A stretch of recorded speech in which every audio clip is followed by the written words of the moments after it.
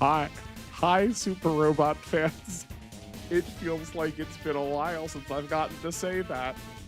Welcome everyone. I hope you are all doing well. You never know the simple joys of having like things work normally when you haven't had them work normally for so long. I feel like I might cry. Golly.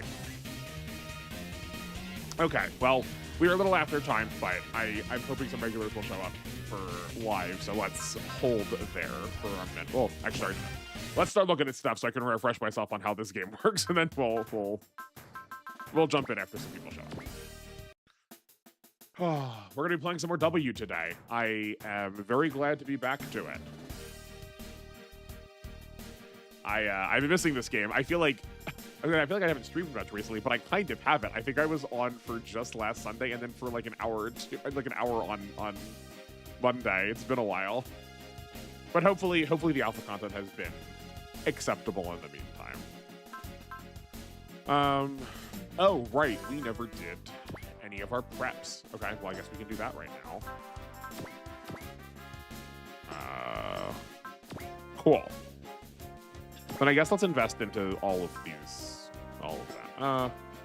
Nah, there's no reason to. We're probably never going to use them, right? Maybe that's foolish though. Like we're probably still going to we're still probably going to want the points in case they get force deployed. We may as well put them in, especially if we're going to be here waiting. Yeah. I kind of don't love that it like bounces me back at the end there. Right. I guess let me see, generally speaking. Right, we need to change them to a frame that doesn't honk. So far we've primarily deployed them in space, so let's put them into the zero gravity form. Obviously I know I can change it, I just want like the default to be more approximate to what we're like going to be looking at. Right, and zero gravity, aerial, and ground, I think all have roughly the same attacks. It's just about their distribution of defensive stats. I'm pretty sure. Oh, but we can just see them all in here anyway. Okay, that's good to know. So I guess we can see rapid, immediate, field. Let's look at someone that doesn't have a weird named attack. Distortion attack. All right, yeah. Right, where the ground ones have the wired fist, but the OG ones do not. Okay. I feel like having a like wire-based rocket punch would make a lot of sense in space, but I could be wrong. But we are primarily melee on them.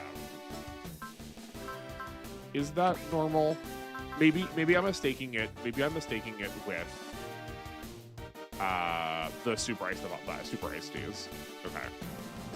But we primarily want to be melee.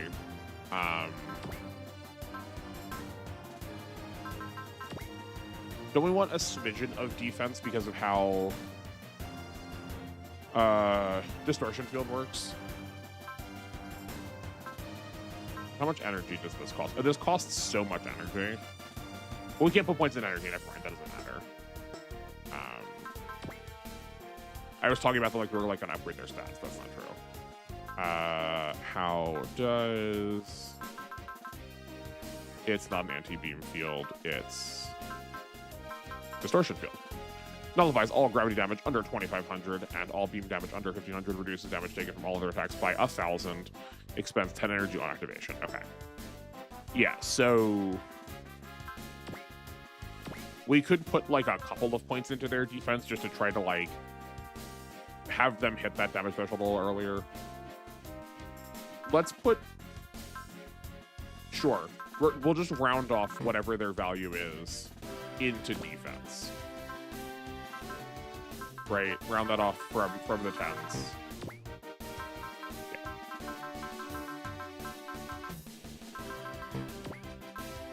Because I'm like trying to like sit here and think about it, but like it doesn't actually matter. This is like more of a worst case scenario kind of deal. It surprises me that no one's shown up yet. Oh, because it still kept it as private. That's so dumb. That's so dumb.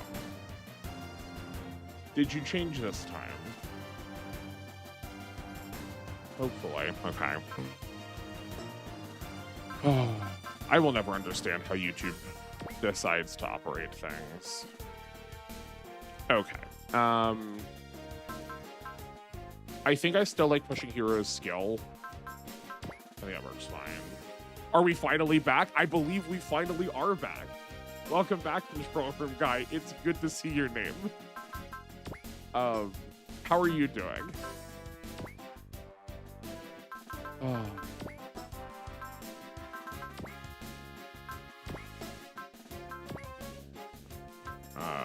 Let's give you some more evasion. That seems fine. I'll have you know, YouTube was the one that goofed me a little bit. I changed it to like, I unprivated it like 4 times and it still kept it unprivate for the first like 5 minutes. I'm so glad you missed these. I mean, like, I'm sad they weren't here, but I'm glad that they were a warm spot. I have missed this so much too. I felt so guilty. I felt so bad how many times I've had to let you all down. Like, you sounded so disappointed when you were like, oh, well, I guess we just won't get to. Like, I don't feel like I didn't think you were like upset with me. I just felt so bad. You were watching last episode. What did you think so far? If you haven't finished it. I mean, or you can also save your thoughts for your usual comments. Okay. Who else are we up? Oh yeah, we probably Tekkaman. Thank you, I appreciate it. Yeah, no, it's like a very, very garbage circumstance that is making everything bad for everybody. But if I can take responsibility, I must. Which I don't. I don't think I need to do that. It is how my head go though. It is how my head do. Okay, we have some skill parts we need to put on people. Support requests skill. Oh, right. This can call supports from outside of the game.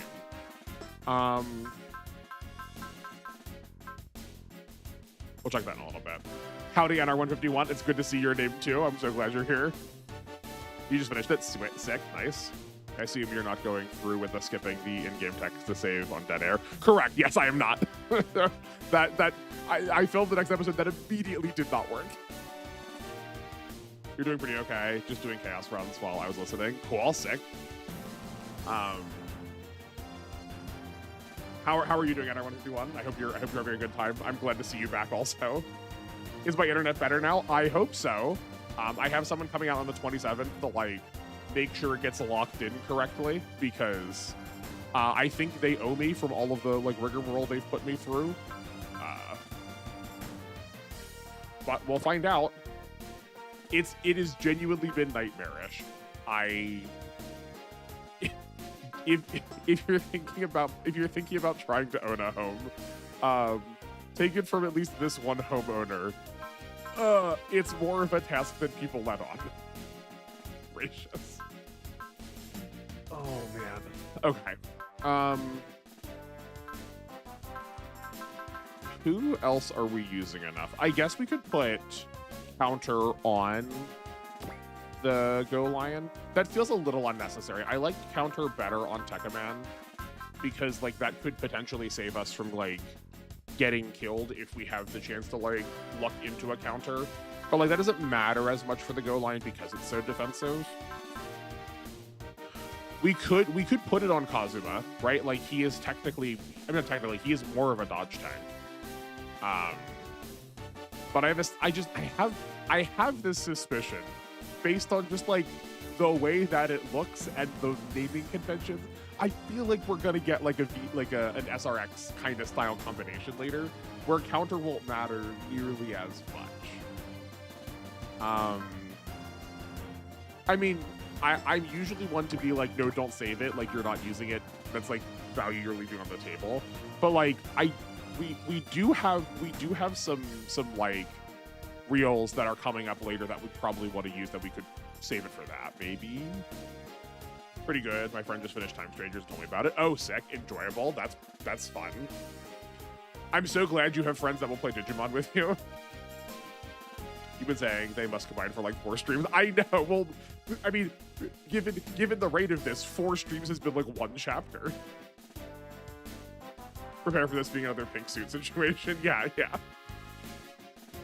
Counter on Kazuma is fine. Okay.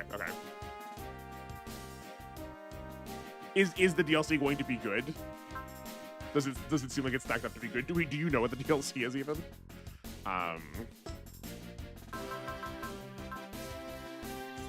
I guess we could start giving them infighting too. Sure, that seems fine.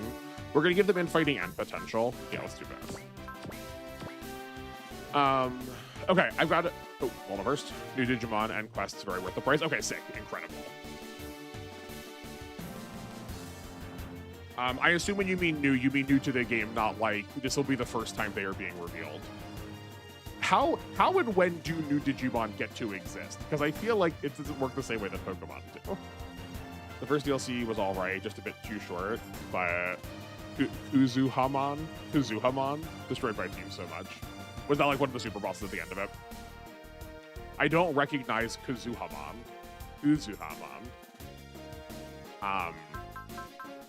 Digimon normally gets revealed in new Digivice or mobile games. Got it. Okay, that makes sense, right? That like I guess like that keeps with the world. Okay, so for support requests, how does this work with someone that has like a combination attack? Does this game allow combination attacks? If I deploy one of them but don't deploy the other, can I just like pull them out of deployment to like use them? Or if not, like, is this going to factor that in? I'm guessing probably not because it's just referring to supports, but who knows? Black Tsukuyamon, cool. Okay. That's really easy then. That makes sense. She's not on for the DLC story's final boss. I mean, makes sense why she was like cleaning your clock then.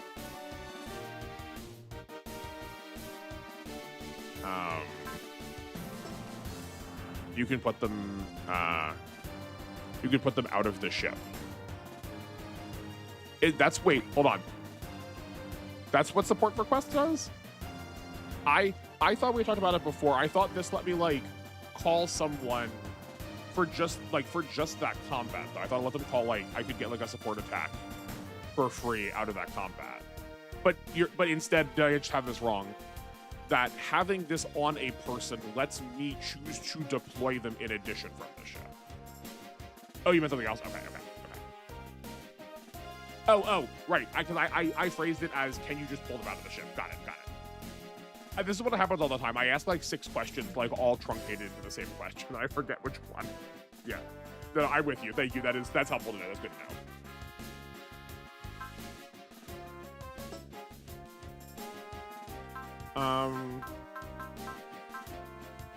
We've gotten 1 point of counter while y'all are typing. Let me see how many. I think we've only gotten 1 point of counter. Right, Hayato's counter he had to start.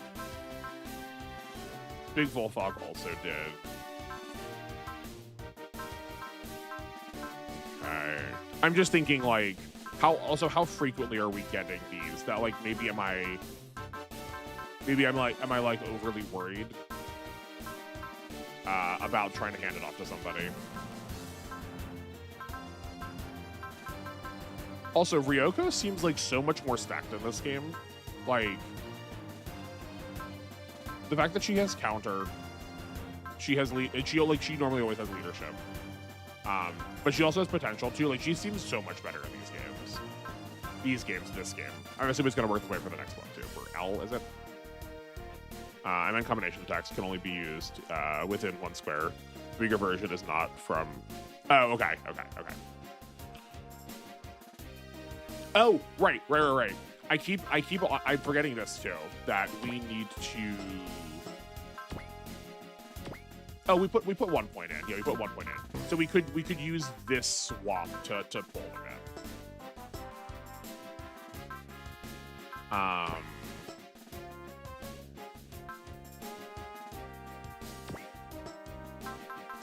Okay.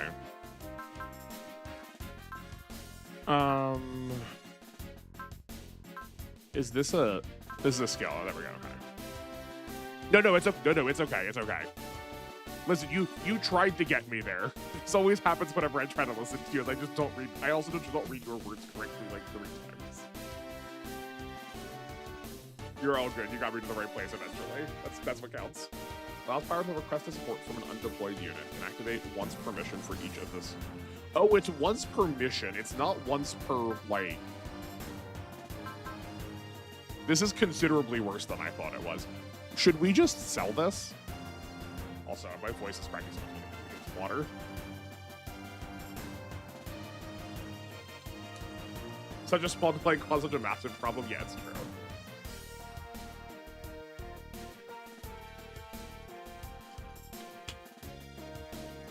That, like, almost doesn't feel worth it. It's very good for armor down. Oh, okay, sure. You're right. I'm not being big brain about this enough. So this is really weird, right? But I see what you're saying. We keep back any of the like super AIs that we don't. We keep back any of the super AIs we actively want to use because we can call them for the support attack to pull their status effect whenever we want on any like major problem. That's interesting. That's a really interesting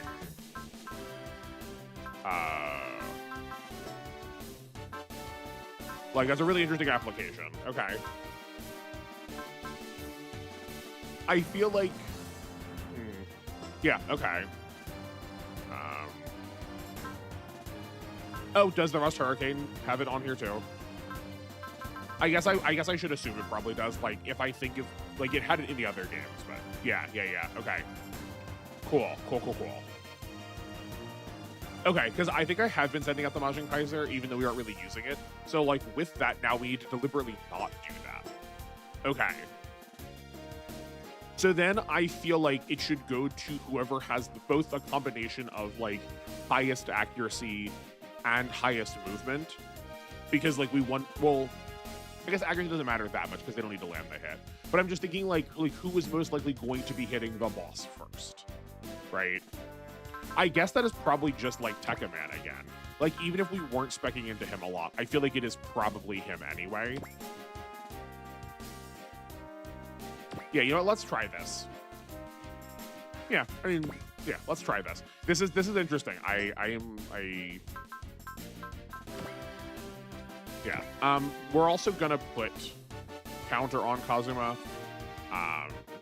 Thinking about it a little bit more in the meantime of that, I think is probably just better to use it because for all I know, any of the reels that we're gonna get later might already just have it. Seeing as so many people came with it already. Request is really good for chunking bosses harder, or you could use it as a panic support defend.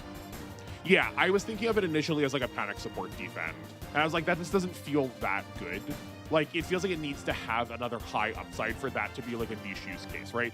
If we like need a support defense twice over the course of the whole mission, like over the course of the whole game, that we're suddenly like, hit it, fire now. Like that would be fine as long as we're getting like actual use out of it in another context. And it sounds like we can.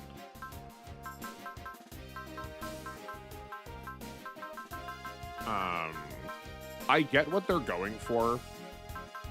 Right, I get what they're going for by having them unequip parts all the time, but it is kind of annoying to have to like keep re-equipping parts because they like left. Because they were no longer in the party. +1 range. Okay, I don't hate, so Kazuma really has no trouble hitting stuff. We could do HE radar and a booster, right? That could be good. I don't think we need the servo motor. Put the servo motor on somebody else. Like maybe put this on Null too. Yeah, I think that's just fine to me. Let's go. Where are you? There, Soul Tekkaman, Unit 1. Oh, he has 4 part slots. He's got 4 part slots. Okay. I feel like the chop ham armor is kind of wasted on him, though. Like that probably isn't necessary. I guess we could just put it on the Shin Getter. We're like kind of deploying it as the like last filler slot. I guess we could put it on. We could put it here too, right? This will get passed over to one of them, I'm assuming. Does Choryujin really have 4 part slots? Generally, I rarely use requests, but when I do, I'm happy I can. Yeah. I mean, like, it makes sense, right? You only get to fire one a map, so like that checks out. So like I meant need 4 part slots, they are bad. I mean, sure, yeah. But like that does. I don't know if I want to use the word redeem yet, but at least there's something there, right? Like they're hunkin' rough if they only have 2.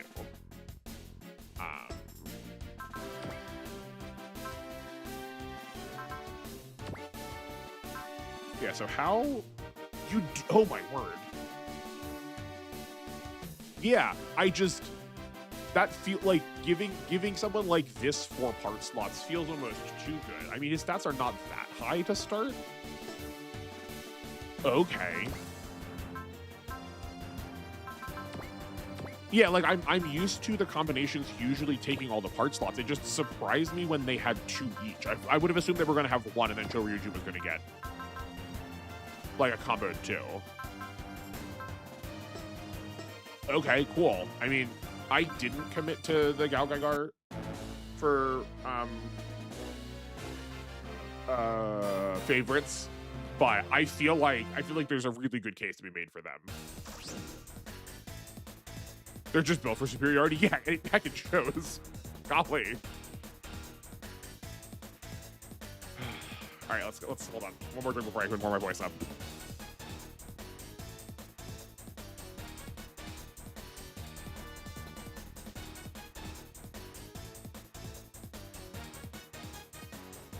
Okay. I guess while we're here too, I do have some voices I have some voices we can deploy. It's a shame that I spent my voice on Dagger already, but like, who else can I give that voice to? We need like another old man too, and I also need someone who's like big villain, like Oogie Boogie style villain. What the crap? Tokyo Tower just disappeared. Did it break down after the earthquake? What about Mamoru? Is he okay? Look, there's something climbing out of the tower's debris. Our young child hero. Oh, no, very wrong. What kind of monster is that? It's huge. Bigger than huge, even. It's over 300 meters tall. Is that? Yes, it is. That's what fell to Earth as a meteor 2 years ago, biding its time underground ever since. That's EIO1, the leader of the Zonder. The leader of the Zonder? Yeah, this feels like way too early. And we're supposed to fight that thing? How? I'm not sure, but we need to win this, or Earth and humanity are done. Hey, we just finished refueling our units. They're good to go whenever. Guy in the AS team also returned. Scrub all units, quickly. Okay. Control room guy, I think last time you described the fight we just did as the, like, mid-season, but, like, kind of pretending to be a finale. I see why. Yes. Sure.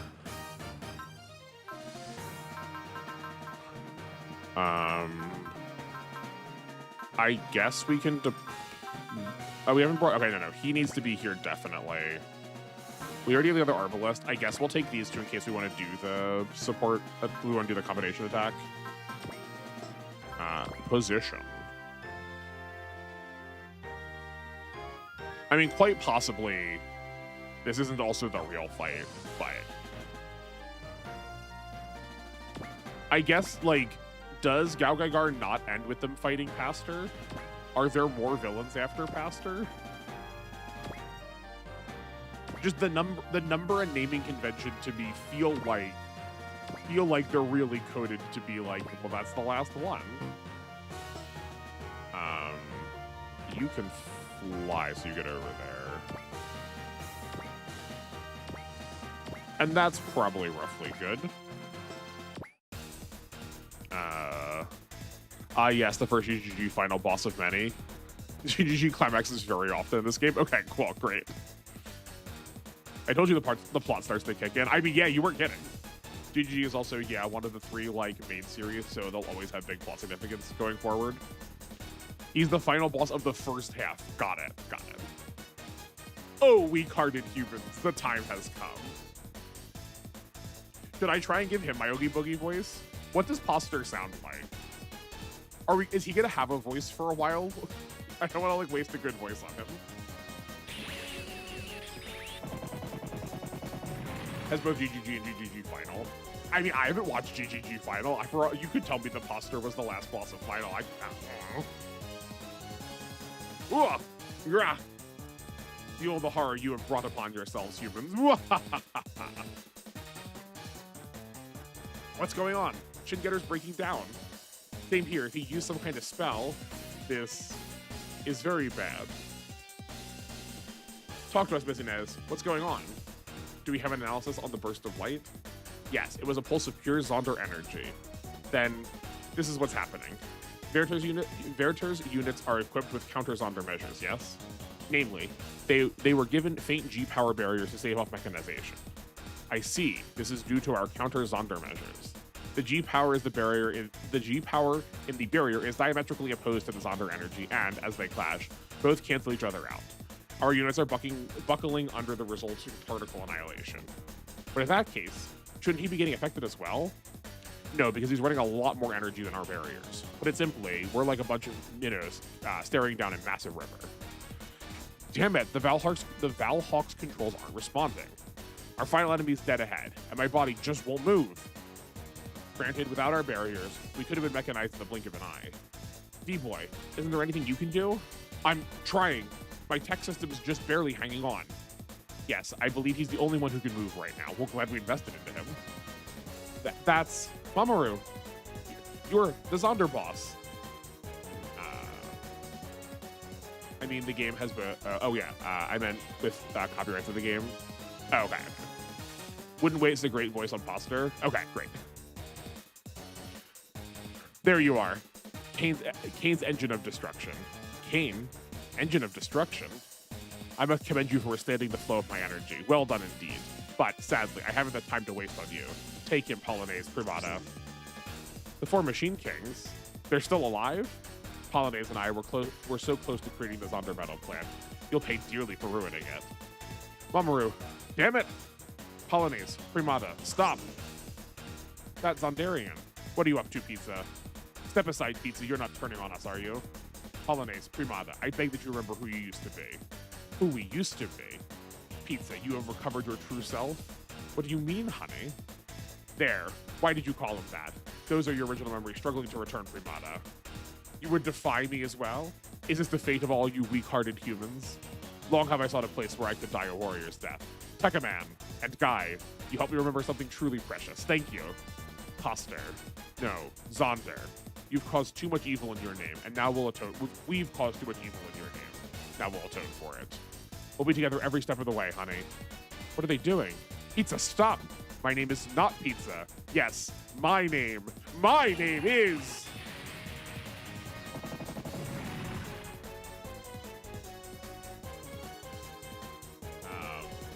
Yeah, his voice is pretty bog standard. What'd you expect? Okay. Hello, Bible? Yeah. Anime does... It's the Marge Simpson holding the cross. I just think it's neat. Meme. Like, if we could have someone on a crucifix, we always will. Like, think how often one of the Mazinger characters gets put up on a crucifix, too. Ah! The Zondarians prove themselves against EIO1. The Zonder energy outflow is decreased. Power's returning to the Tedesco. Everyone, go! Attack right now! We'll handle the rest, Mamoru. Get to the ship and lay low.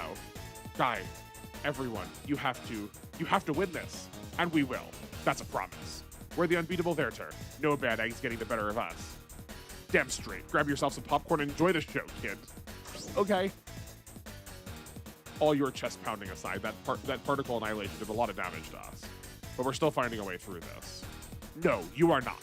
This land is where our Zonder metal plant will be completed. Even Effie has it. Oh, Effie has it so much. So much of Fire Emblem is, like, deeply Christianified. I remember when my friend got to the crucifixion scene in P3R, it really took him back. Yeah. I mean, yeah, Persona also really does like it. But, like, you have to expect that of Shin Megami Tensei, because it's literally, like, the whole thing's about religion. I feel like there's more of a 90s, 2000s anime thing. Doesn't seem all that popular in modern anime. Yeah, that might be true. Leave it to the boss man to call in a ton of moves. Troops, your target's EIO1. Don't sweat the little guys. Roger that. Time for the raddest rock and roll of all time. I've taken this on Darian's wishes and humanity's prayers for peace unto myself, Pastor. Now they empower my courage, and together we'll rid the world of your evil. Okay, any brave robot shot down. Cool, okay. Fire Emblem European Fantasy Middle Ages, it would be expected. Yeah. And like, I would say even a little bit more than you would expect. Are these all just the EIs we fought before? I guess so. Yeah, okay, cool. Right, so they're duplicating all the ones that we fought generically before, and then the ones that were the Machine Kings don't have the Machine Kings in them, but they're like the sub-bosses. Okay. Which checks out because Christianity was a lot bigger in the 90s and early to mid-2000s compared to modern day. I would be unhappy if it did not have Christian undertones. I mean, yeah, that is true. Like, it probably should have it a little bit. It's just, I would say that there's a lot more, especially as far as names are concerned, than you would otherwise expect. I guess let's just like start healing all of our like primaries and sending them in. Who else can repair here? Oh, we can't switch mic though. Okay. That's fine. So it's just... Does the Blue Earth repair? I think the Blue Earth repairs also.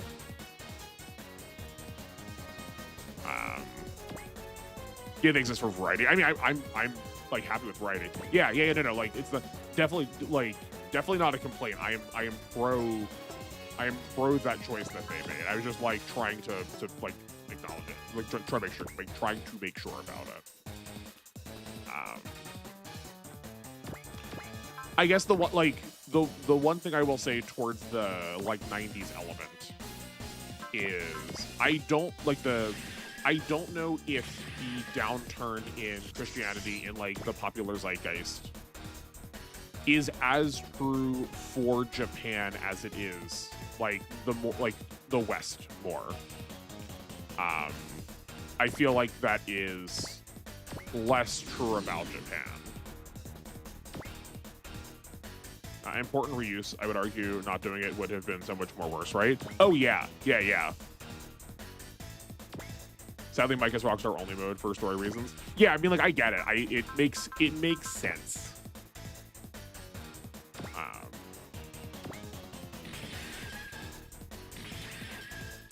Yeah, man.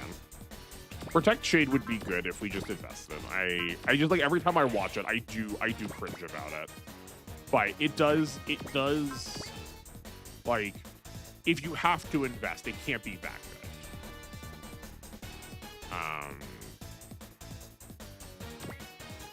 I guess hold on. I don't remember. Do these regen? They do. So we probably should be finishing things off if we can. Rather than like trusting that they are going to die. Yeah. As far as I can guess, in Japan, Christianity is an aesthetic, not taken seriously as a life rule set. Oh boy. If only that were true. No, it is like actively ruining a lot of Japanese religious practice because of how dominant missionaries were in like between the time right before World War I and the after World War II. The vast majority of religious spaces are occupied pretty much exclusively by grandparents because Christianity was so popular that almost everyone who is like 50s or younger either is atheist or Christian. That like it requires the input of the grandparents to try and get like Shintoism practiced. And like I'm always going to grieve the loss of like any like cultural practice, because I think it is like I do think that is a pretty significant loss, regardless of what it is, you know. Yeah, it was. I spent a lot of time in a lot of the religious locations around my town. People were like very welcoming. It was like absolutely delightful talking to a lot of the like monks and priests. They had a lot of like really informative things to say, and then a lot of my friends while I was in university there were talking about just like a lot of not socioeconomic, but like stats on people who were like living in our town, right? Like trying to do some not ecological, the word is escaping, but you know the word I'm thinking of, I suspect. And they turned up a lot of really fascinating results, but not the least of which was just how infrequently anyone other than grandparents participated. And then we got the profs that were there to like generally speaking confirm that for not just like our area, right? Because like it would be very easy to just like take it as granted that our area was universal, and like that's like less true than it is more true, because if you one of my like favorite and least favorite things about Japan is how like weirdly separate everything is. Like how everything is compared to Tokyo, right? Like if you talk to an American, they think of Tokyo first, but like Japan kind of does too. Like I lived in Osaka and they were like, oh, that's like hick country, like no one lives there. What do you mean? There's like millions of people here. What do you mean no one lives here? But it is like often regarded as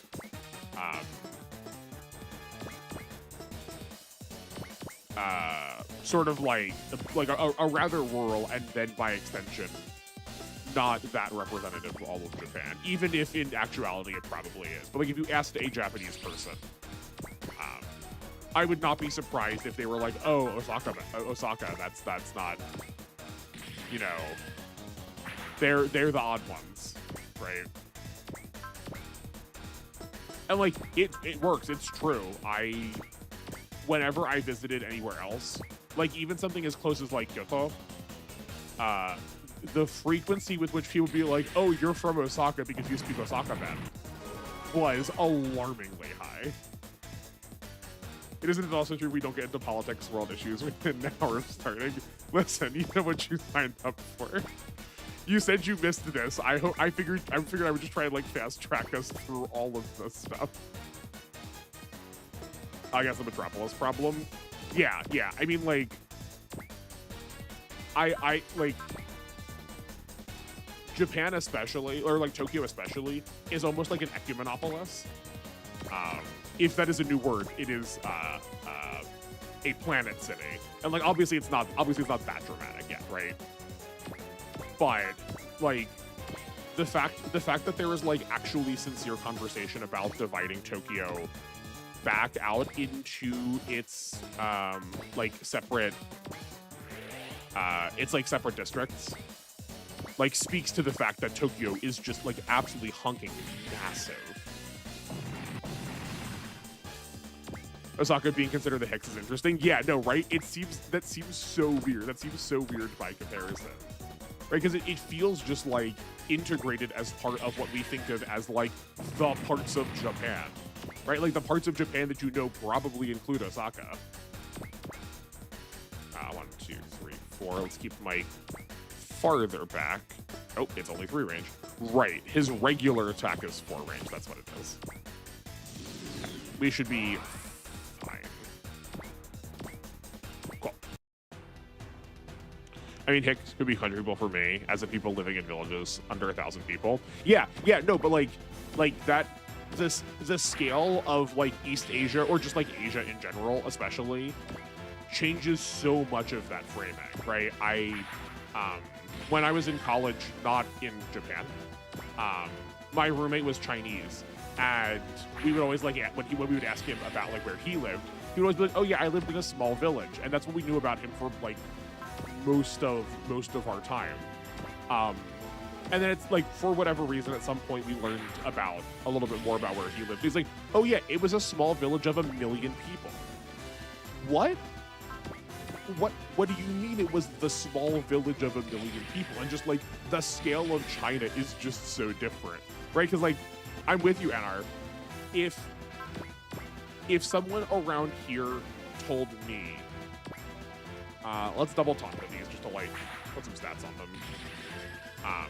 If someone around here said they lived in like a small village or a small town, yeah, like I would probably be assuming 1,000 people also, or like roughly that amount, right? That a large scale high school would work.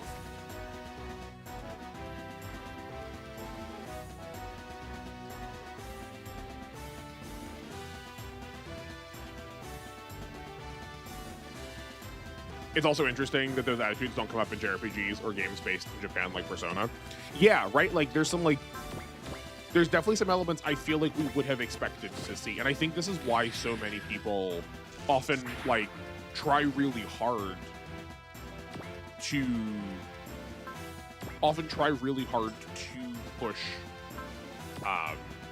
that like learning Japanese from media is going to have a like very disparate, like you're going to have a very misrepresentative take on the world.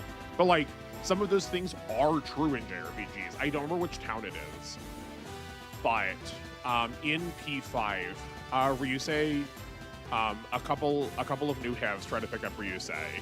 That's the Japanese terminology. That's the terminology Japan uses to describe transness. But there are two new have men. Right? Or are they women? I actually don't remember because suffice to say, there are 2 trans people that try to pick up Ryusei. But because that area is like generally frowned upon, because like expressions of like or queer expression is not regarded well in Japanese media, like the scene is very disparaging, but like that is a thing that a local person would recognize that city for. But the scene has like been cut or like updated in like modern release of a like patch. I remember at work I had to put a person into our system that had a street named after him for his great achievements. Yeah. I know a couple people like that around here too. But yeah, right. Like it's like baffling. Yeah, just like the size of it's just so strange. It was a small town. I mean, if you look at P4's Inaba, it's weird how big the school is. I mean, yeah, that is true. Like, they have to be pulling from like more than just a local area for it to be that big. But that feels like that doesn't work with the rest of the like conceit. Okay. 12 range. Good to know. Also, his movement's really funny. Like, I doubt he's going to move because of that, but it's really funny. I would call them drag people, not trans people, I would say, but I'm not an expert. Yeah, the only reason I say that is, like, a familiarness with Japanese expression of queerness, and specifically because it was called out in the patch notes, and people were like, why did this scene get patched? And then they had to, like, explain what was, like, the more Japanese, like, cultural elements of it. But yeah, like, and this happens a lot. Like, generally speaking, if you see someone that looks like they're wearing drag, odds are that is probably... I mean, A, because there's just, like, a deep taboo in Japan about expressing queerness. There's, like, so, I don't remember the name of the law, but there are laws, that are, like, roughly the verbiage is, that you can't produce media that could endanger a child, even if that child doesn't exist, even if it is a child, even if it's a theoretical child. And expressions of alternate lifestyles are viewed as a danger because the government has decided that that is the reason why population birth rates are dropping. So it is like really hard. Like that's why we talk about like queer coding so much, And like this isn't just about expressions of queerness. Like this is like any form of resistance against the government. Like you will see this happen when someone lives in like a fascist space also. That you like you have to find ways to code information, and that doesn't make it look taboo, you know. Like the Russian anti-rainbow law. It is very similar to that. I would say the difference being that the anti-rainbow law is a little bit more deliberate. This was definitely more of a side effect that they sort of just ran with. I think there are a couple of lawmakers. I don't remember in particular the man's name. There is very famously like one particularly despicable politician who probably did it deliberately, but I do think this sort of happened through a lot of parents groups going and like reading media, like media that tends to have queer expression. Media that tends to have queer expression also tends to have a very sex positive attitude of life. So that tends to result in a lot of media that looks really scandalizing to like parents groups like watching their kids read what otherwise like seems like pornography, you know. A despicable politician, as if that's not the norm. I mean, like, right. So because that is the norm, the phraseology is necessary because it is even like for a politician he's despicable. You know, it's the double dipping. Okay, I think these two can combine together for this kill. Right, because we have Kerr's actually good weapon. I think this should be fine. Yeah.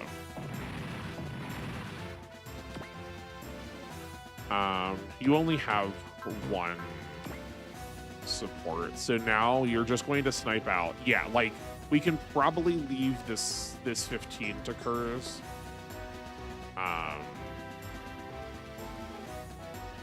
That said, we could also give that one to Noel just for like the extra easy credits.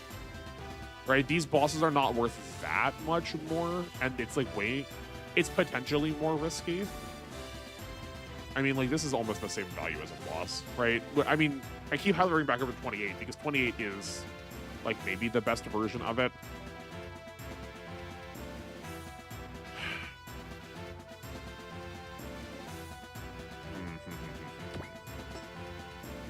Okay, hold on.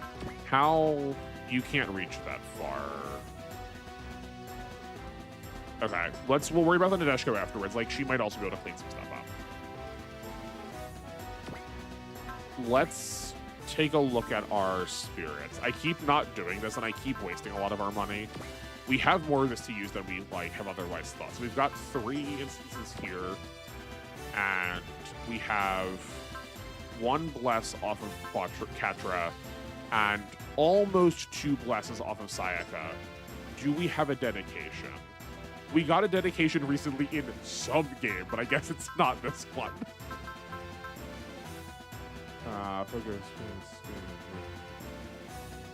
None of these look like, none of these are dedication. I just want to make sure there wasn't like a translation for it that was different.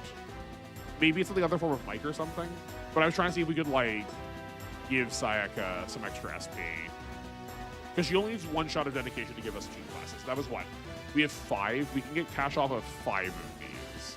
So presumably past her, and like roughly speaking, these bosses, they are technically better.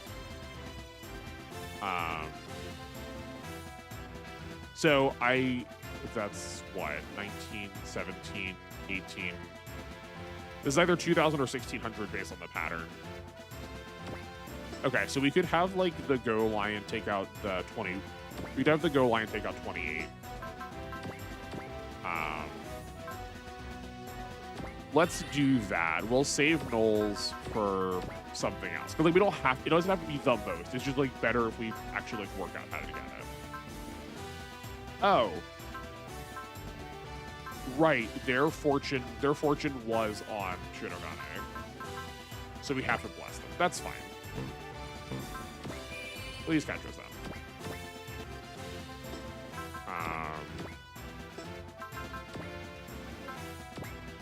Not scan. We need there, and Excel. And do we need... Okay, we have 100 hit. We're going to use the 10 King Sword just to be safe, so we need 2 kills and then a Spirit. Yeah, okay, so let's get those other 2 kills now.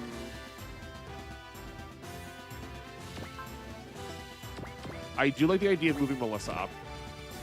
Moving Mao up just to... Let's give this one to Mao instead. Right, because she's not doing a whole lot. She's such a low level.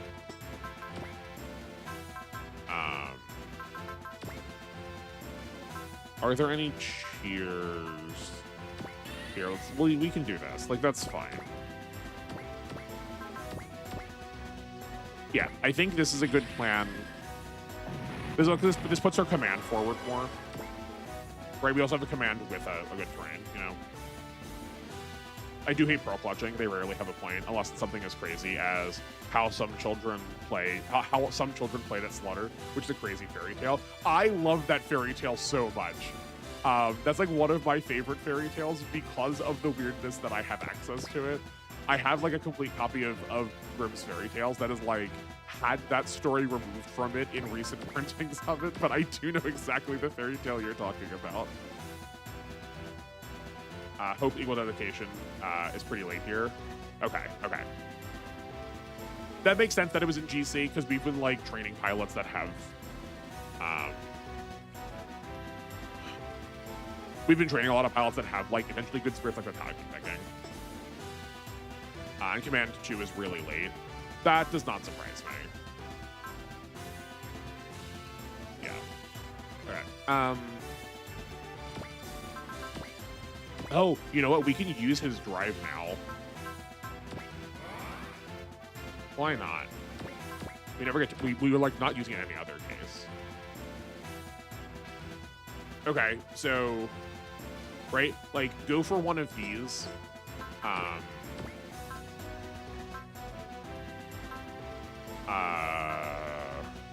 Okay, we can scan.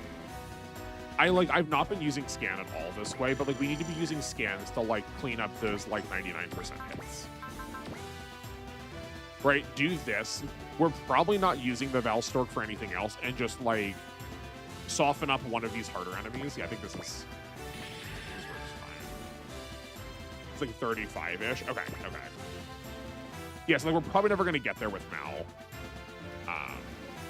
I don't off the top of my head know who else has it. Oh, we can't separate these two either. That's so lame. That's like part of a good part of their. It's like part of their usability.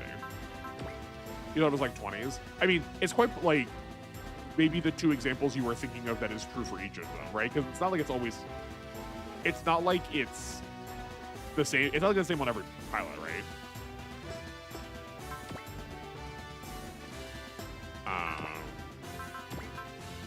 Okay, we could we could focus here. That's 100% dodge. Curse isn't really gonna do much else, but we also like don't need him to then. If we don't kill all the bosses, no, we don't kill all the bosses. He's also not close to anything, but that's okay. He doesn't need to be. Oh, he just like natively has hidden away. Never mind. Ignore everything I was saying.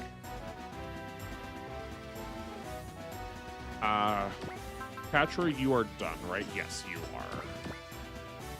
So let's have you attack here. Does anyone have leadership around here? No. Okay.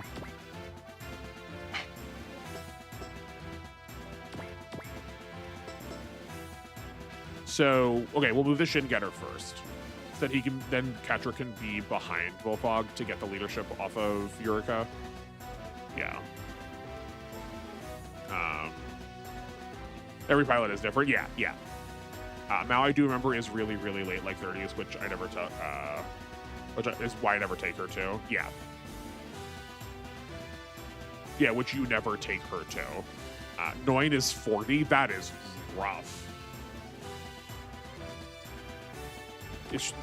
What? Is there anything else?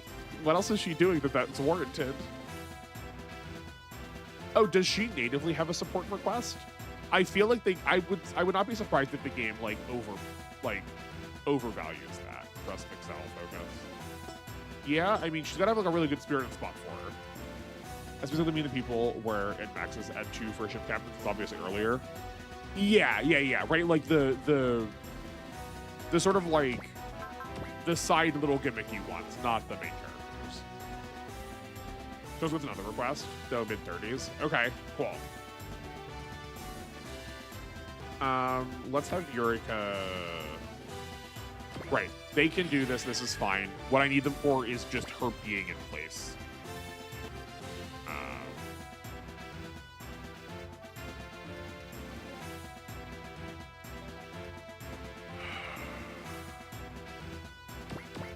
Okay. Can the Getter... The Getter could probably take out 26. Right? They don't have the Valor yet, so they're going to need some help with that. Okay. Toru Eugene chips here. The Getter takes it out. Katra kills here. Big Wolf. We definitely need some people to work on this, but we've still got a lot of players left. I'm just like worried we're kind of leaving too many things on the table and I'm like trying to push the bosses, but I think we'll be okay.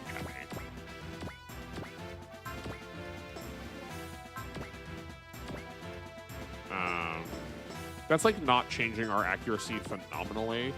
So we're just gonna guard instead and get closer for the Tonfa. But this also puts us in range of the other 2 bosses in the event that we don't kill them for enemy phase. Okay, perfect.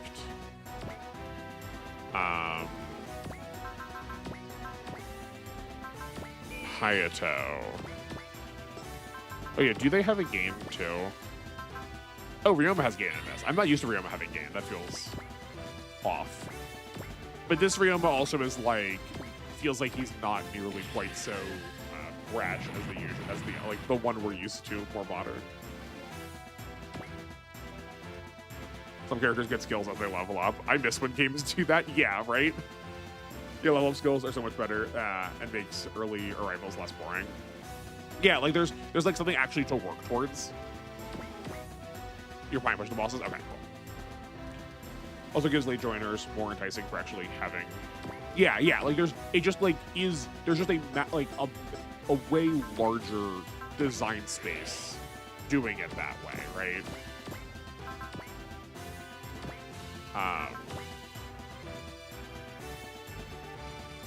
There's like actually a lot of supports. Do we have... Hold on. Okay, we're gonna save Knowles because we can probably pull a support attack from him for the 11. And yeah, okay, that's fine. Yeah, Volfog is fine. I think he's gonna kill anyway. Yeah. But yeah, there's just like so much more design space when we can like have things we want to train people into. And golly, are these games so much worse when characters don't have like the ability to define themselves through gameplay, right? I feel like WJ, with every character getting the basic skills with less investment while also playing on personalities with missing ones, like Koji getting support defense but not support attack. Yeah, right? Like, not only does it feel like it says something about their character, but it is like recognizably saying something about their character, right? It's like, oh yeah, like of course that's how it works, right? Like that just makes sense.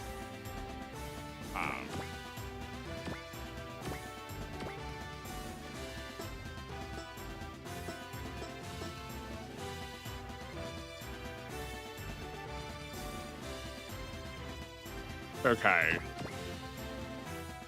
Let's have Null laser rifle here.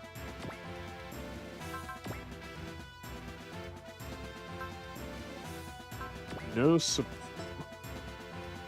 Okay, what's happening here? Why is this flashing gray at me? Oh, because he also has a support request. Got it. Got it. So this is just showing me that the support request has been turned off. Cool, okay. Well, given that, then, odds are he's probably not going to be doing much else. We could just go here, right? Like, and just pull, like, Turbo Smasher Punch. We don't need this. We don't need the defense down because, like, this, we're planning on this to be lethal. The Rust Tornado will only take effect afterwards. Like, that doesn't matter then.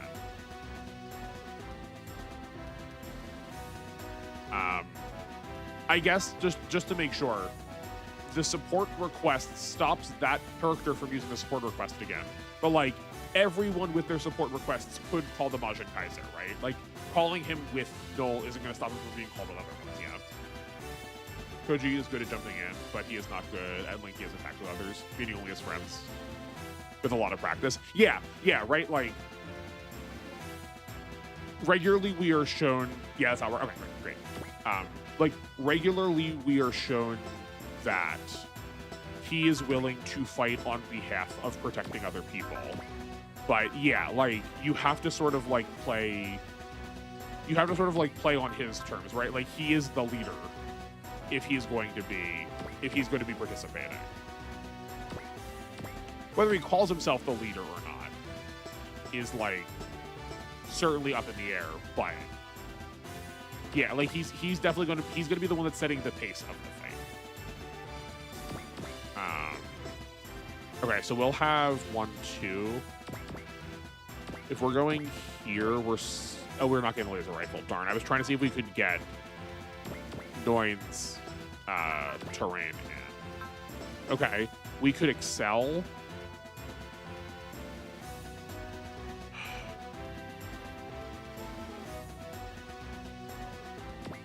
I wanted to have Noin heal, but maybe she should be fighting. Like, maybe she kills this Zonder?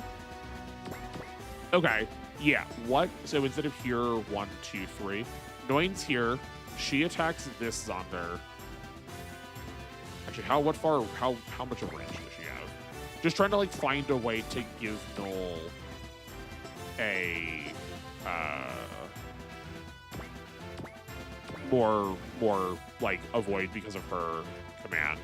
Right, okay, he has to be here. So that's either this tile or this tile for Noin, which she can get to, but this is 1, 2, 3, 4, 5. Does she have a 5 range post movement? No, she does not. Okay, so he would still pull a little bit of something. I'm just worried that he's not going to do enough and that we're going to get counter killed by the assault. So maybe we're just risking this for no reason. Just like, yeah, we're risking this for no reason. This is literally 100 less.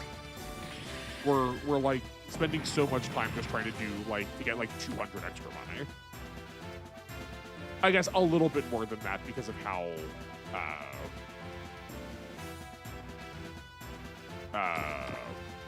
like the numbers get affected by having the Tekkaman as our favorite spin. Okay.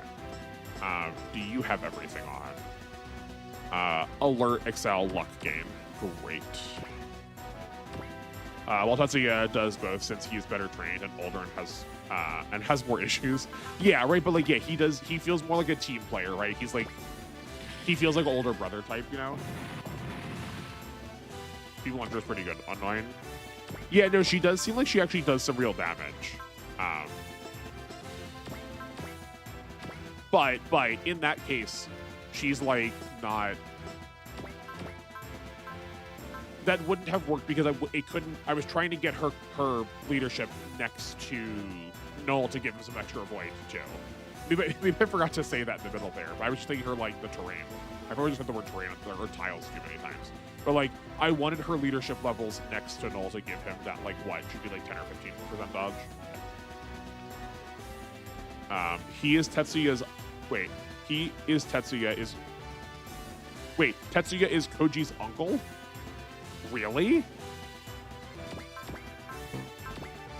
Never would have guessed that. Okay, that's fine.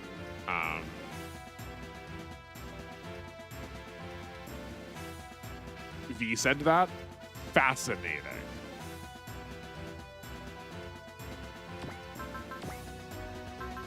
Oh, you have spirit now. Okay.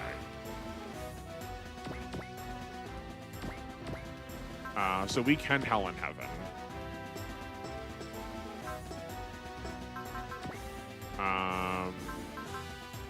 I guess let's grit to be safe. Yeah, let's do this.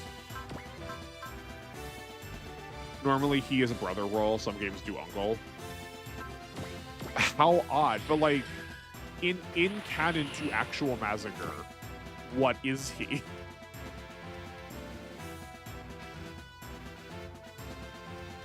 Like, is he both just like depending on the continuity? Shin, he is actual brother. Okay, okay. And doesn't Koji have a younger brother too? Right, isn't Koji's younger brother the one that gets the mass-produced Mazinger?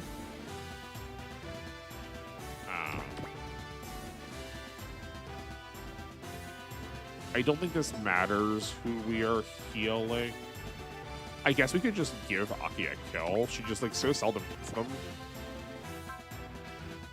Yeah, you know what? Here. Everyone is healthy enough. Here's an alert.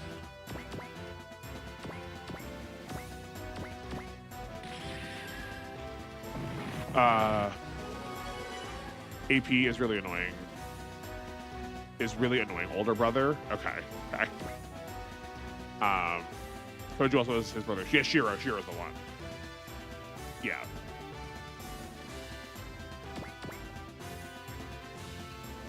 They're the best at Mazinger in Z Infinity. Is Infinity the one that's like mostly CG? Right, that's like one of the more recent ones. The one where everyone has all of like. Whenever you see like modern clips, it is of that fight scene where he's fighting all of the generics in it, and then Asura and Brocken show up. Yeah, okay. Who's only good in 30 since you can put him in the Majin Kaiser. Okay, cool. It was 2017. Yeah, obviously new, right? That was like a year or two ago, right? Right? Ha ha ha! My strength returns. Kara before me once more, weak-hearted humans. No, he's bombarding us with Zonder energy again. We're not going to last long against this. Evil. Having trouble, are we, Blade? Still, you've done plenty. Here is where it all begins. A Tekkaman of the Radam. What are you planning? See for yourself. Hear me, Radam trees blossom upon this land. 8 years, it hurts so much. What band? There was some band that I was like trying to recall a song from the other day. I was like, oh yeah, it's still new, right? And I looked it up and the song was 12 years old when I was listening to it on YouTube. The video had been posted for 12 years ago. Ah! What the hell just happened? Look, the Radam trees around Tokyo. They have flowers. The Radam trees are blossoming. Huh? You mean David? What are those crazy flowers? Natasha, let me go! Let me go! The flowers are capturing the people of the city. Oh no, is that the tech system? Right you are, Blade. Quite the nostalgic rush, wouldn't you say? The Radam trees are what captured organic life and converted to Tekkaman. They are the tech center. You accursed Radam, you use my Zonder energy to stimulate your tree's growth? What? That's correct, machine. You see, our tech system underwent constant evolution in order to counter your kind. For instance, Radam trees act in response to Zonder energy past certain levels. That is, they'll accelerate their blossoming season and start producing Tekkaman right away. A Zonder metal plant and blossoming Radam trees. The city's become hell on earth. But that's not all. As the trees blossom, they emit a field that neutralizes Zonder energy. It's true. We can move again. But this isn't the time or place to celebrate. We need to hurry, or the tech system will capture every single person in Tokyo. Is this why you worked with us back there, Evil? I did say that you would either be Zonderized or submit to Radom. No, Blade. Radom. Radom there. Zonder over here. We're caught between a rock and a hard place, huh? We're supposed to beat them both and still save the Civs? That's insane. Maybe, but I'm still going for it. The cry of your soul rings through my ears. Organ, Tekkaman, or rather, Tekkaman Blade. I'll face the Radom. Can I trust you? Trust. Such a wonderful word. You're standing against the Radom today, Detonator Organ. All of these born of the Evoluted cannot and will not tolerate the Radom's existence. That yearning remains even after you've turned your back on your kind. What happened, D-Boy? I don't really know, but I say we let Organ handle the Radom. Our target remains EIO1 in that case. Sheesh! Not like there's much of an improvement. Weak-hearted humans. All you have earned yourself is death alongside the Radom. And once I have rebuilt the Zonder battle plant, you will all rise as my new Zondarians. No, thanks. I could never respect you as my superior officer. Giving him attitude's cool and all, but he's still an ultra-tough customer. Chief Taiga, launch Bullet X. Bullet X? What in the world is that guy? Hold out just a bit longer, folks. We'll have a way to turn this around very soon. If you say so, I'm game. Me too. We're in too deep already, so I'll take any chance we get. Message from the Bay Tower base. Bullet X has been approved. It's heading our way, but will take several minutes to get there. All units, concentrate your attack on EIO1. We're placing our chips on that Bullet X. The flames of our hope haven't fizzled out yet. EIO1, come on.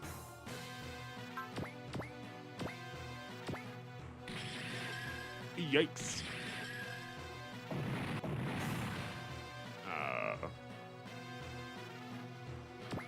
I can feel you can feel yourself turning to crap, but yeah, right?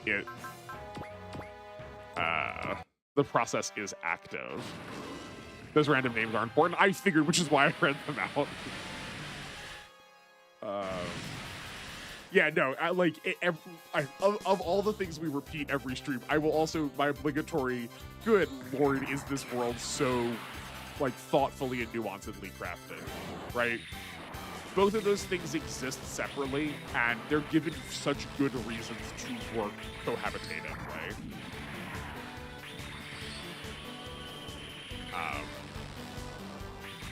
Yeah, no,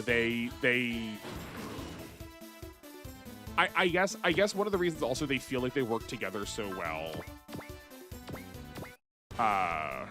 is because they are also, like, both instances of, or both of them seem way closer to like Sentai series than they do mecha, right? Like, Organ's also pretty small, right? It's more like a bodysuit in the way Tekkaman is than it is like an actual mech. Unless that's spoilers, in which case, sure. So Evil is here. You don't have to down since you killed him back on the, like, map 10. But he obviously has goodies if you do. Okay, cool. Oh, a map attack. Okay. I missed that. I'm sure we'll be fine. Well, maybe no won't be.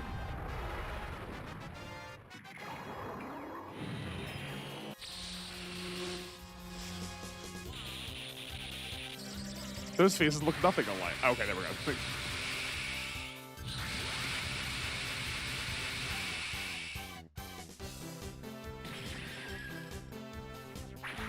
Okay.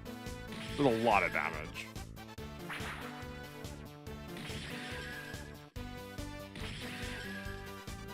Oh. Well, that's a shame.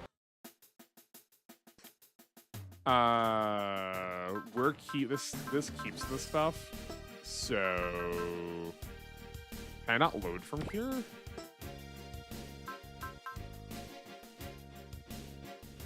Right, this kept our kills, and I don't want that. Is that our first game over in this game?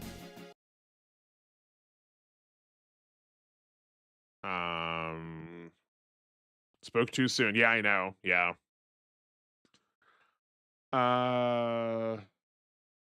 Soft reset? Yeah, that's what we're gonna do.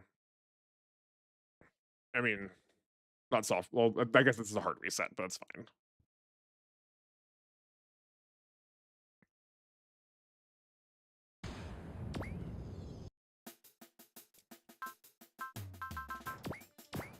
Okay, we'll skip some of the stuff we did.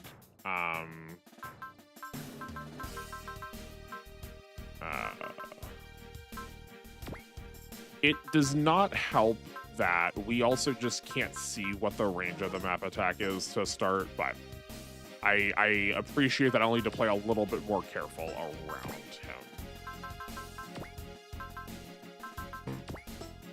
Then we'll put some parts on, and then we will call it quickly. The second time will be faster, but where are you two? I feel like they were not in that place last time, but that's fine. Chobham.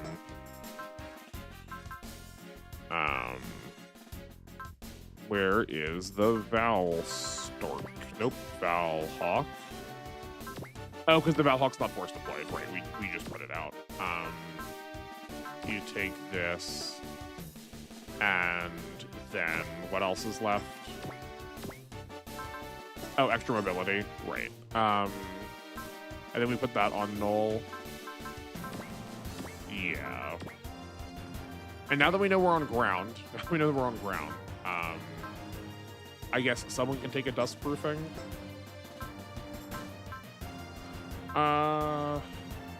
Not that these two needed it, but like that's probably fine. I guess maybe. Oh, he already had. Oh, that's why I was playing him stupid because I didn't put him on the ground. Yeah. It should be imperative to burn bosses each turn. What do you mean by burn bosses each turn?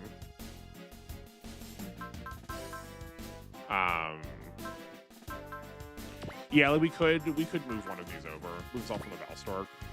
Yeah, that's probably better. Yeah, all right, let's try that. Although I guess we need to take an S terrain off so we can put that on something else.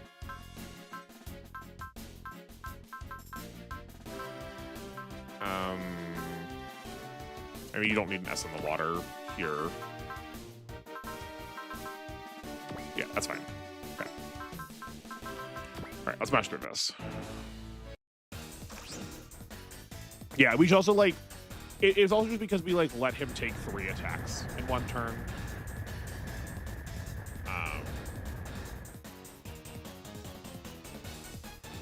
Oh, I see what you mean. Yeah. Yeah, we can have their attack power. Yeah.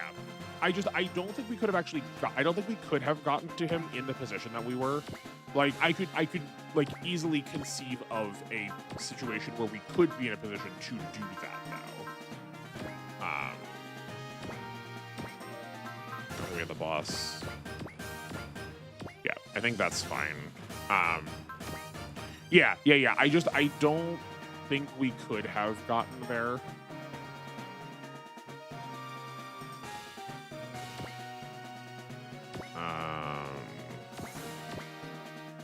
For some reason, fire-based attacks have half attack power.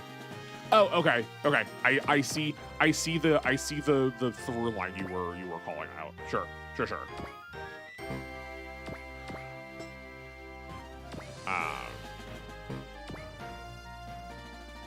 But yeah. Like that also would have like dramatically improved that for sure.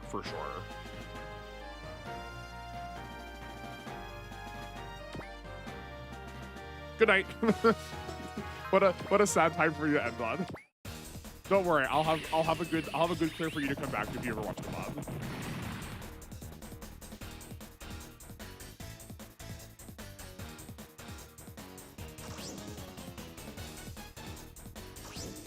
Here, we'll give Y a compliment here, and probably like I'm assuming it's like all international does this. Just like being able to see what the shape of the map attack is like is just so much more tolerable. Okay.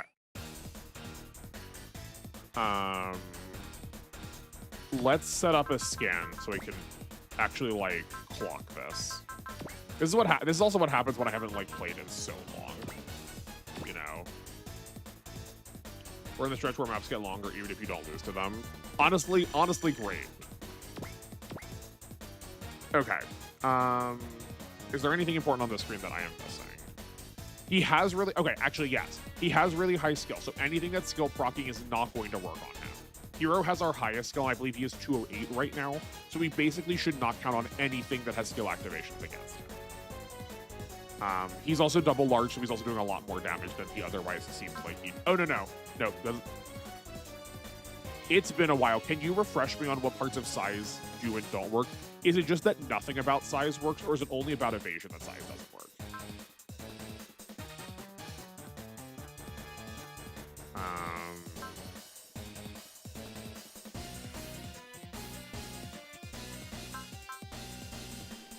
Yeah. Yeah. Well.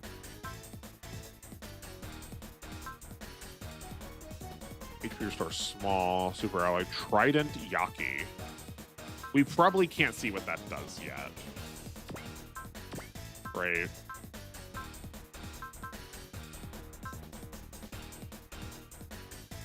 Yeah. Okay.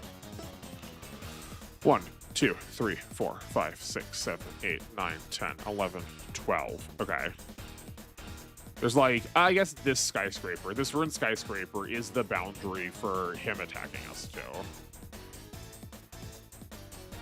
Which I think was fine, like that, when he just had a singular attack, like that was not a problem.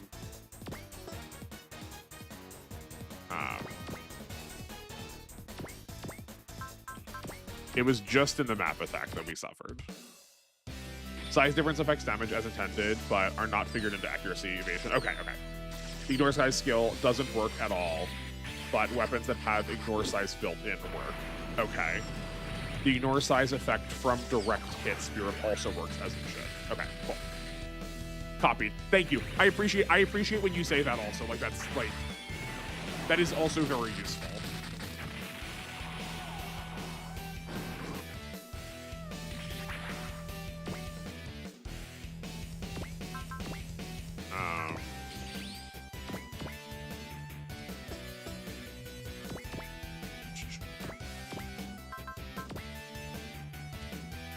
Okay, we can Melting Siren something to get it set up for next turn. I guess we know 12, 13, 14, 15, 16, 17.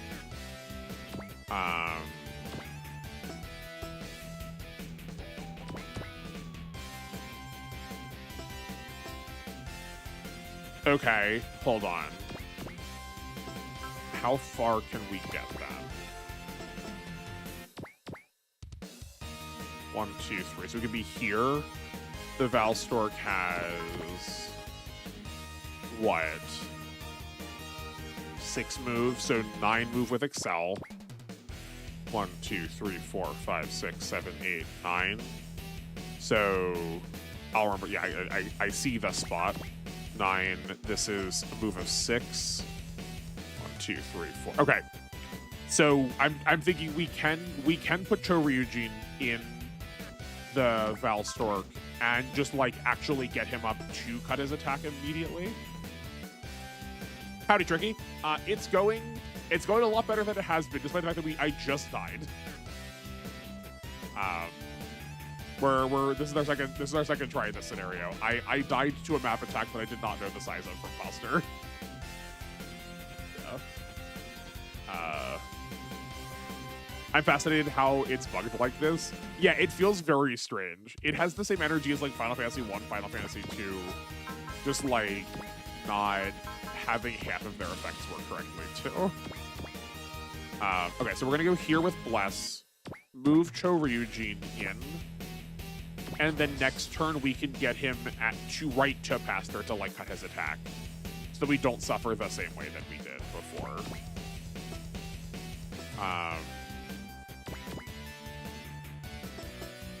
Okay, so we can have Volfog cut either one of these. Guy can come in. I guess he probably won't clean up, right? He's not gonna actually kill it, but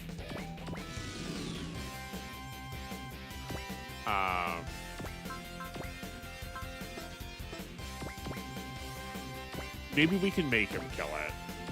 Just to, like, give him more morale to, like, also try and keep the blessing up. Or the blessing, the barrier up.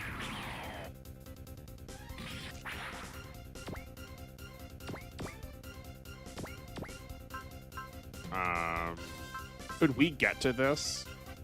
We could get to Heaven and Hell if we really wanted to. I don't think it's necessary, though. 1, 2, 3. Just move, like, Mike here. He is out of range of getting postured. I'm doing fine. I just died is a very funny sentence. Yeah, yeah. I do love all the weird things that games get us to say, but it's true when you put it that way. Oh my gosh, they're popping off. ZZZ is getting 2.5 with a bunch of quality of life and new top-tier characters. Then Chaos Zero Nightmare is adding a character with a massive greatsword, and Booba's so very happy. I'm glad. I'm happy for you. Seeing as we're repeating stuff, we can now talk. Not this game too. Did you ever end up getting back to Warframe? Did you ever play any more Warframe? Because that update was also pretty. Poppin'. But I don't like. You also don't have to, right? Like I know it's not your thing. You said you were going to, so I figured I would ask.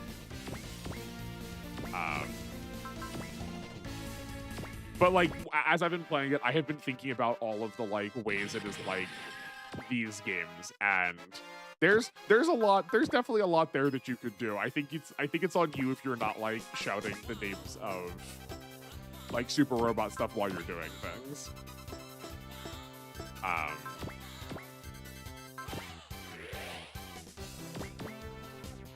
Like the most recent Warframe that just came out looks a lot like, I mean, it's like definitely punched up in design, but it looks very similar to one of the Ultramen that I've seen. You're plugging away silently on Warframe. That is perfectly fine. That is perfectly fine.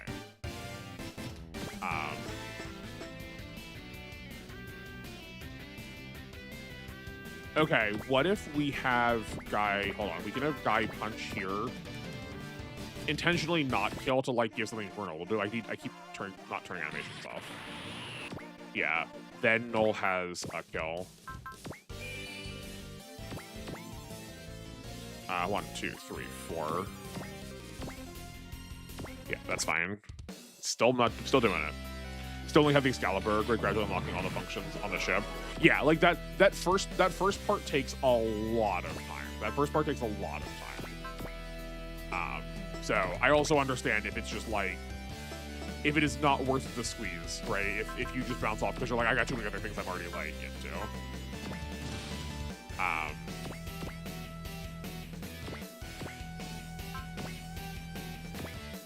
But there is,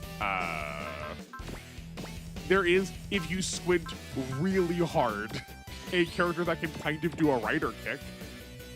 There is a Warframe named Zephyr who, her one just like throws her at the ground with the force of 1,000 tornadoes. And you can like definitely like headshot people with her doing that. She does go nose first though, but it still feels pretty close to a rider kick, right? Like it has the like impact frames around her when she does it.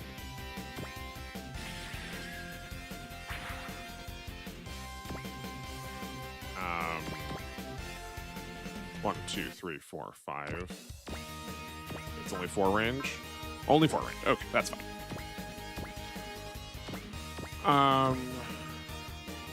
I don't hate giving this to Hero. I don't think we actually probably will with those stats, but I don't hate the idea of giving it to Hero for like getting us to zero system. Here's a focus. The lore grinder in my brain wants desperately an archive codex where I can read all about the frames and fractions. Well, gosh golly, don't you worry. If you're in your ship, walk up, like you're in the back area where you're like where all the functions are. When you go up the ramp, immediately to the left of that, that's that. You will get more as you progress, but there's an in-universe character that is a museum curator for the most recent frames. So like the last like 20 characters all have little museum exhibitions about them, but there's so much lore stuff in there. You're gonna want to buy yourself some scanners and there are little nodes. They're like these little like blue spheres that are around your maps. If you scan those tell you lore about all the maps you are going to. There are a lot of frames. There are a lot of frames that also later are you do a like lore quest and you learn about them. Like in order to unlock them. I also suspect you're probably going to enjoy the open world areas. The open world areas have a good deal of like there's a lot to unpack there. As you like there are factions that you can join in the open world areas, and as you rank up with them, you get more and more lore about those groups as you keep using them. This has made you unreasonably happy. I'm very glad. I'm so glad to hear it. I blame Star Rail, but I love just reading lore now ever since I started the game and just read that game's codex. It's fair. I have not read the codex, but I had a friend who really I have two friends who really like it. And I do understand it to be like, you know, it's like worth the read. Zephyr also is the one I've seen where people were giving her like 2 different Kamen Rider skins for 2 different Kamen Rider series. Yeah. I think in general Warframe just fits that aesthetic really well if you want to do it.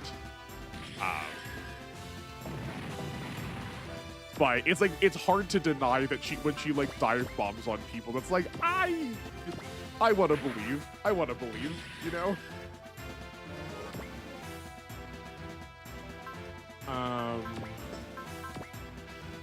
Oh, sure. We'll support Into the Sandrock, and then yeah, that's fine. Yeah, I hope you enjoy. There's certainly a lot of what you love there. I can assure you. But while we're doing this, we also have something else to talk about because we got to catch up on me not being around for a week to like finish Anime Book Club. But we have a lot of Tekkaman we have not discussed. So to start, we're gonna so this week should have been 13 through what? 13, 14, 15, 16, 17, 18? Yeah, 13 through 18. So we'll talk about this a little bit. We'll talk about up to 12 for a second. Then we can talk about some more stuff. Have you ever heard of The Power? There's a lot of things called The Power. You might need to be a little bit more specific for me, Tricky. You weren't kidding about the wording. God, it was very unkind to my eyes. Yeah, no, it's harsh. It's harsh. But yeah, okay, so. Oh, from GGG? No, I have not. I am not that familiar with GGG. I have watched the first, 3 or 4 episodes of Gao Gaigar. But otherwise, I've kept myself, generally speaking, unspoiled for it.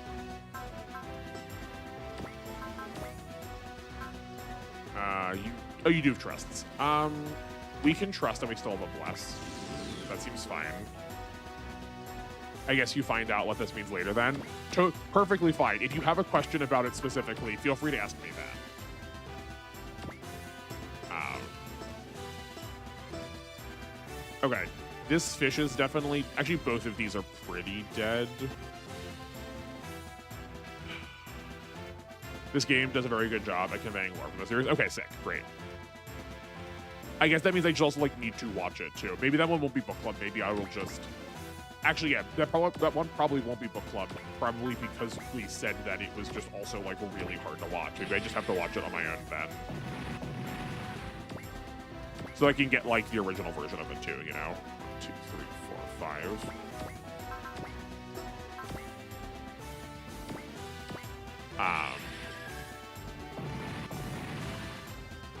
Yeah, so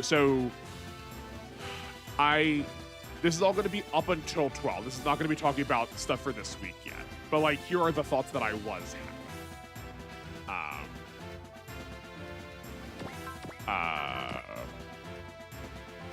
It's funny you were saying the fish is dead. I was also fighting a fish Cthulhu monster in CZN. That is impeccable timing. That is impeccable timing.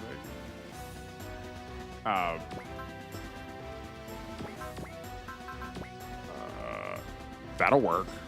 Yeah. Yeah. So I am growing a bit fatigued by what I'm going to choose to call Henshin slice of life. There's like so much that we do that is kind of just repeating the same story beat over and over and over again. I don't think that formula is a bad thing, but a lot of our motivation feels really abstract. Like, we want to beat the Radam, but we don't actually know what that means, right? Where, take GGG, for instance. We need to destroy the Zonders. We have the Zonders numbered, so it's pretty apparent that we're, like, going to hit a cap on the number of them we're going to be fighting, right? And, like, in addition to that, one has not been introduced, right? We start on number 2. So if you have some like good literary analysis skills, odds are one's going to be important. Probably a fair bet that we're going to be seeing it close to endgame, you know?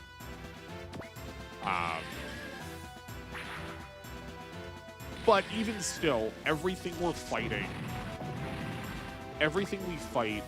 has a like unique form. There's a unique gimmick. We need to interact with it in a specific way, and that like at least keeps the interactions fresh. But a lot of times when Blade is fighting, it is also just like the same combat over and over again too. Where we don't need to engage 1, 2, 3, 4, 5, 6. We don't need to engage in a different way every time we fight the Radam. We didn't even need the Excel.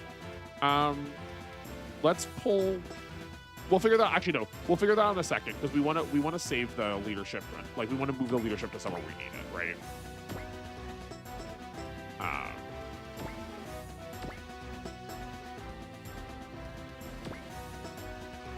Okay, we can have Blade go. Speaking of Tekkaman, we can have Blade go forward.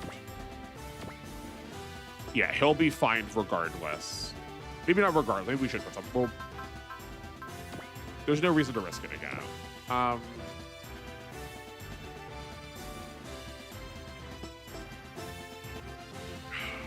This is where equations would help. This has no extra accuracy on it. This has no extra accuracy on it. It hits 149. Our evasion is... Oh, I didn't add mobility in. Okay. 150. Sorry, well, we're gonna pause for a second. I need to figure this out. 150 plus 192 is 342. 55. Okay. That's 199. 204. Yeah, so we have over 150 dodge. Okay, we probably don't need to actually put it.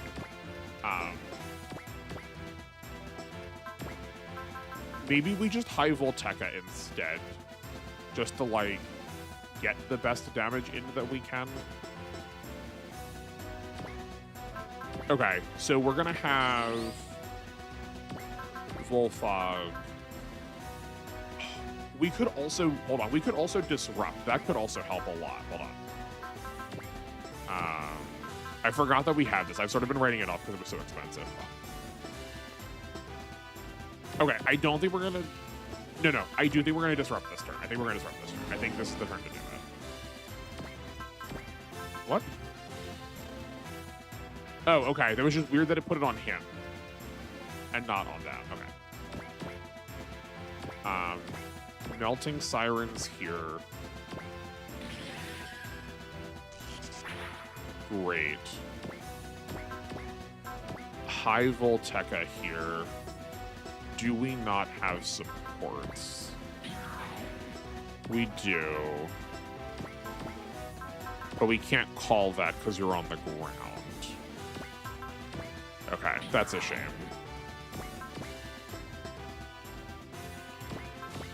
Okay, that's fine. I think this is still the play. Yeah.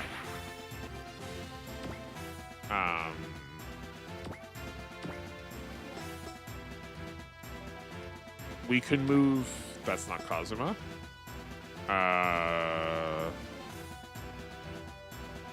Okay, if we get a kill, we give Guy 130 to Heaven and Hell. We could like Heaven and Hell like 26.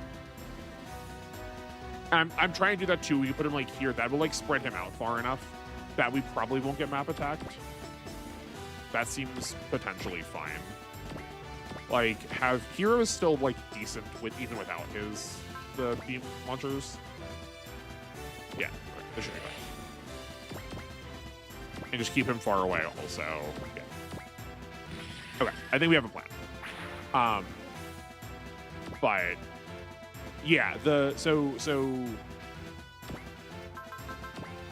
having to keep repeating like general plot elements back to back to back is getting a little fatiguing. And I think the setup for the world is interesting. Like, I don't think it has to be that way. It's just that I feel like they don't kind of know what to do with the world that they've made. Like the Radam present a really big global threat, but they don't present a like really specific threat, which is like why we need the Tekkaman to do what they do. Fortunately, at the end of 12 is when evil gets introduced. So like, good on them. They figured out that they needed another villain to actually make things be threatening, right?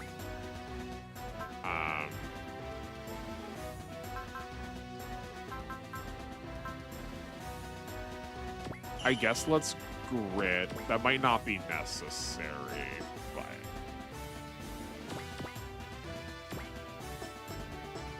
okay. I think we are just in a worse placement this time. But that's okay. We have... we can't... We just also can't use Voodoo Strike. 4 is our post movement. 1, 2, 3, 4, 5, 6. Okay, we could turn Snipe on and actually, like, fight one of these two. I don't hate that. I think we're gonna fight the Rhinoceros one. The one that I believe used to be Polonaise. Yeah, because it can't counter.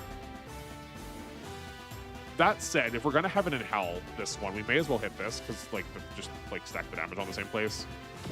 Yeah, actually, this makes more sense, because they're just gonna regen it. Yeah, so, like, make the damage stick, you know? But, yeah, like, I think we are now definitely better off having introduced a rival character.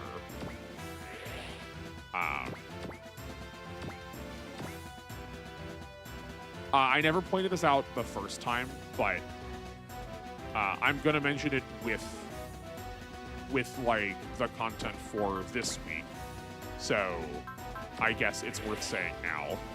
But Freeman has lying glasses, is what I've been calling them in my notes. Whenever he is trying to deceive someone, he has those weird like wraparound shades on.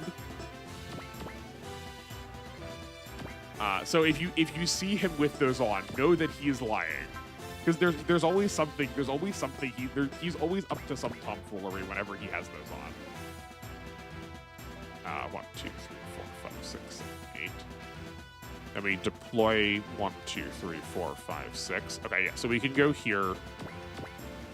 That lets us have an attack on everybody next turn if necessary. We need a grit. They don't fly. Hopefully, I didn't just like mess this whole plan up because they aren't in range. No, okay, we're good.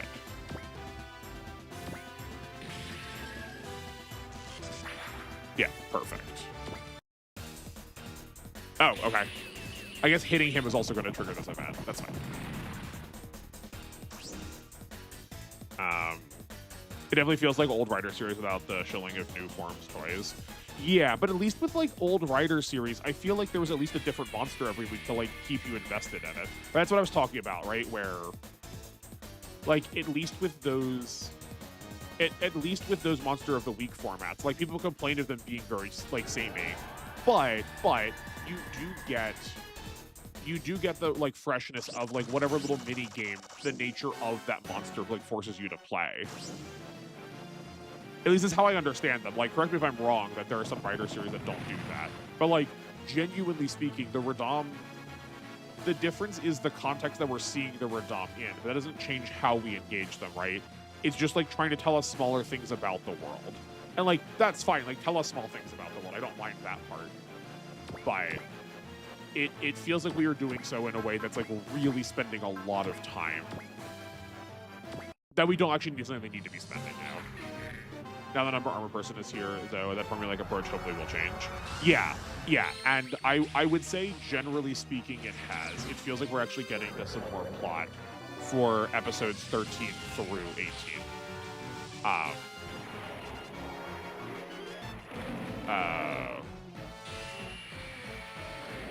But there's like, maybe I'm like trying to take this a little too seriously, but there's definitely some things about what we've done so far that just don't make sense.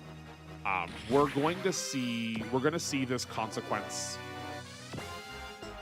We're going to see the results of this consequence in a little bit.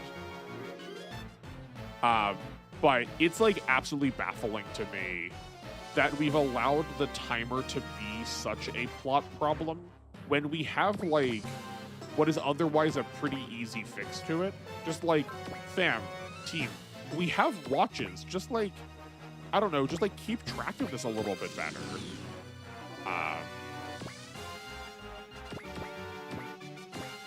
We've like made a really big deal about the transformation sequence, but like there's definitely a world where it does not actually need to be a problem. And to that point, how much downtime does he need after the fact before he can transform again? Like, can he just turn it off and then like snap it back on immediately? In which case, like, there's no consequence to it. But I'm sure they won't explore that because like that's not really the point. The point is not to figure out how to like rules lawyer yourself into having power. It's more about the fact that like we're trying to juxtapose between his like monsterhood or his humanity, which will then see contrasted with, because like we see that Balzac and Null have the the soul units. It's like probably contrast with the fact that like he's going to be sort of like made obsolescent by the fact that there is a very controllable source of equivalent tech power in the form of the artificially made ones. No, you're right. That's double-edged blade. You have one grunts we are focusing on and not exactly learning anything new about them for the past like 6 episodes. Yeah. And I feel like we're not learning. And like this is like definitely one of the problems with going back and watching older media, is a lot of the stuff that we are learning about Tekkaman or how the world works is things that we take for granted out of anime now because they are so common in the things that we watch and read. They're just like elements that are like always part of the story. But at the time, they were probably decently new. But like we don't need to be told them now. We sort of just take them for granted from seeing the like signs of the rest of the plot, right? Are you asking what is Blade's refractory period? I mean, I guess. But no, I do agree with this kind of situation. You could squeeze as much time power as you can and max it all the way. Yeah, like, he sure spends a lot of time sitting around for wanting to kill the Radom, and there being so much stuff active. Like, we only turn Blade on when we're being attacked by the Radom. But like, there's hundreds of trees everywhere. Every time we see a cityscape, something is getting wrecked by the trees. Just go send him to deal with that too. Like, we don't need to send him back up into space if we're concerned about like, that's such a big area. That's such a big area. I think we'll be fine though. Like, look how low these accuracies are. Yeah, I think we'll be okay.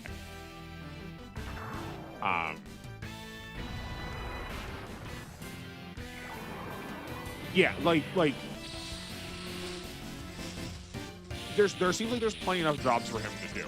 I don't mind the idea that there has to be downtime, right? That we have to contrast this, like, we need to do this and we can't.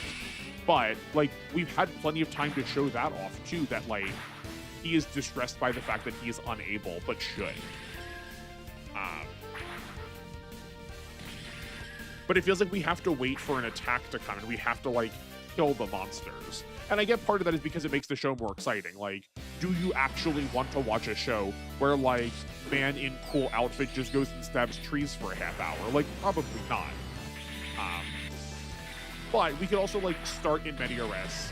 He does that. Or, like, we get sent there to destroy the trees, and then, like, the Radam attack. Right, that we're being, that, like, the protagonists are being proactive. And the enemy is being reactive. Because it really feels like we are always on the back foot at all times. But I accept that it'll also get contrasted. I accept that will also get contrasted with the fact that we are going to theoretically see some other units show up in the future, which will, like, make it feel easier for us to be proactive, right? We don't always have to have this one-on-one fight. When we have a team that can actually, like, work with us, you know, we can take the fight to the enemy.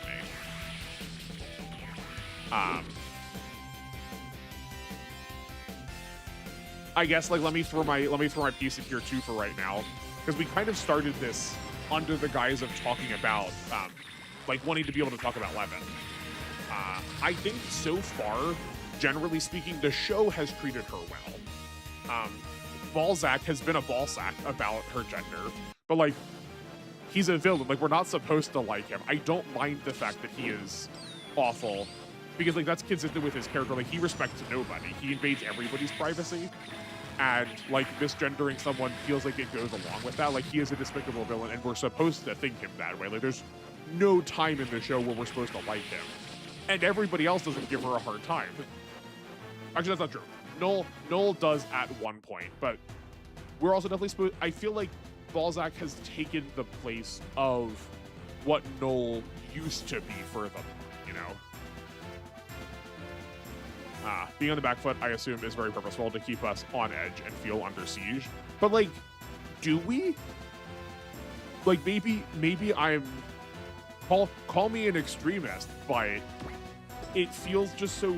It feels so passive, right? I don't feel on edge. I feel like we're sort of just, like, twiddling our thumbs and waiting around. Because it kind of... I feel like it's also hard to make us feel like we are under siege when we've been, like, actively told we are literally not allowed to have anyone do anything else. That, like, the fact that the rest of the world is unable to fight the Radam means that if we just, like, had these constant assaults, but we also have to wait for the Tekkaman to, like, get his mojo back, then we're, like, gonna need to start axing some people. Like, we just don't have the ability to do that, you know?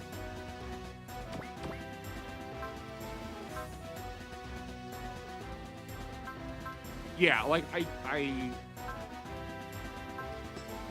I see what we're trying to do. I just don't know if we're executing on it yet. I think they made a world that is... I think they made a world that's worth exploring. But I think they're struggling to find a foothold on how to do it. Yeah. But yeah. So far, I would say I think Levin is treated pretty respectfully. I'm kind of obsessed with the information that she's really bored by D-Boy because he's just, like, a guy then, but that she loves the Tekkaman suit because, like, of course she does. She is transitioned. She loves things that have similar feelings to her, right? When he transforms, he is closer to how she is because, like, she understands the nature of transformation. I think that's, like, genuinely very charming and very smart. Like, that does not feel like they are making fun of her character. That does not feel like it's just some fun character quirk that she is trans. Like, I think they are using part of her experience to say something about the world by, like, having her look at what is otherwise been not dismissed, but like we've tried really, really hard. Oh wait, Kurogane has luck. Did I miss this last time? I'm just stupid sometimes. Sorry. Okay. But I've said a couple of times, like we've tried so hard to push the information that that D-Boy is a human. He is a person, and the way that we are winning this fight is by having humanity fight with us. So the fact that Levin is like actively disregarding the element of him that seems the most human in order to embrace the parts of him that seem the most otherwise alien, but like seeing the value in the transformation itself, like feels really important and feels really empowering. Yeah. Lemon gets a much better shake than I expect she got. Yeah. Outside of Balzac and O'Toole, I expect more moments where she is the butt of the joke, ignoring obviously the Blu-ray short thing. What's the Blu-ray short thing? Are there some shorts that are unfortunate that I've not seen? Her being a technophile is great, and she is treated as equal to the rest of the Space Knights pit crew. Yeah, I mean, just like the fact that, so I was saying that like getting more people would like help us not feel so isolated, but like I love that the pit crew is also like, no, they are Space Knights. It's not the Space Knights and the Space Knights support team. Like all of them are called Space Knights. They get summoned just as much as everybody else does when we're going to fight, and like that's true. Like people do not win. People do not like. Victory is not achieved when you don't have a team that you are working with at all times to make that happen. Like, you have to fight in community if you're going to fight something. And that doesn't always look like actively fighting, right? Like, they don't have to go into combat. That said, so I'm like clearly talking as if I've watched the recent episodes, because I have. But good lord, when she's allowed to go to combat, I love it. I'm really sad that the scene that we got did not.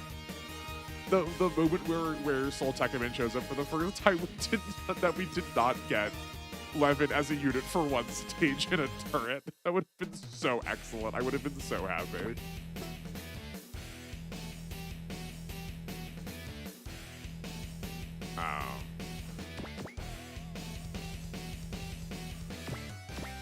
I guess we just rush in. Yeah, I think we're killing bosses this turn.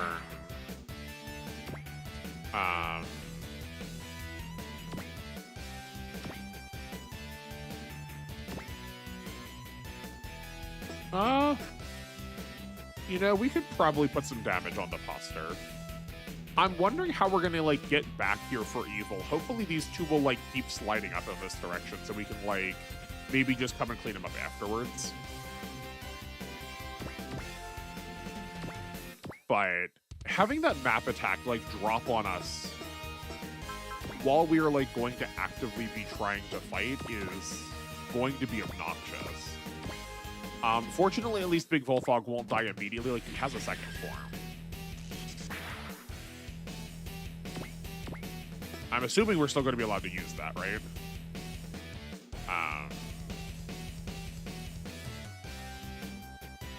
Hero can't use anything again, so like let's just like that's probably fine. Does Guy also not have support attacks? None of the like main characters have support attacks. On one hand, it's because they're fiery. On the other hand, it also just means like we don't have our like highest damage dealers giving us extra damage. We're gonna put both on just to be safe. But like this is probably going to be okay. Gracious does Hero do so much. Okay. Don't one of these people have, does Kurz have Excel? No, Kurz obviously doesn't. He has Snipe and Focus. Is it Mal that has Excel? No. Okay. I thought one of them did. Right, but like, do this. I hate giving it to Kurz, but he's not doing anything else. I guess we could give it to Mike. I don't hate him getting XP. Like, that's probably fine. Hopefully that grit is turned on for the map attack. Yeah, cool, okay. Okay, great. And now we just want Kogane to kill here. Do we have a Valor yet on them? I don't remember. Mercy, Dawn, Guard. No, we do not. Okay, that's okay.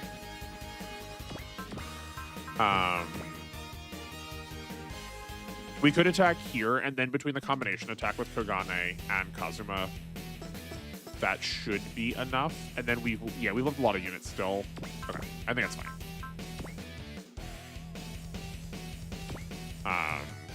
Yeah. It's a drama CD, critical misspeak. No, it's okay. That's okay.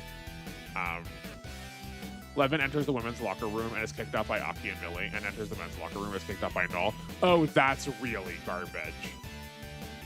There's one more game with Tekkaman in it, the game that introduces them to the series. The ellipses do not bode well to me.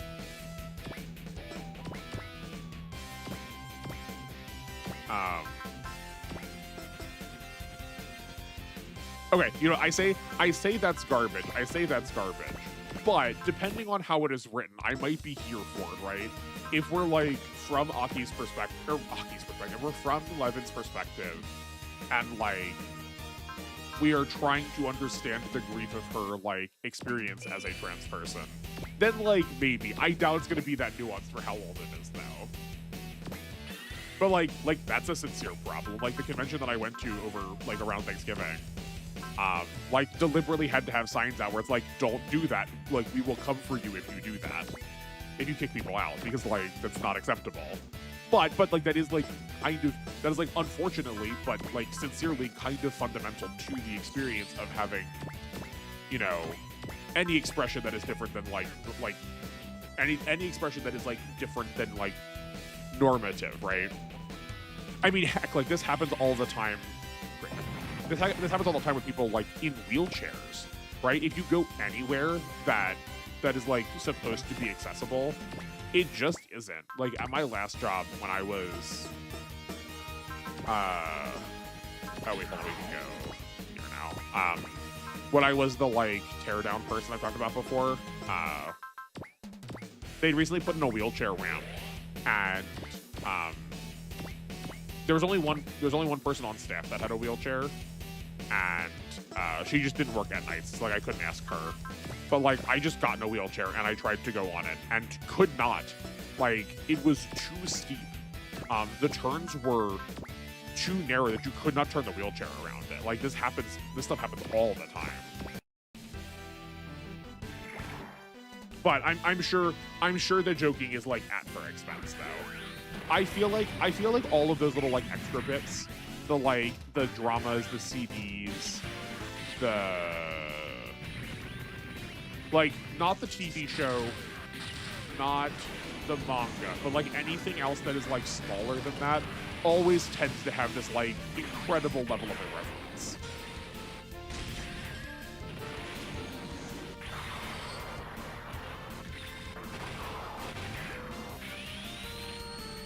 What was I watching? There was something I was watching recently that showed me an Aki health bar that did not use this UI. She was driving the Blue Earth around some like spacescape.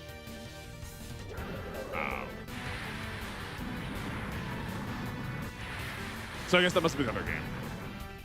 Drama CDs and extras do tend to be fan service. Yeah, or like the omake kind of style. Yeah, just like little extra bonuses that like you don't need that like give you more of the slice of life elements of Days. Could have been Jay. Okay. But yeah, those ellipses, is Jay bad? Is Jay disrespectful? 1, 2, 3, 4, 5, 6, 7. Snipe only gives 2, right? Darn, we were one away. We were one away from being able to hit with a sniper rifle. Oh, well, we can't hit with the cannon, right? 1, 2, 3, 4, 5, 6, 7, 8, 9. Yeah, we can't hit with the cannon. Okay. So we can snipe. We don't have enough left for focus, though. That's fine.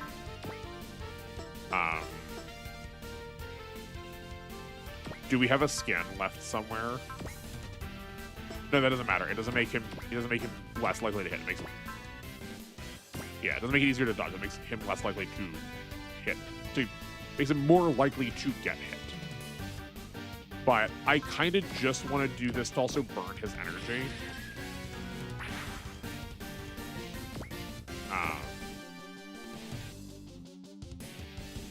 I guess let's put him on terrain if we can help it. No matter what, this map attack is going to be devastating.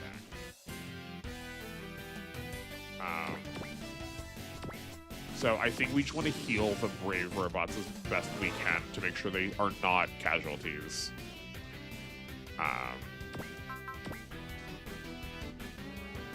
Then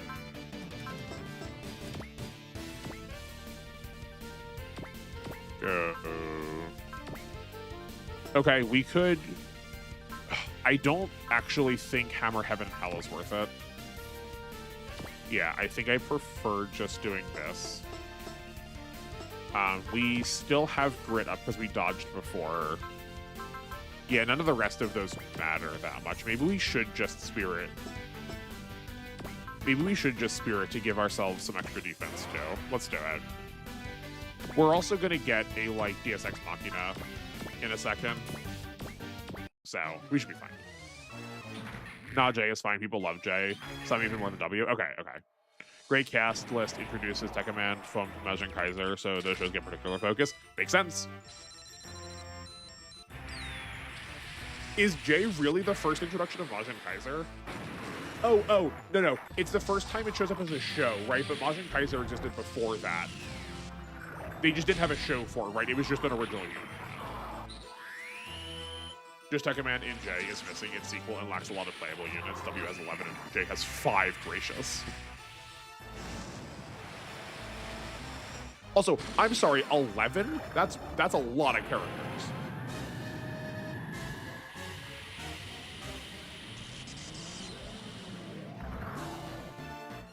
Okay, he's called both Mamoru and Guy related to Kane.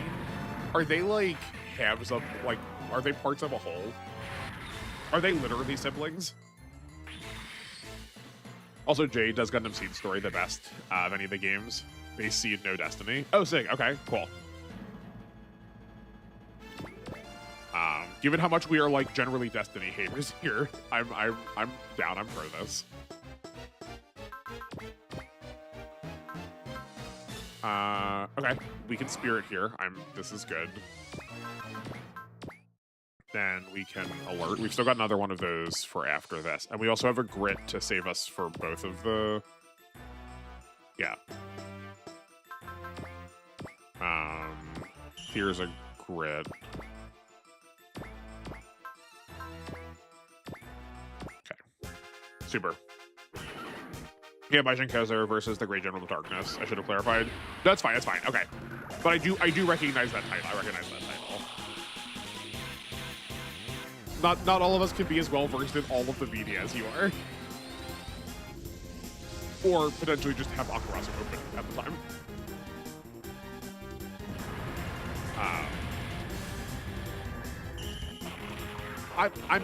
I'm trying to figure out what the 5 are. Each will be explained, but I can safely spoil Guy and Mamoru aren't related. Okay, cool.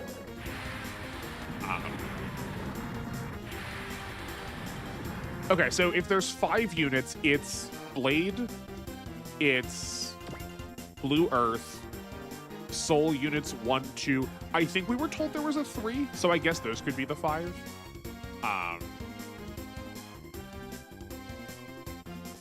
Do we just like leave Mao and Sosuke back here to like clean up the like these ones that have been chipped, just to like feed them some XP? I don't hate this plan. Mao definitely should have gotten a focus there, but that's fine. Like whatever organ doesn't clean up, we can like it's not the worst. A lot of info is muscle memory. I mean, that's fair. That's fair.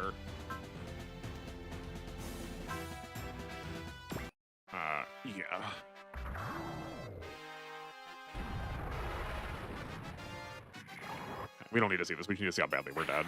Good. Okay.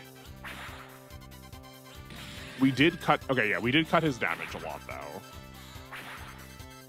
Yeah. Oh my word, that was so clean. I'm just glad I have a place so I can put it to use. I love it. Like, please don't mistake. If I was just, like, me teasing you then, zero bad thing. I always love when you go off. It's very exciting to learn about it. Like, I want to be more informed. Which scenario is this? This is like 15, 16, I think.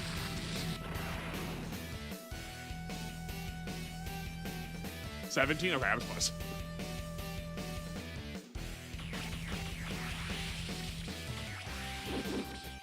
What's the end? It's Chaos. Is it Chaos Zero Network?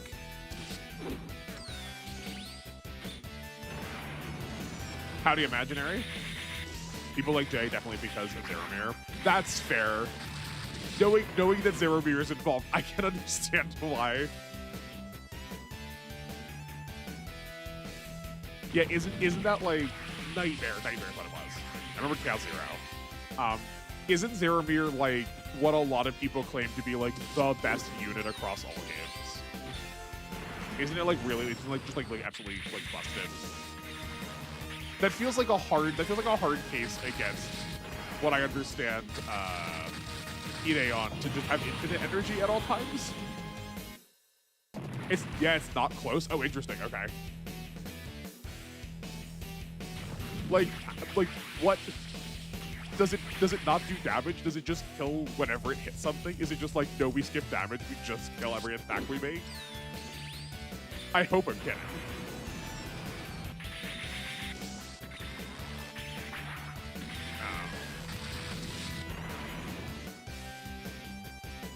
What are the other 6 here? I guess we get a lot more because of Season 2 of Tekkaman.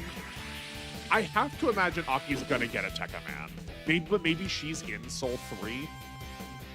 Like, maybe that's, like, taking up the same place.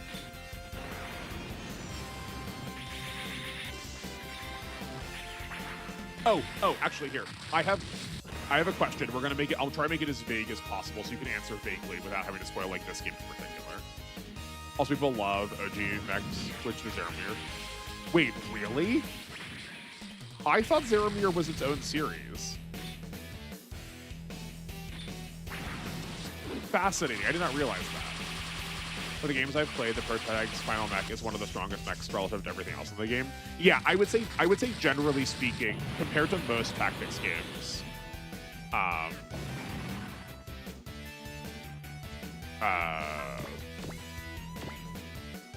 compared to most tactics games, the protagonist like actually gets like a really like reasonable unit. Great. Oh yes, yeah. Great Zaromir is original. Yeah. Okay. There's an easy one. I'm surprised you didn't guess. Well, okay. So this might be the question I was going to ask. When the game counts playable units, we were able to play as evil for a second. Does that, like, is that being factored in? A style of character like that, where we, even if we're only using them for one scenario, right? Does that still count as a playable character? I would imagine that it probably does. But I guess when I'm used to saying that, I'm used to thinking like quote long term. But like that's not necessarily fair.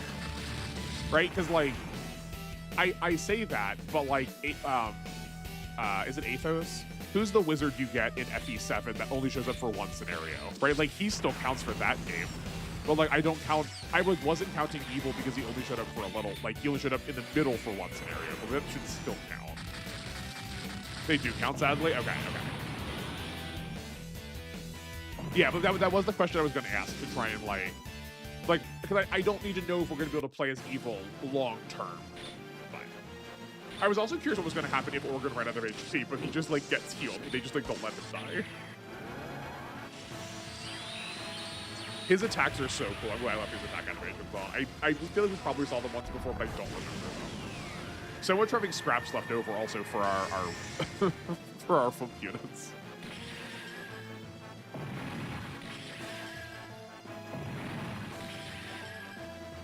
I guess that would make it easier then to like have it be quote unquote 11, right? Yeah, right. Yeah, I was counting Soul 1. I was counting Soul 1. So like if we get Kazuma, if we get D-Boy's, I was like couldn't even get the Takaya. If we get D-Boy's family, like even for a chapter when we're fighting Omega, like that would count then too. Oregon would have been quick to watch since it's a movie. Oh, that's good. Okay. Okay. I mean, like we could, if we are still on W by the time we are finished with Tekkaman, which I don't think we will be, but we'll see. We can watch Oregon. It's 3 parts. I mean, sure, but that's still pretty quick.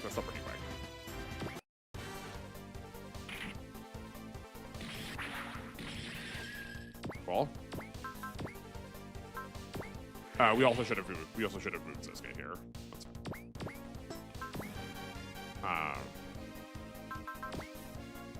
Is there anyone that's like close to dead? No, just these two. Okay.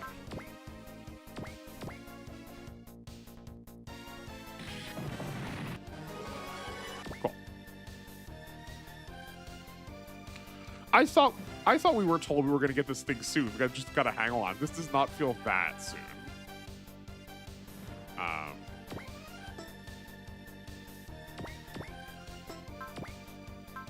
We were in the worst spot for Volteca. That's fine. We're gonna move back. I know we're gonna waste this, but I want to be in this spot to Volteca next turn. And then we can try and move someone, right? 1, 2. We could have been 1 position in. Okay, but it's fine. It's fine. I don't think it's going to change that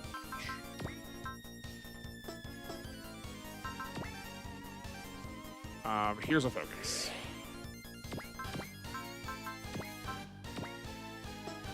Do you have a support attack? No, you do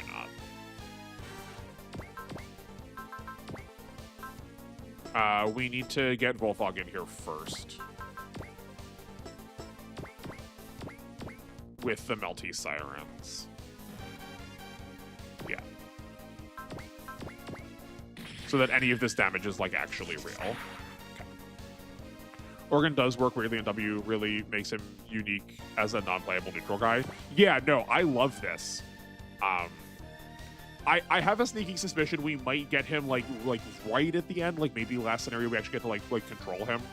And we're just gonna get, like, the rest of his team in the meantime. But no, I think it's such a good choice.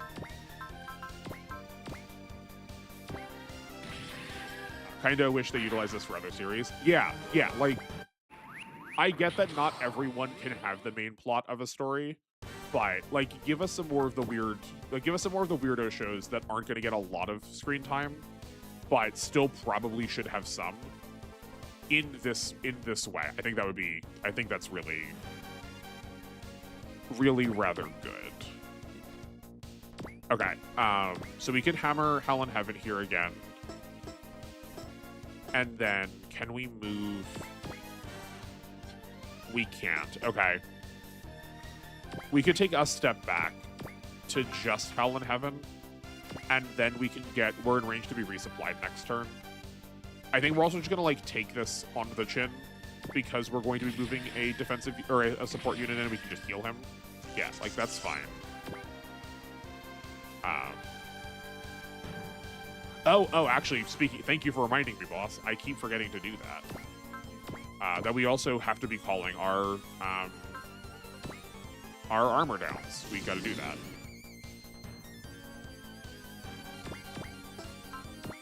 Spirit, Aki, alert. You come here. Repair.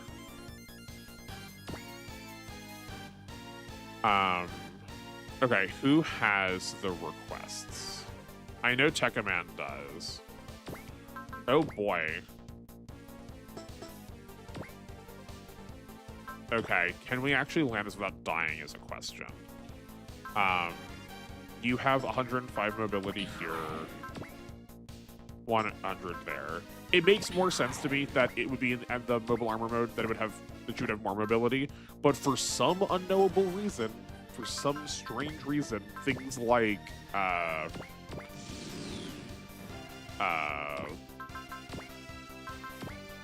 are, when they are in mobile armor mode, they don't necessarily get more mobility. It's so baffling. What? What's going on? Like, imagine Double O just having Celestial doing armed intervention. Can you tell Double O is my top 3 Gundam series? Yeah. Yeah, no, but it would be really cool if Double O just, like, showed up randomly to, like, clear out some stuff, like Deus Ex Machina style. Oh, sorry, look up the game.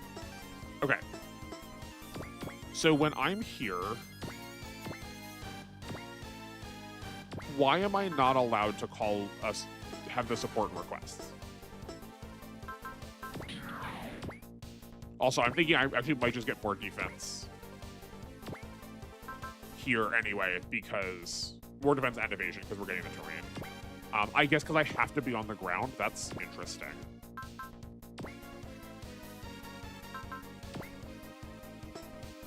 Okay.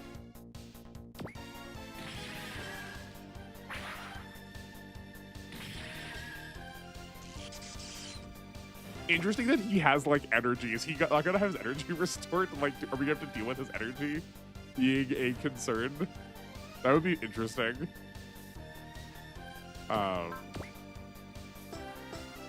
I think I like pulling Kazuma's attack more.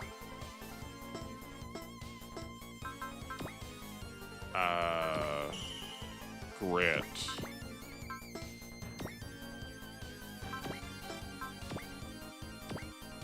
Yeah. Okay.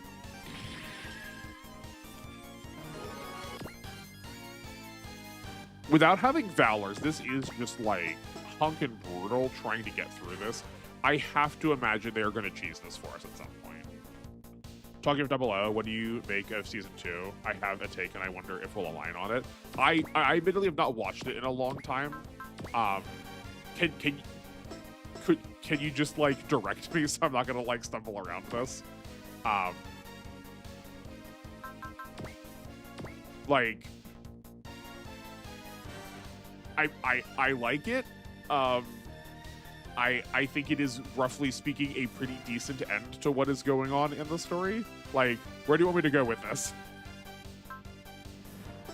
Again, just to like save me the trouble because I have not watched it in a while. Like, if you say it, I'll probably be like, oh yeah, I know the spot you mean. Season 2 is where Ribbon becomes the main villain. Yeah. Is this it? Are we like going on the angle of queerness because a lot of those characters have a lot of like trans expectations? My take is that there is a gulf between season 1 and season 2. Oh, okay. What?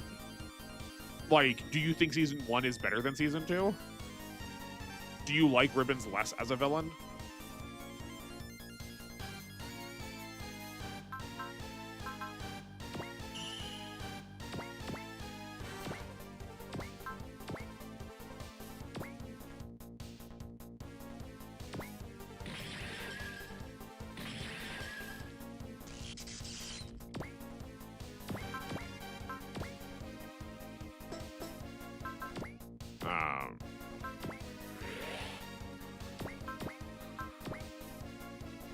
I think season 1 is miles better. I think I like Ribbons for being voiced by Amuro and having that meta through line.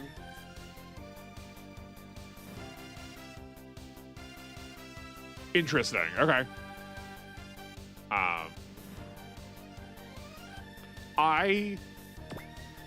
Correct me if I'm wrong, but like we were working with Ribbons as sort of a like background antagonist in season 1, right?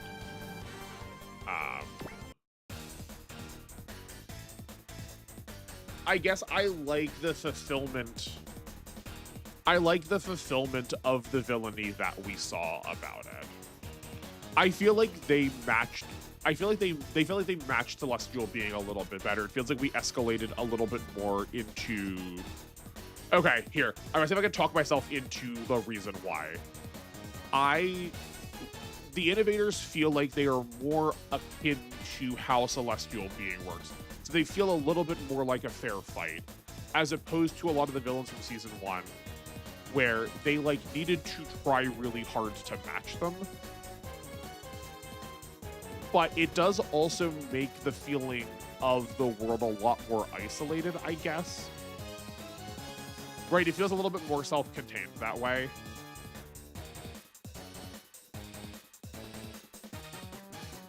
I don't know. Maybe this is also how I have to rewatch like literally every Gundam. Team Trinity and A-Laws are much more interesting factions to me. Yeah, I guess like Team Trinity is also more matched like how they are. Yeah. It seems to go way too much into new type stuff, which I guess is where Aeolia's philosophy was going. Yeah, like a lot of the other villains are more human.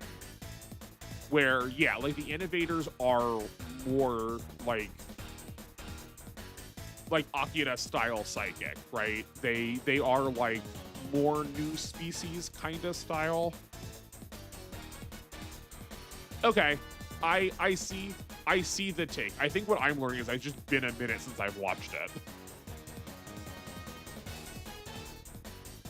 I think this was like kind of like a disappointing answer on my part. I apologize, but I don't disagree. I do understand. I much more cared about the geopolitics and the ground level interactions. Yeah, like that's where I was thinking when I was like, it's like much more isolated, right? It's these like two factions that no one else really knows about that are fighting in space that are like kind of self-contained. Like they're deciding the results of the world, but no one else knows that. Yeah. No, you're fine. I'm putting you on the spot. I appreciate you recognizing it. I don't mind. Like obviously not clip here. But yeah, like my ability to like talk about this stuff is so hard whenever I'm on camera. I don't know, or on microphone. I don't know why. Like I'm sure I'll probably have like an hour-long little monologue to myself while I'm cleaning up my kitchen after stream, being able to like say all of these things. I gotta like take audio recordings of me so I can like post them somewhere. I guess that's what social media would be for. Yeah, I guess I'm more happy with season 2 because of that signposting, right? Like I'm thinking of it more, it feels like a completion of the narrative arc that I was promised. So like my English senses are tingling, but like because of it completing the arc, like it's not actually asking, do I like the arc? On camera, you have a lot of pressure and gameplay story you're juggling. Yeah, like there's like a lot to have to juggle, like as evidenced by the fact that we've just sat on this text screen for so long. Yeah, there's like, it feels so much easier being on the other side of this. Yeah. Also, Double O is nearly 2 decades ago. Good lord, that's true. It really is. That's wild. Oh man, this stream is just about us being old, isn't it? I hope you don't believe that will be enough to stop me. Yeah, no, I really very much didn't. Thank you. He can still regenerate this much even with his honor energy practically neutralized. You do justice to your rank machine. I see you won't be easy to kill. Crap, the Zonder's tough as nails and the Radom trees keep on blossoming. We just can't catch a break. Fine, let's see how this ugly tree likes being set on fire. Kuragane, stop. Do that and you'll hurt their captives as well. They might be better off dead than controlled by the Radom. D-boy, I'll do it. I'm ready to become a demon myself if that's what it takes to destroy the Radom. Like, this would be this is a really good way of using the, like, 30 minutes you become a villain kind of story, right? Like he opts into it. But, like, morally opts into it, not physically. Miyuki, Rapier. What a surprise to see that an incomplete Tekkaman like you still lives. Shinya, no. Tekkaman evil. We can and we will stop the Radom trees from blossoming. Is this the other obvious character? Because I could see Jay not giving us Rapier. That this is just like either too far in, or maybe Aki's the one that's going to be too far in. Mike, I have a present for you from Dr. Raiga. Oh yeah, it's finally done. Go on, Mike. Show the world the power of your Disc X. Like, this is like the quintessential Super Robot Wars experience, right? Like, why is she saying this? Like, why is she saying this to this like random side character? Yeah. Miyuki, by the way, was the obvious one. I'm surprised you didn't pick his literal sister. Yeah, no, that's fair. But like, for all I know, it could have been like 12 episodes. Like, I didn't know when we were going to get her, right? I figured we'd get her at some point, but like, she may have been late enough into the series that she like is ready to actually fight that. Like, maybe she wasn't going to show up for the early game. Did you watch Tekkaman? Oh boy, Tricky, I see you have not seen my community post. We are actively watching Tekkaman right now. This week, we are responsible for episodes 13 through 18. So like, yes, but also no.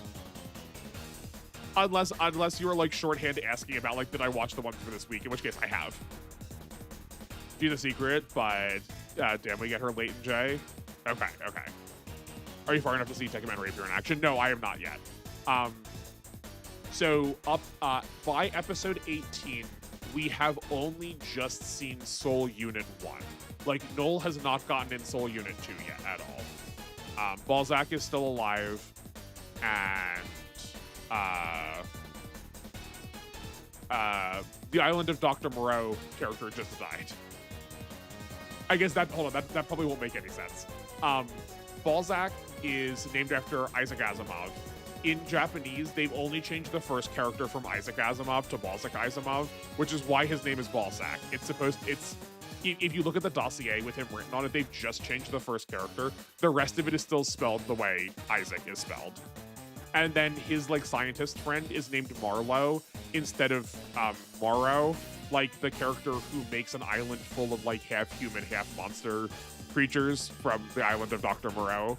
Like, I think that's who it's supposed to be. I think that's on purpose.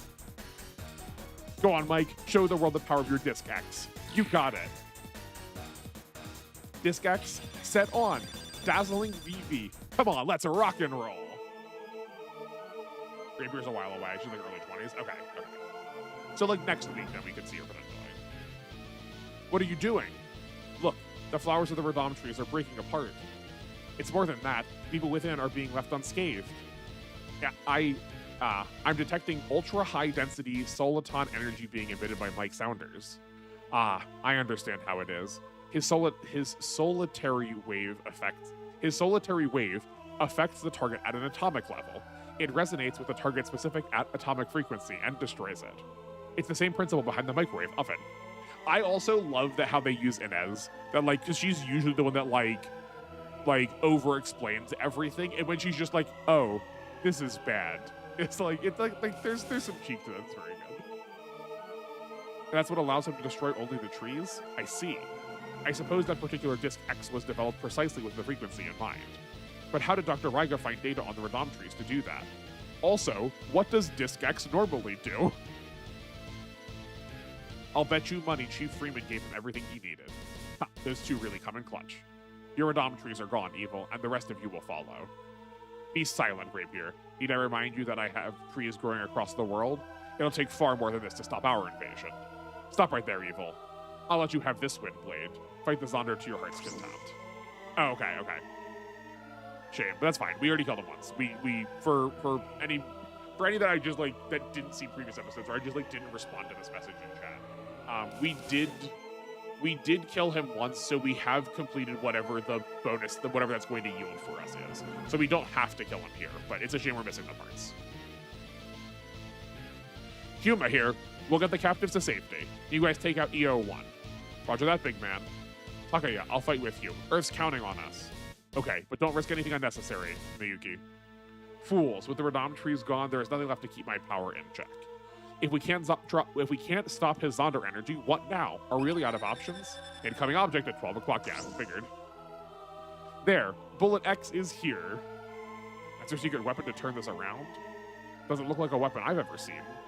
Your last shred of hope, is it? Then watch as I tear it to pieces. Detecting a large buildup of Zonder energy within EO1. He's going after Bullet X. Block him, Horus. Protect Bullet X. But defend it even if it means losing the Valstorm. Nothing else matters. Aye, boss. Dad, Chihomi, Kami, Horus. Idiocy. I will simply destroy you and that weapon altogether. Weak-hearted humans. No, you won't. Okay.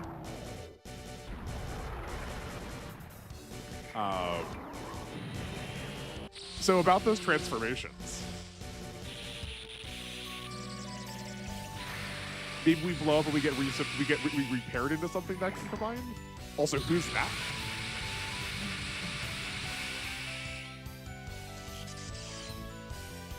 I could foresee that being a Tekkaman.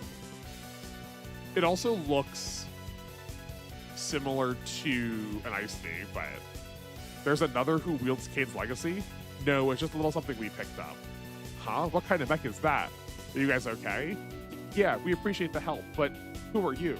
Save that for later. We need to take out the Zonder first. The pilot's a girl? And she's on our side, I think. Now, let's go, Choryujin, Big Volfog, Goldie Marg. You all know what Bullet X is meant to do, right? Yes, and we're ready for it, Captain. A hero would hope for nothing more. Yeah, let's get this party started. Whatever it takes to bring EO1 down. Whoa! What happened to them? Kazuma, look, the Zonder energy is being pushed away and the city's metal plant is crumbling, meaning that light is G-power? The surge of G-power via GS booster.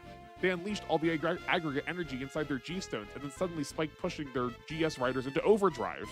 Girl, how do you know any of this stuff? Don't call me girl. Come again. Bullet X has unlocked the true power of the G-stones. Teria! But I'm imagining it's the, like, Japan also really loves this, like, ultimate power, but you're, like, paying your life force to do it. That, like, once this turns off, it kills them, is kind of how they were talking. Miyuki is a secret in this game, but she is comically easy to get. You already did the first part, then the last part is way later. Okay, cool. Incredible. Galgagar's that strong with a G-Ride on overdrive? Opposing energies cancel each other out, but out when they collide. But if one of them has a deeper deeper reserves, that's what will remain once it's all said and done. Come on, EO1. The victor will be whichever rest is still standing once time runs out. Okay. Okay. Well, I'll see what Bullet X is.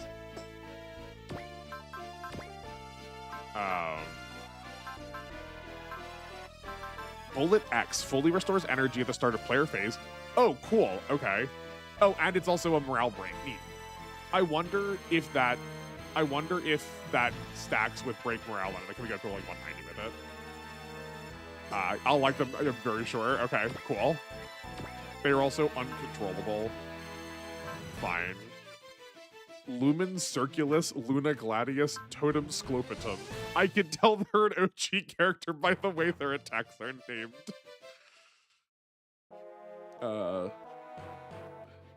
How can this be a Tekkaman if she rides a mech? I mean, like, I have no idea. No. We held for so long. Hopefully it's just a blip. Come on. We're fine. Maybe. Pegasus says hi. I mean, that's also true. Yeah, like, we do have other people. I mean, I didn't see her riding a mech, right? She just sort of flew in like this. The other secret units are Gundams and one Nadeshiko. I should warn you early, we're going to have to pick between an Astray secret and a Tekkaman secret. Oh, that's a shame. Okay, that's fine.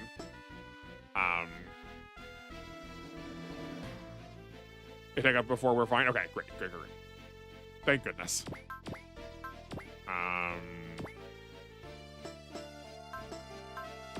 Okay, well, let's just... Oh, this is really interesting how we got reset here. Our morale's down, but we also have all of our SP back. Or did I just not do that on them this time? Maybe not. This music is also very good. How much do you like the Hyperion Gundam? Canard Pars? I don't remember.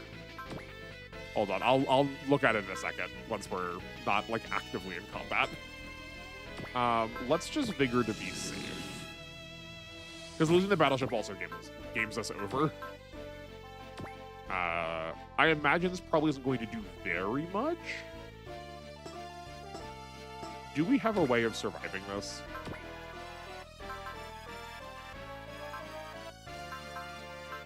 Okay. I guess just with our face. Yeah, that'll be fine.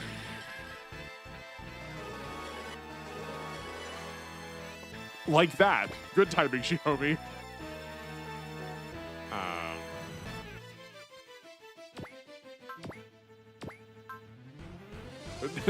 No, we should probably let's not. Thank you. Oh, but we do get to. Oh, why? Why is it that every single time that there's a girl, she has repair? Come on.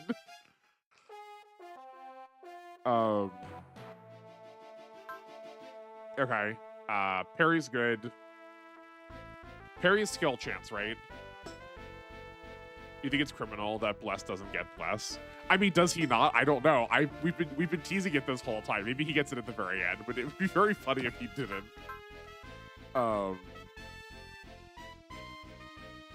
Yeah, is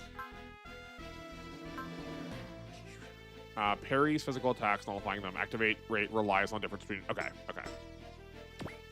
182 seems like fine skill, I guess. I guess like Hero's a terrible comparison. Oh, Hero also has 213 now. I was so wrong about him. Is this? This is where we gotta look. Okay, no, in fact, her skill is kind of poor. Hers is 5 levels down, and he's got more skill than her.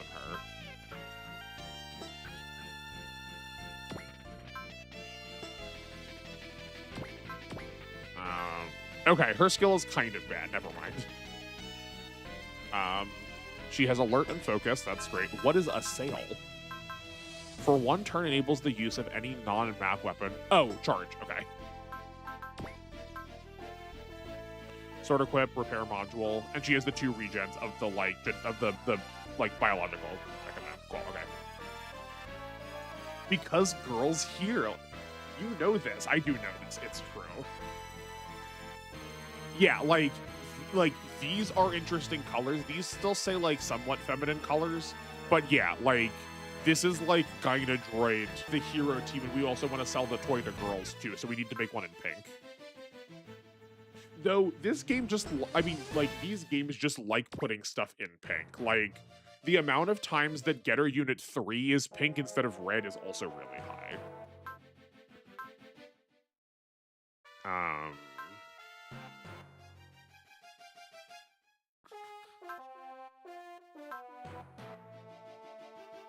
Come on.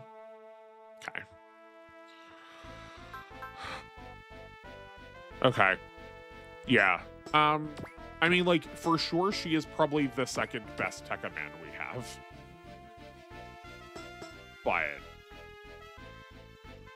Oh, I guess, actually, can we see here if she has upgrades or not? I guess 180 mobility probably says she does not. She's not getting, like upgrade inheritance through Tekkaman. I don't know why she would. But it seems worth saying that she's not. You know, here's another alert. And then we can go here. Yeah. Let's do this, Thunder. We'll defeat you and put an end to this fight. Ignorance. My defeat here would spell doom for this planet. That's not happening. Not while we have anything to say about it. Oh, is this going to be like Gurren Lagann style, where, in fact, we, like, need the Zonders around because he's, like, keeping us from, like, having worse enemies? In all other arts, it's very red. Yeah. Golly, you're telling me? I mean, if Miyuki is D-Boy's sister, does that mean Miyuki is also... Oh, wait, he left. Darn it. Shibuya's sister? Yeah. Oh, no, sorry, not Shibuya. Is it Shinya? You know the one. That joke failed like 3 times, but we still just sort of forced it through.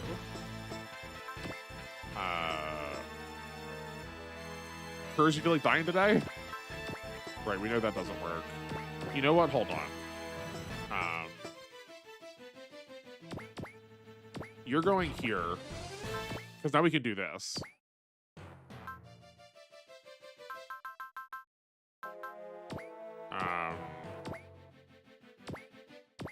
funny that they're also like low on stats, that they've like had the HP damage to them too.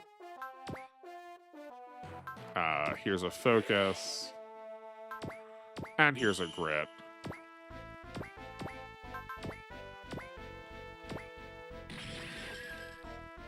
Sure.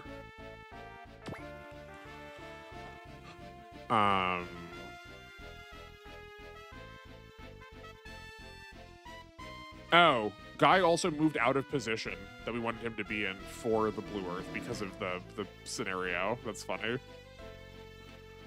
I don't think moraling you with Mike matters.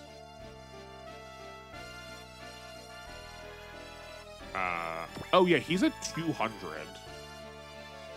Why is he at 200? Bullet X lets him go to 170. Does Hero also break it by 10 every time? Why is that happening? No? What's letting him go to 200?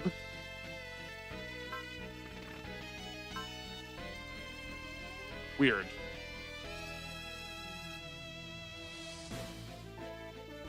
She actually does get an inheritance, so you haven't gotten her yet. Oh, I guess that's true, right? You just have to do something else to get her then. Okay. Blade inherits his upgrades to most of the Tekka people, so upgrading him is definitely not optional. Got it. Okay, cool. Story. Okay. I just want to make sure I wasn't missing something. Cool, okay.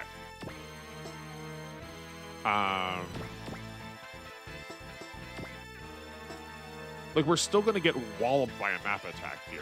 So I guess everyone's just sort of, like, staying out. Oh, wait, hold on. How does Zero System work in this game?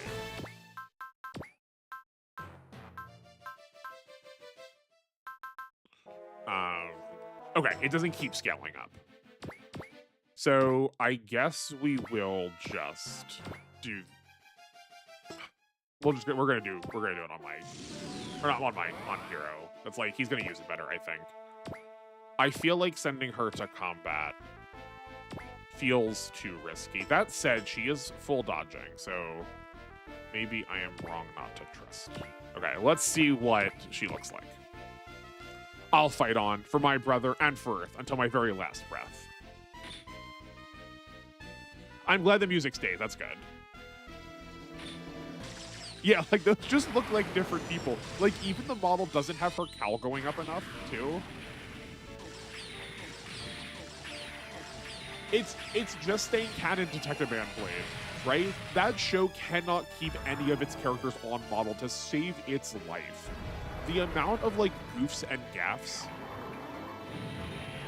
Poor Rapier, no, what did I do wrong? Or just that her design's, like, rough. The amount of goofs and gaffes that I've, like, caught while watching this,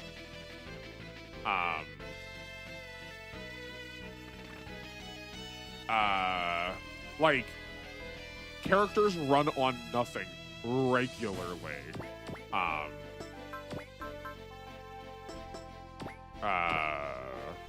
1, 2, 3, 4, 5, 6, 7.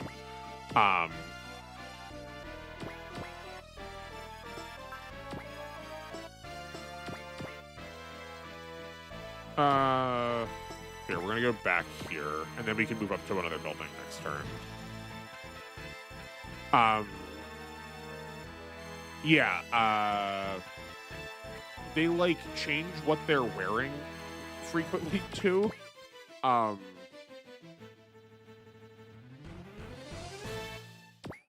Like, the number of times... Oh, you're just hurt. Maybe you're gonna stay further back. The number of times where they, like...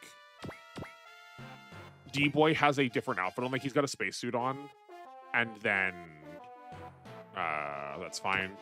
He has a spacesuit on. And then when they, like, show him in a close-up shot, he's back to his, like, his red jumpsuit.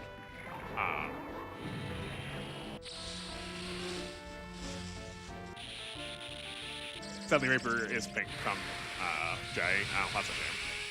It was the 90s, what's on model. I mean, like, fair, but this is, like, pretty egregious. Yeah, no, look, we reuse footage a lot. In the episode with where Balzac first shows up in Soul, we reuse the same like Radon flying in animation 4 times. Radon and Zonder, this plan has something that you both lost, and I'll continue to fight until I can grasp it once again. We reuse a lot of we reuse background stills within the same scene. Next time you watch them walk down a hallway, look, and you will see where it jump cuts from the hallway. They don't even blend it correctly. It's like halfway in the middle of their walk cycle, a panel that was not on the wall before will appear behind them while they're walking down the hallway. Also, watch everyone's hair while they're moving. Their hair is not attached to their body. Like, I think they may have drawn their hair on a different, like cell, I guess, they put on top of the, they, put the backgrounds down, they put the character's body down, and then they put their, accessories on top of it. Because their hair slides forward and back sometimes when they are walking. They also just, can't decide who has what weapon. Like, it's not so bad that it's off-model. Like, if you haven't watched any of it yet, or if you want to go back, this happens the most with Dagger, but this happens with Evil too. They draw Dagger's weapons to look like Blade's weapons so often, even though his swords look nothing like that when you were actually close to him. Right? It's not just that, they can't hold the shape of it. They, misunderstand who has what object. I guess while we're here, because it's the start of the week, I won't go too hard in on the plot for this week yet. But Control Room Guy, seeing as you are an endless font of this kind of stuff, maybe you know. Why does episode 15 look so much better animated than everything else? I was like, oh, are we is this going to be the series from now on? Were you just waiting for me to get to episode 15 and you're surprised they just kicked it into high gear because they got into their studio to do it from then on. But it's only for episode 15. 16, 17, and 18, they go back to the nonsense they were doing before. What happened in episode 15? It's an important episode, so is it just we gotta really buckle down, hunker down and make sure this one's good? I won't lose. No way. I can't let them die here. So far, I do like her a lot. This suit is really cool.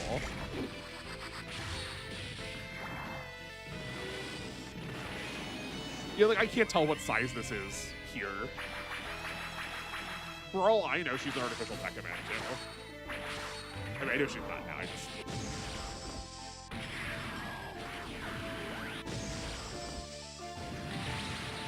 Her blades even look kind of Tekkaman-like.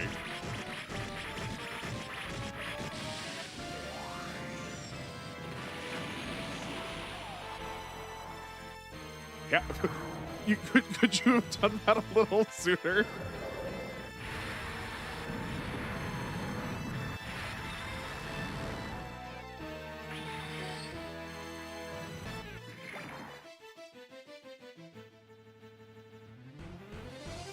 How are you still going? I guess some other times we're just you being attacked. Okay, well, there's at least 2 Radon beasts that we can clean up. 1 Radon beast we can clean up with the boys down here. Okay, a valiant effort. I mean, I wouldn't hate the idea of Oregon coming over to help us. Do you have... You don't have a sport deck, okay. Unfortunately, we can't pull a second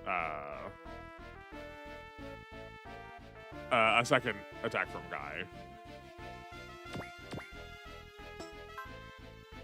Oh, look at their face models, right? Guy doesn't look it because it's just his, but the mechs on them, look at Volfog's portrait. It's beat up. I understand why that's happening. That's it's very cool. Because he's so far out of the way, though. We can't get him over to drop the Zonder barrier, unfortunately. Yeah, okay.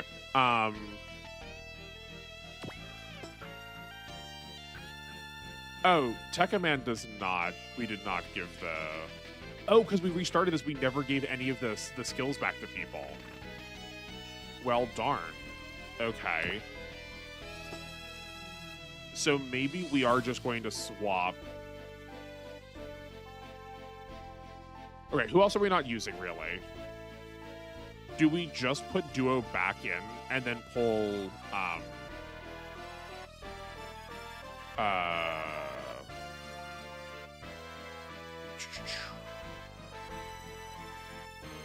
Oh my word. Like, having the biggest brain fart.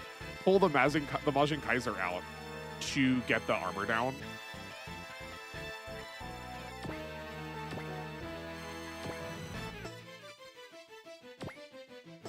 Guys, we had a plan and you messed it all up for where you moved it. Game. Maybe this is unnecessary and Guy's just going to like actually absolutely punch a hole in the side of this. Like maybe he will just constantly do the damage he was doing. Like during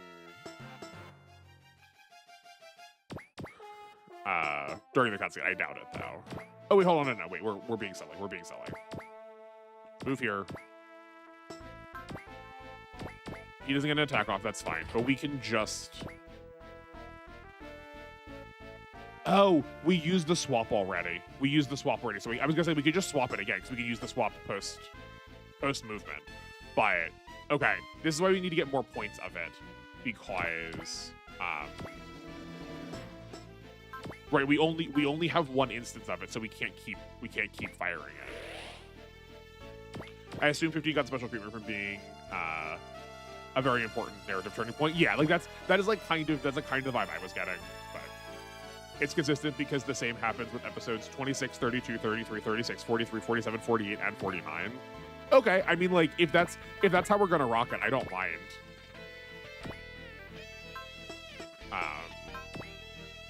I was just really hoping, you know, because they have absolute sacrificed weaker episodes, so the important ones could pop and leave an impression. It's kind of famous for its wild quality swings. Okay, I'm glad it's not just me that I'm like, is something going on here? Which bosses like Pastor I must have everyone get a shot in because they all get unique and different interactions, and I'm all about those interactions. They normally do this for all the final bosses. Yeah, I was kind of noticing that. I was surprised they weren't saying anything before, but it makes sense now because we're like in the actual boss fight moment, you know? But like, I don't think Duo said anything the first time he attacked. But I like, as much as it is like, character says their character trait for these, I do like that they do give almost every character something significant to say. It's minorly significant, but it is still significant.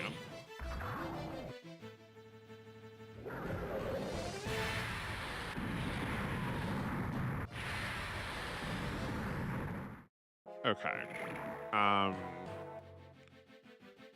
This also just was not the order. We need to attack with Tekkaman next. Oh, but he's gonna stay in place though because we want to use Volteka, so we can't get Choryujin or Volfog over this turn. We have to wait till next turn. Okay, this turn's gonna be rough then if we don't kill him. I don't think we're going to at 30k too. Such a rude thing to do to us. To take away like very important tools we were using. Right, because we could get here. 1, 2, 3, 4. I think we can. 6. 1, 2, 3, 4, 5. I think we should be able to. We don't have hitting away on him, do we? I didn't think so. Okay, well, we're gonna waste, I guess we're gonna waste, well, this is gonna waste a turn, right? We still get to, like, this is still fine. We just don't get to Volteka. I think it's a good choice. Yeah. Duo doesn't. Hero does, though. He says, target, extra intelligence 0-1. Then Pastor says, what? This person? Said, I sense not even the slightest amount of fear in him. That's good. I really like that a lot. So it's like most of the main characters then. It's like anime bosses react to other anime's main characters and vice versa. Yeah, right? Like that is the premise of the crossover. Tekkaman, you'll be the mightiest of Zundarians once the inside of your armors are mechanized. Never. My heart is my own. The Radam couldn't have it, and neither can you. Yeah, like, that says something about Blade too, right? Because like a lot of Blade's character growth, a lot of D-Boy's character growth is about like trying to find himself, right? It is a story of what he is fighting for. Because like even all those small moments that I was like, we could maybe move this plot along a little bit more. The things that we are doing are involving, you know, like what does it mean to fight, right? Like he takes lessons from all of like the old warhounds, about like finding purpose in your own sense of fighting. Yeah. Yeah, and it does make sense that the Zonder would love the Tekkaman. Yeah. Right, because if they're all, like, it seems like it's not just this arbitrary, like, mind control thing, right? Like, it feels about progress. It feels about a very corrupted, but still very real sense about improvement. And the Tekkamen are, like, a literal improvement on humanity, right? It's different than them being machines themselves, like they're henshin. So they are an upgrade to a person, which like fully tracks. Cool. Okay. Okay. At least now we don't die next turn. We have double guns. Okay, we have grit up already. We're gonna need to watch these now that they're green, just in case anything looks different, which is like why I kept the animations on.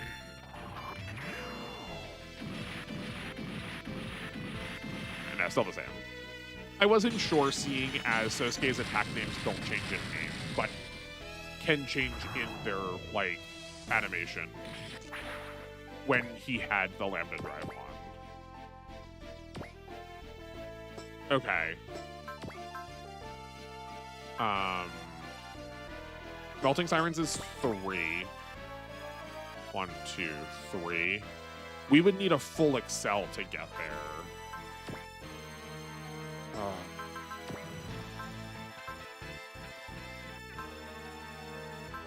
I should have asked this before, but there's no shot that this is true. How much more movement does regular Volfog have? Like, is it worth splitting up to get us access to some more movement that could get us there? But I don't think we're going to get there. Also, yeah, this stream might be only this map, but it tracks because this map is the start of what people call the Boss Gauntlet W. Cool. I can't believe we've been here for 3 hours already. Oh, my word.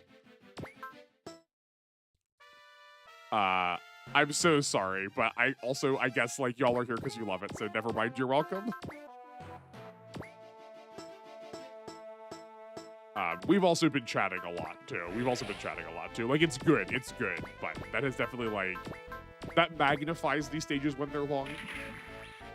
I wouldn't surprise if 1 or 2 maps a stream is the norm for the next 2 or 3 streams. Okay, cool. Good to know. That's good to know.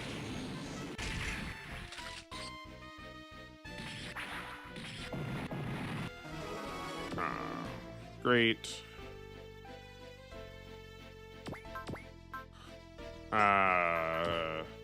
Yeah, we don't have, like, resupply on a spirit yet, I don't think.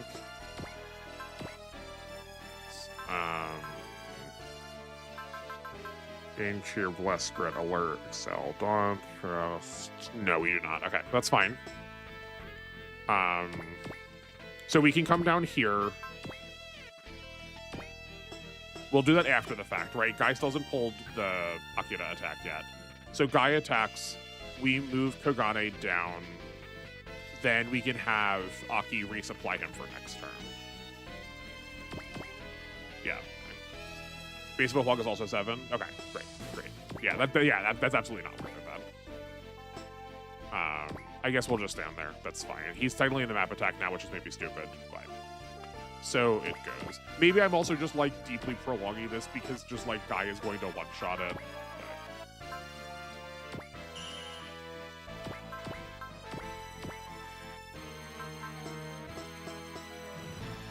Oh, he only had 1 support attack. Never mind, we can't do this now.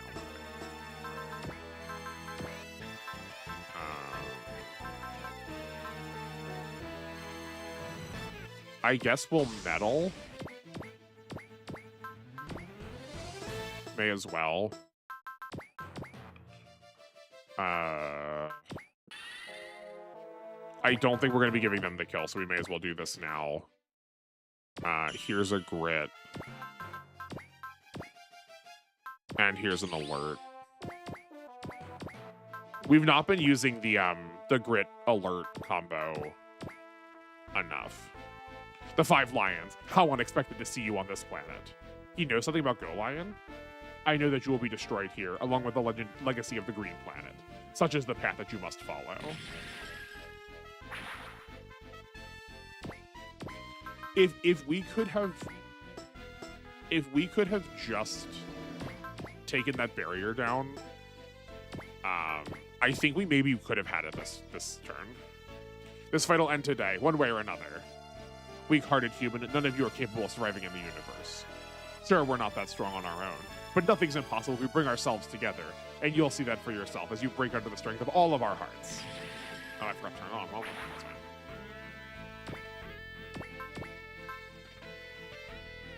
I have a friend in my DMs bragging that he is playing Expedition 33 in French, the way God intended. So unhinged. I mean, I feel it. I get it. Can we get in close for a Ray Blade? No, we cannot.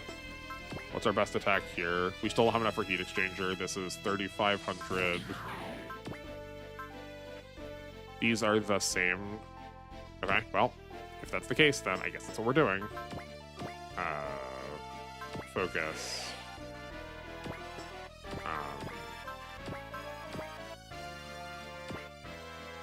Weak-hearted human, you still fail to grasp your own weakness. You think you think you're gonna have me shaking my boots just because you're big? Get real. My mech might be smaller than you, but my spirit's a gazillion times bigger. Alright.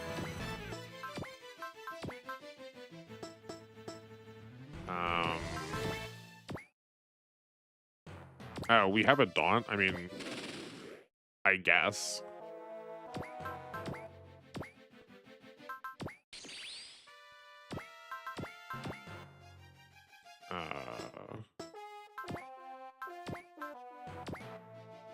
Okay.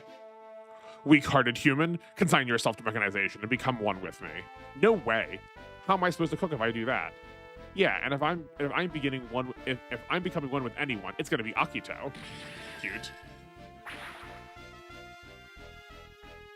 I can't take those people seriously. That feels like the biggest meme. I mean, yeah, like if they're also like trying to do it to be like, oh, it's the real one. Yeah, if they're saying it sincerely, then like, yeah, that's lame. I figured he was saying it jokingly.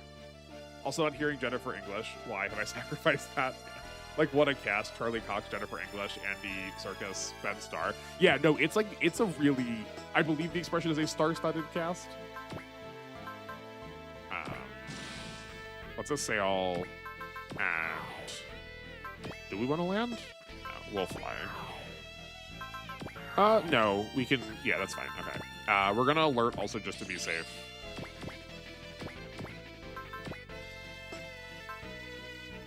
Oh, we don't have enough morale for Volteka. My mistake. Okay, that was a little sloppy speedy play, but that's fine.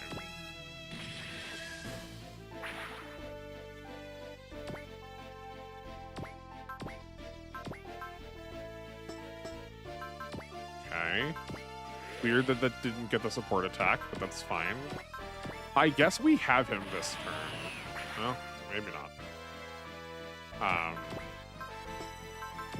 It's gonna be the most, like, underwhelming kill in the world. Like,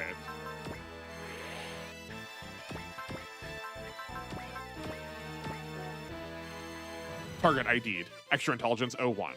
What? I sense not even an iota of fear in him. Yeah, there we go. Yeah, he also doesn't call him human, too, which is interesting. Haste makes waste, as they say. Listen. I'm just trying not to make this be a 4-hour map, you know?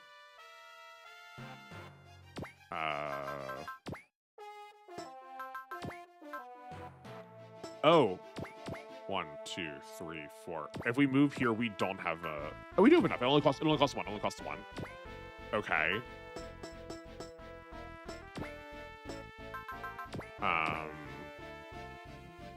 May as well gain.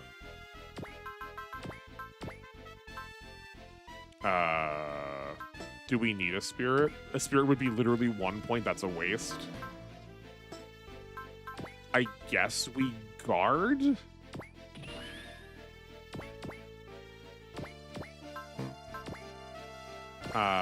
Stoner Sunshine? They as well?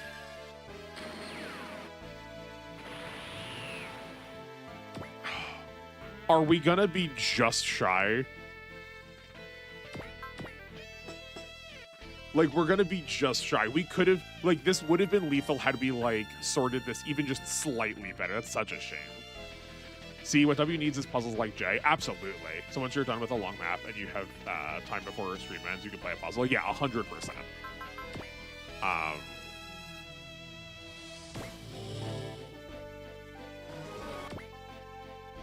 Yeah, that would have definitely been... Oh, you know what? We also messed up here because we could have, like, done this. That would have been a little bit extra damage. I don't know if that would have changed it.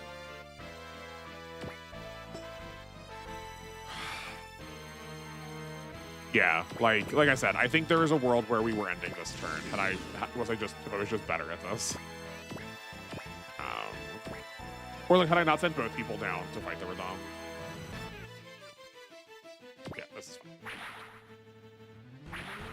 Because like I even had Sayaka at the end. I'm pretty sure she still has a bless. I'm pretty sure she still has her bless on her. I left her up intentionally thinking she had her bless.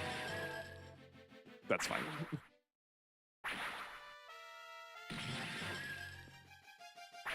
Okay. Okay, we're fine.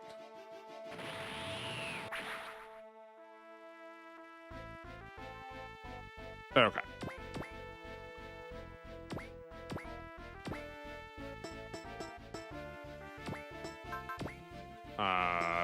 Well, you have an extra body. If you take damage, you can just pop into that. Take this stupid barrier down.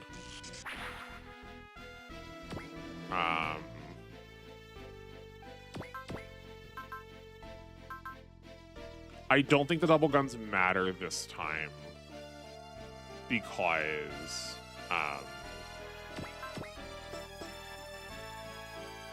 he's never gonna get an attack again. We just like need to survive them.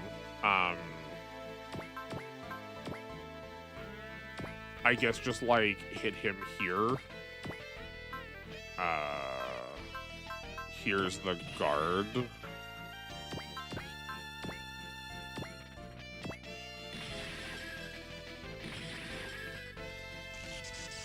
Okay. Well, barrage. Okay.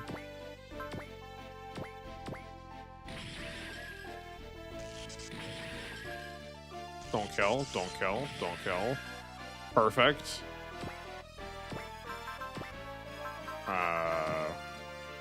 Bless. Cheer. We may as well get the rest of these in while we can. Resupply. Nice. That's sick. 707 so close to down. Yeah, but like I knew it was gonna be fine because Duo is like the lowest level character we have. They remind me so much of the dual puzzles. I love the dual puzzles. I love all that kind of stuff. Yeah, never punished on the second version. Yeah, it's true. 1, 2, 3. Does this give XP? I think it does. I think he did this before and got XP for it. He does. Okay, cool. Who else can get healed?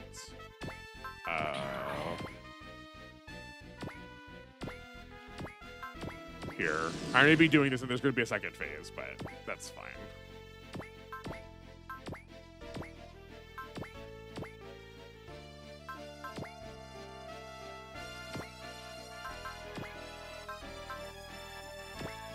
I know it's not necessary, but just in case. Pick me up, Gao Gai Car. I didn't realize I did that before. I feel like we had to finish with Guy, right? We had to finish with Guy if we could. I'm sure it probably doesn't matter, and I'm sure it's technically better to give it to, like, the Tekkaman, but I can't resist the cannon. A second phase would be insane given the amount of resource in the first stage. It's fair. I mean, but, like, I feel like D did that when you fight Saotome in one of the, like, evil getters for one of the D stages. It felt like it did that, where, like, I was, like, running out of SP halfway through, and it was like, I'm not done yet.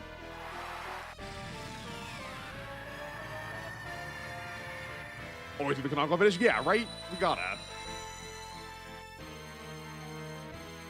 Oh, actually, here, my always Warframe propaganda. There is a hammer that's actively so good in Warframe that looks just like Goldimarg. I swear it looks just like Goldimarg. It doesn't atomize them into light, but it may as well. It, like, annihilates them with bolts of electricity. But there is a hammer that looks so close to it. There's no nail for you to pull out, unfortunately, but... Super Alloy Z. Oh, right, we also know what the Trident Yaki is. This cannot be! I'm undying. Machine life is immortal. Oh, boy.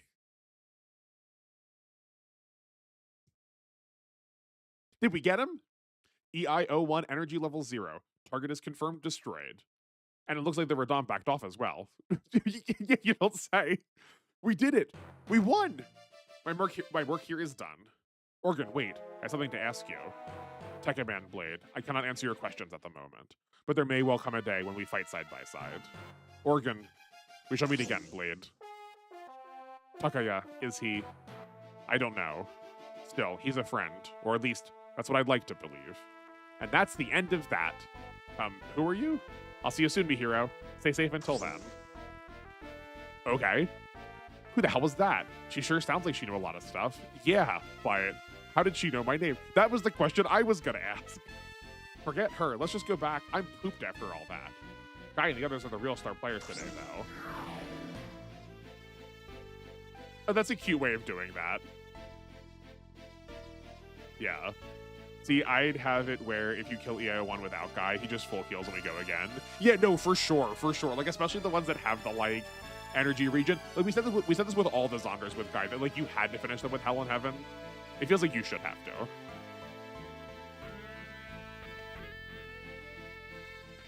Oh, no. Please, say something. Come on, people, wake up. We've won. Anything that's pushed beyond its limit breaks down beneath the strain. The same applies to Bullet X's effects. You mean Guy and the others? It's plain to see, I'm afraid. They knew this would happen and still activated Bullet X. But why? Why would they do that if it was going to get him killed? Because it was the most tactical, sensible option. No, I don't think that explains it. It's because they were heroes, that's why. But, Guy, Kyoryu, and Ryu, I love that Pegasus is the one that grieves for them, for the AIs. Bullfog, it's just like you to sacrifice yourself for your mission. This has got to be a bad dream. Goldimarg! Right, because she thought he was hot, yeah. We're forced to say goodbye to even more of our friends. First Shirogane, now them. Everyone, a moment of silence for our fallen heroes. Yes. This can't be happening. Guy, Galleon, wake up. Anyone! Guy, say something! Go Lion is weeping. This is... No. No. What's the matter, Mamoru? A member of Airter should be crying. Huh? Guy? They're all alive. Yes, we are. We are still alive. Damn straight we do. I ain't going down like that. Woohoo! That just gave my heart a kickstart, baby. I say, that's quite the miracle. No, this was no miracle. It was their strength as heroes that made possible the impossible. Let's go home, Mamoru. We did tell everyone the good news. Yeah, right behind you, Guy. I feel like that would have been way more dramatic in the actual show rather than this, like, up, down, up, down. The meat of W's story is finally revealing itself. Oh, yeah. Guy, Gao, Goldimarg, Shirogane. Excellent work, Guy. You as well, ladies and gentlemen of Airter. Chief, the Zonder menace has finally been wiped out. Yes, EI-01's arrival 2 years ago marked the start of it all. With his defeat and the Tokyo plant destroyed, I dare say the Zonder are truly finished. Thank you so much, Guy. Mikoto, my parents lost their lives when EO1 crashed on Earth. I can't thank you enough for avenging them. You don't have to thank me, Mikoto. I doubt I would have lasted as long as I did without you. And Dr. Raiga, I must tip my hat to you. None of us expected Mike to be capable of stuff like that. No, sorry, that's too evil. You got that right. Mike and his Disc X are the saviors of humanity. Got something to say, Reo? Did you finally see how awesome I am? I suppose I can let you have your time in the spotlight. I admit you couldn't have destroyed the Radom trees without your work. Yes, and with that Disc X handy, humanity might just have a shot at pushing the Radom back. Plus, we're already working on a disc that works on other threats, too. The biggest issue is that it takes a significant amount of time and the work to produce a Disc X. But what good is it then? Perf! I love seeing you eat those words as soon as mass production's over. Chief Taiga, I must apologize for leaking the Radom data to Dr. Raiga back behind your back. Also, while we're here looking at him, the, best version, or, the best version of the episodes in Tekkaman do draw Freeman like this. Like, I see where they're pulling it from. Like, it's from the well-animated ones. Made possible the impossible spiral power. Oh, I mean, that also, but, we have a better answer already in the game. Is that's the Mulaflaga line. I'm the man who makes the impossible possible before he blows himself up. Gets blown up by a laser, right? Pay it no mind, Freeman. To fool the enemy, you first fool your allies, as they say. You had Dr. Raiga finish his Disc X while Veriter in the military's attention, yes? Ha. Takaya, I'll be heading back to GGG America to help Dr. Raiga. Are you feeling okay, Miyuki? Yes, don't worry about me. The doctor's treatment is going well, as you saw. But while the Tokyo Radom trees sped up their blossoming due to Zonder, there are still many more spreads across the planet. And it wouldn't be long before they blossom as well, so I'll help Dr. Raiga and Disc X mass production. We'll kill the other trees before then. Okay, Miyuki, you handle the Radom trees while I hunt the bugs themselves. And Takaya, be careful. My Radom memories are warning me of a different energy. A different one? The Master Program. I don't know what it is, but that warning has grown stronger than today's battle. After today's battle. Doctor. Yes? Alright, I'll keep that in mind, Miyuki. But rest assured, whatever it is, it's not stopping us. So just focus on your own battles, okay? Okay, I'll see you soon, Takaya. Sosuke, where am I? Ah, you're awake, Chidori. We're at the Bay Tower Base's infirmary. You passed that when the Radom attacked. We brought you here after the battle was over. Oh, that's right. What happened to the Radom and that Zonder barrier? Relax, Kaname. Veriter's took out the Zonder, all because of the intel you gave us. Sucks that you didn't get to see the Zonder boss. That guy was as big as Tokyo Tower. Wow. Veriter beat something like that? And we have you to thank for it, Chidori. Huh, really? I don't remember anything about the time I passed out. Also, I've been told the captain would like to speak with you. I hope you'll have the time. Your famous boss, eh? Sure, I always wanted to meet the big captain. And one last thing. I'd like you to have this. Wow, those are some beautiful earrings. Aren't they lovely, Kaname? Sosuke, you got these for me? Consider it my way of thanking you for today. Not bad at all, Sosuke. You just shot up a few ranks with me. Was that why you went shopping in Tokyo with them? You wanted to buy these? No, I made them myself. Sosuke, your stock has just reached an all-time high. I had no idea you could make this sort of thing. Do be careful with how you handle them, though. The explosives inside could take down a small ass. I figured it was gonna be something. Explosive? I thought long and hard after today. I realized you should be equipped to defend yourself. Earring-shaped grenades were perfect. They don't stand out and are easy to carry around. Sosuke, you little... Ooh, she threw that huge vase like it was nothing. Well, at least we know she's healthy. Are you mad, Chidori? Oh, I should have shaped them like pink hearts, right? I knew it. That's not what this is about, you wacko. What kind of teenage girl wants to have bombs dangling from her ears? Hoji, take me home. Yes, ma'am. Wait, Chidori. I still need to show you how to use the bracelet bomb that goes with the earrings. Get that thing away from me before I shove it down your throat. I don't want to see you for the rest of the day. And there she goes. Well, yeah, that bait and switch would tick anyone off. I'm afraid your stock just plummeted back to negative, Sosuke. Maybe I should have made a ring grenade instead. I suggest you don't if you value your life. And try and make up with her sooner rather than later. You should have a bit of a break now that the Zonder are gone, so don't waste it. Amen. We deserve something after our day off got ruined. Radom, evoluted, Kane's engine of destruction, legacy of the green planet, Veriter. Information gathering, complete. Okay, so this is the replacement for the Zonders. Cool. Can't get Miyuki that easily, Sag. Yeah. Okay. Let's get these back where they were. We had counter here. Yes. Oh, man. Oh, that's so upsetting. We actually would have finished it, too, because we would have had infighting. That was like 3 instances of us missing infighting with them.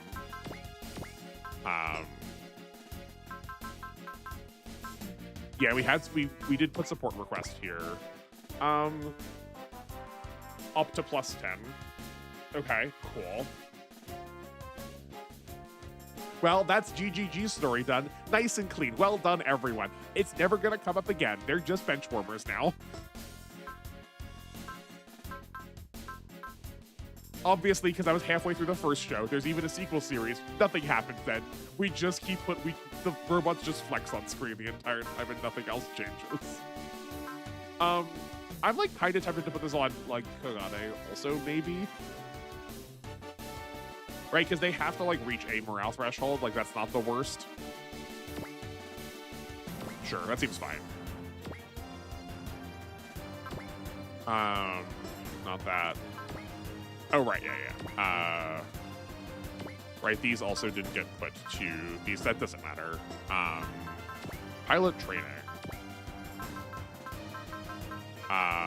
Fortunately, though, because of this weird time situation, once I finish with all the preps, there is something we haven't done in a while. There's something we haven't done in a while that we can use our remaining half hour for.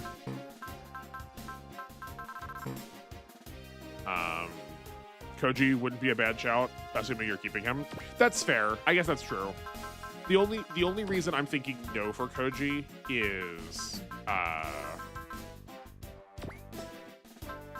the only reason I wasn't thinking Koji is because I feel like we're primarily using him, just like keeping him on the bench to be able to call for the support requests. Also remember to check out the Hyperion Gundam. The choice is Miyuki or Kennard. Okay, yeah, right. Thank you, that's true. That's good. You definitely want some more damage. You want some more damage. I think, generally speaking, when we like knew how to plan our survivability was fine. But we will need to like make sure that we are doing that actively.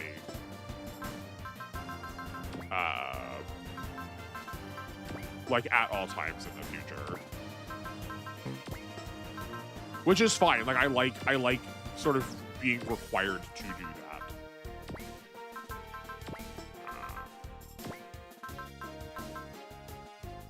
that. Yeah, you're usually reaching 100% well enough that I'm fine with that.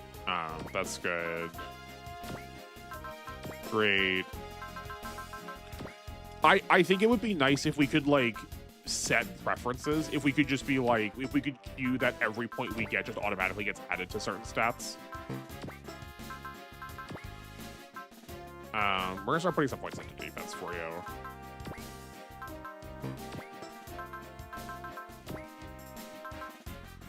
That works for me. Okay, great. The long-awaited return of Austin Mech Analysis, last seen on part 26 of Super Robot Wars Y. You had that down to a science. So I guess like I gave you some like wind up to get there. But yes, that is correct. I think we've got time to do that because it's also going to be, we've literally been hanging on to exactly 1 unit for the end of Rose. Like we had 1 unit left and we've just been sitting on it this whole time.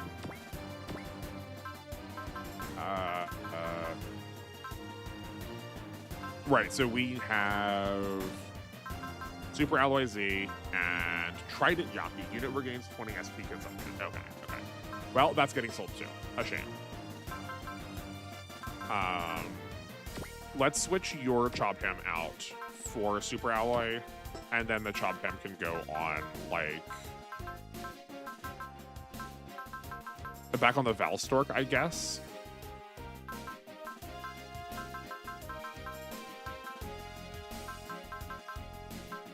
Yeah, put it back on the Valstork. Putting defensive parts on Big Volfog also is not a bad idea. Seeing as he can have, what was he at 3?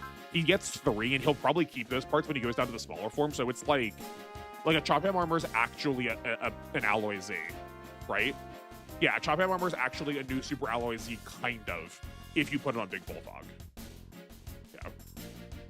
BP is a system I wish they continued on it, kept pilot training without making them giga broken. Yeah, and like I feel like there's probably some other like refinements if we like really sat down and thought about it that they like super could have used for it, and then just they just sort of squandered it by moving on.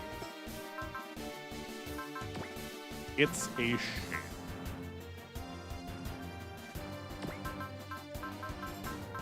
Okay, seeing as like everything is basically set for them, I think we're just going to always put into weapons. And then with whatever we have left, we'll go into energy next. And then just try and max the rest of them whenever we can. But like now knowing that we have more stuff from them we need to grab, it feels like we gotta invest, right? I will look at the Hyperion Gundam, but I feel like it's no contest, seeing as this is more like Tekkaman, the game featuring Super Robot Wars W, kind of how we've been playing it. We've like really used this as a lens to look at that series, so I feel like we gotta go with the rest of the Tekkaman team, right? Hyperion Gundam. Let's look at it on the wiki. That feels like the safest. Oh, I remember this thing. Yeah.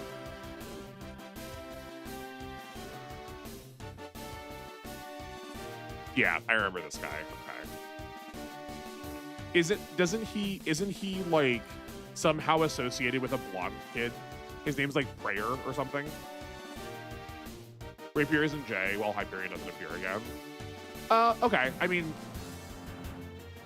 that's fair. On the other hand, okay.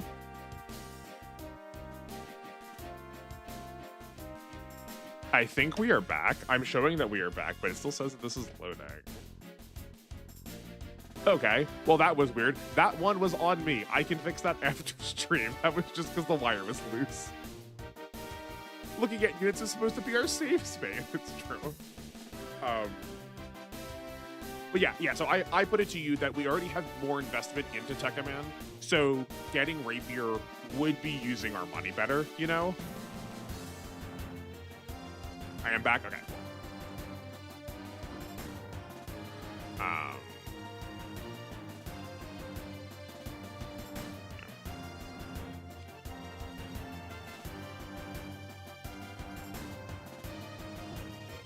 Or here's this.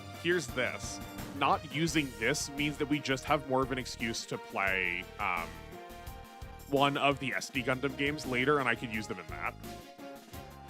This is true. It's just worth worrying about. Kennard. Oh no, absolutely. I am glad you said something. I am not trying to like disagree with you. This is like probably the back and forth I would do by myself if I was alone anyway. Like actually talking out the logic why very deliberately is like actually useful rather than just being confronted with it like right in the moment. That's a shame that it doesn't like Astray. Astray is so cool. I think I said this before too. Like genuinely just participating in the main seed to get access to Astray feels like so worth it to me.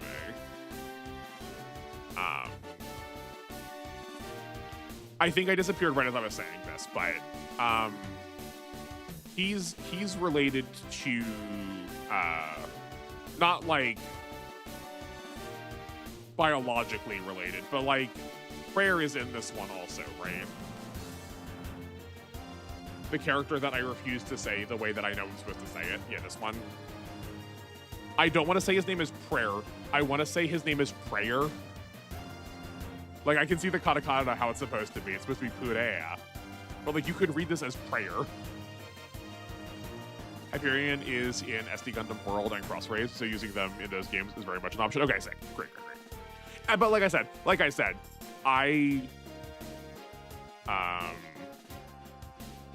I also don't want this to just be like just one and done, right? We can like go back through and play these games again now that we like know what's happening in them too. Right, because like as much as like we have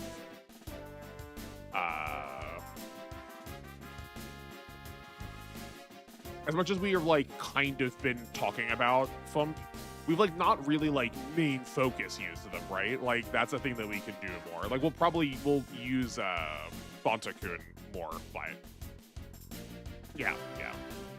We can never escape the Moo clones. There always has to be someone that's cloned. We always have to have a twink that gets cloned. I guess twink doesn't work if you're a woman. That's like usually expected to be a man. But like you get the idea, right? Like Moo is just the character. Moo is just like Guru. Like even like they have the similar letter. Don't worry, they love FUMP. Okay, well that's a shame. FUMP is also in J. Okay. I mean, but like, it won't necessarily work the same. It won't necessarily work the same, right? Like, I do want everything to get a spotlight at some point, but I also kind of want everyone in every game to get a spotlight, you know? Okay, I'm pretty sure I saved, but let's just make sure. No! I didn't move it down. Okay, well, that's fine. I hope we saved. Here, hold on. This is what these are for. Okay. The state is saved in case the actual save didn't work. You did save? Okay, great. Yeah, so I don't have to do the like obnoxious video game thing of like, did I save? Saving game. Did I save? And then just like checking it like 7 times. I've got all y'all to listed for me. Okay. I also just like want to do this badly so that I can get all of the like.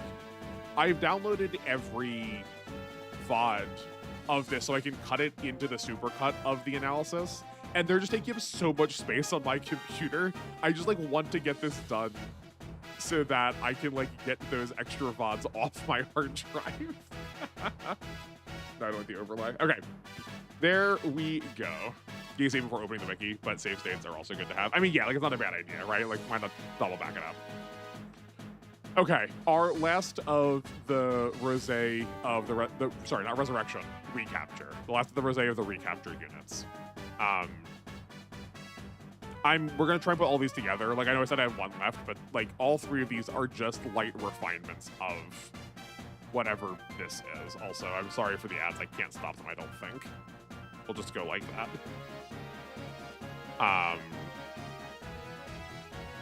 Yeah, so we have like,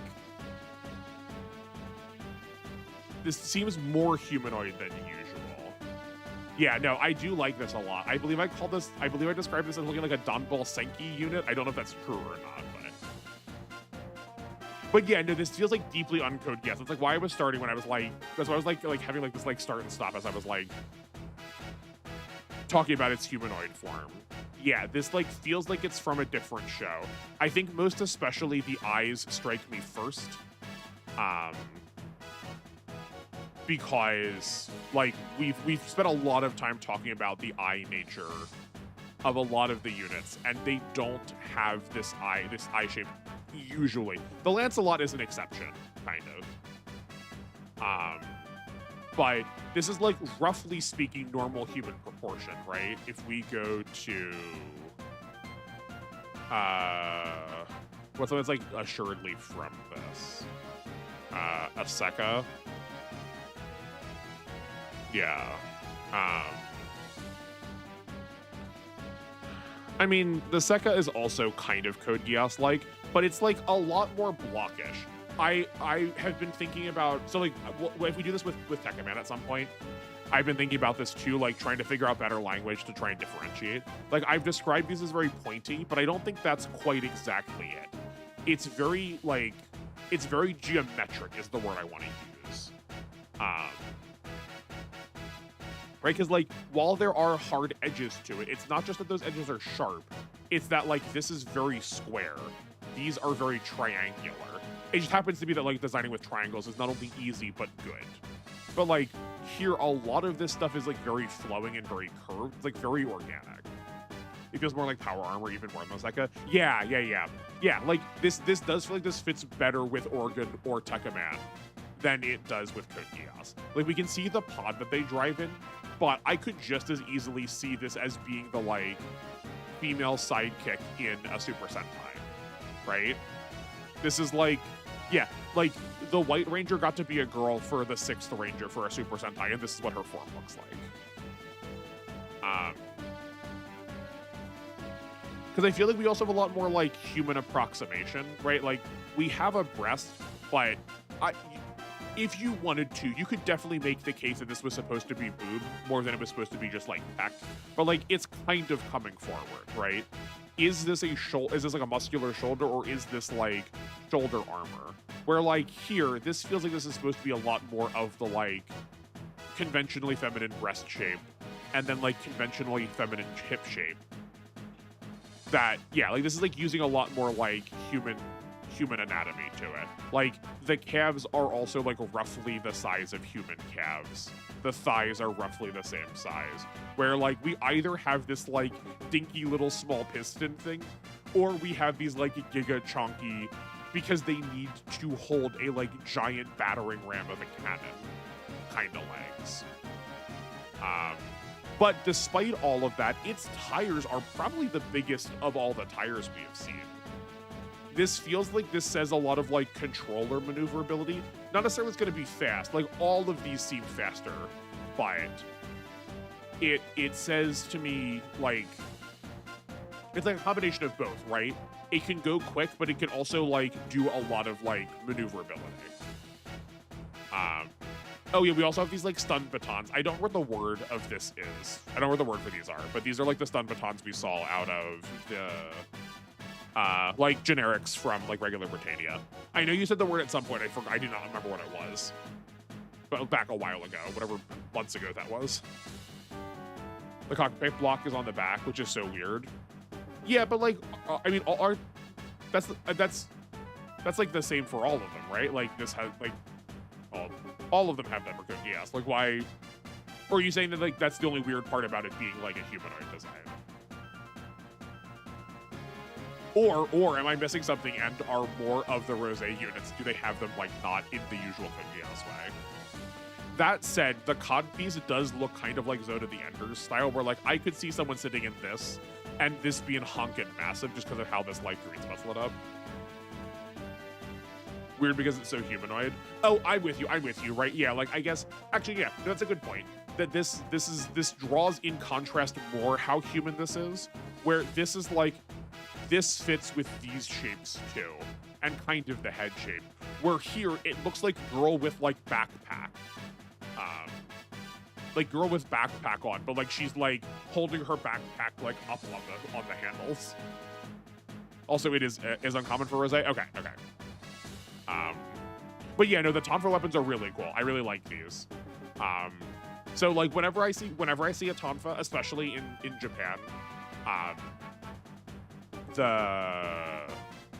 that weapon to me reminds me of, like, police or enforcer. So I'm thinking that maybe maybe this isn't a generic. I want to say that this is generic because we have, like, named units. Because we have, like, named characters units here. But maybe it's not, and maybe the enforcer attitude, like, this is like a regular police officer, the other ones are, like, named police officers. Or maybe this is, like, the starting one and then we, like, refine them later. But regardless, this feels like the kind of person who would be, you know, like, driving around a city too. We do have a little bit of, like, filigree on the, like, hips. We don't really see it anywhere else. Is everyone using that? No. But also, these ones look a little less feminine, right? We've moved the chest into, what is the word for this? This is like a normal piece of armor that you'd have at the front of your chest to try and catch, like, a horizontal slash to the throat or to the face. Like, a lot of armor looks like this, but they've pulled the chest forward in a way that a lot of, like, medieval armor does. Like, this is a very normal armor formation right here, and all three of them have it, where Like, this is, like, further in, right? This is not pushed out as much. Like, watch that section where we're switching back and forth. I was hoping we would see the filigree carry through, because, like, the filigree does not stand... Like, Code Geass likes this every once in a while. But there is, like, something more dainty about it, like, almost late. It's, like, as close to mechanical lace as we're gonna get, I guess. Also, funny you mentioned Danball Senki. This mech is by Akira Yasuda of Capcom fame. He worked on the original too, but Eiji Nakata seems to get more acclaim on the original of Code Geass or on Danball Senki. Did I, like, clock correctly who made this?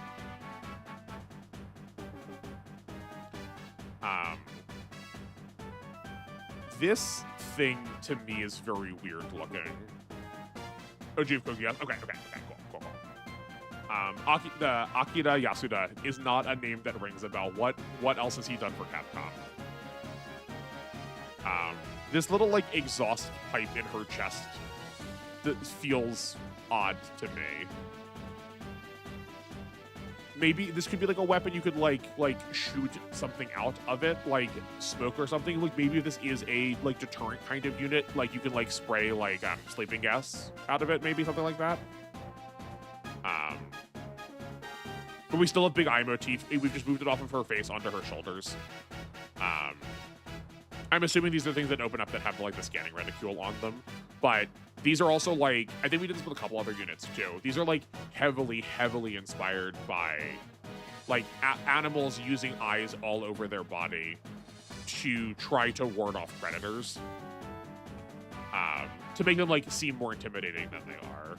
We could also, like, try and put together two faces here. We have, like, eye, nose, mouth, like, chin, goatee, or eye, nose. But there's, like, definitely some face going on in the body. And the approximate, like, it doesn't have to be perfect, right? It can be approximate, like, that's fine. But there's definitely, like, it is trying to lean on the human instinct to see faces in things, and it is doing so in a way that makes it scary, right? The eyes are pointed. There is a really, like, outlining your eyes makes them really intense. Like, that's why a lot of makeup has to do with, like, lining your eyes with things. That makes the vision a lot more piercing. So if you're being watched by something that's in control, like, that's intimidating. Jun Sonobe did the Danball X, which is funny because he is probably more known for his FF16 design and Dark Cloud. I do know, Dark Cloud is fair, yeah. But I did not realize he did stuff from FF16. That's interesting. I have not played 16 yet. I have it sitting on my Steam wishlist. It's on sale right now. I just don't know when I'll actually, like, get to play it, you know? What else we got? Oh, her like, not pigtails, her sideburns, I guess. Her, like, hair tassels, right? Like, this is like Griffith's hair to me. Are using the same material as the grips for her tonfas when they fold forward. Can she, like, grab the sides of her head? Can she pull, like, small little daggers out? That'd be interesting. I'm, like, more sold on her, like, on this or all of them being representative of, like, the front lines of things, because they have, like, literally a crosshair pointed on their forehead, and they have arrows pointing to it, like, shoot us, target us, that they are, like, the front line of defense. They, like, kind of get to play the martyr role, maybe. Though, like, this character, like, if this is individual, like, this kind of character could play that role in the story, though, too, right? That they are, like, the front line for somebody. Both, like, physically taking damage. Like, this unit gets wrecked, we need to build these three. Or... nope, not that one. We need to build these three. Or if they're, like, metaphorically taking the fall for them, right? Because, like, we have a lot of, like, that would track with all the, like, the politicking and the, like, secret keeping.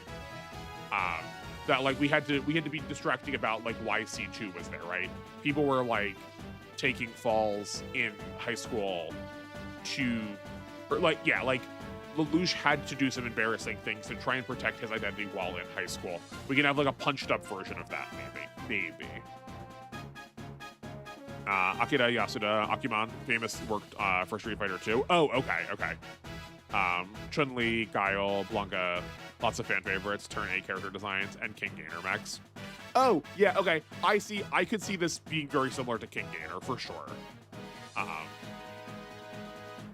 Man, I really wanted to like King Gainer. King Gainer is also a show that has, like, really, really organic-looking mechs.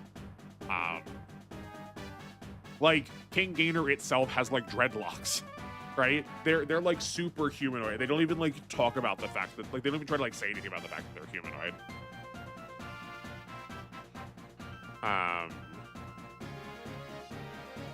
Okay, this is different, too. We have this, like, spiky part for her shoes. This matches better with, like, the red accents we're getting. I guess, yeah, like, our primary colors are white, and then I would say probably black, like, this, like, black-gray, but this metal. It's not the most important color they've added design-wise, but it's still occupying, like, the second most, like, space. I guess, actually, here, yeah. As much as she is humanoid, we are reminded that she is still robotic. We can always still see the robot parts bleed through, right? Her joints are always these metal, like, cylinders. Her hands are claws. They are the same color as her weapons to remind us that she is a weapon. We can see the pipes that are holding her together in her torso around the sides of what is trying to be, like, the slender hourglass figure waist. We are supposed to see her as mostly human, but are reminded just enough that she is not. To like, make sure that we understand that this is, like, artificial, mechanical. Oh, right, how do we get here? But yeah, because we're still keeping these, like, red bits from around, her, like, accent color, her tertiary color, but having, like, a block of them like we do with the feet later, right? This amount of red down here for her shoes would be irresponsible with how lightly the rest of the red is being used. So I like this being, like, a line, like just a stroke. Just having one stroke here would also feel not sharp enough. Like, we want the pointedness of it because these are all very pointed in how they're accenting. Yeah. The Gainer vibes get stronger and stronger as you see more mechs by him. Yeah, they're very strong designs.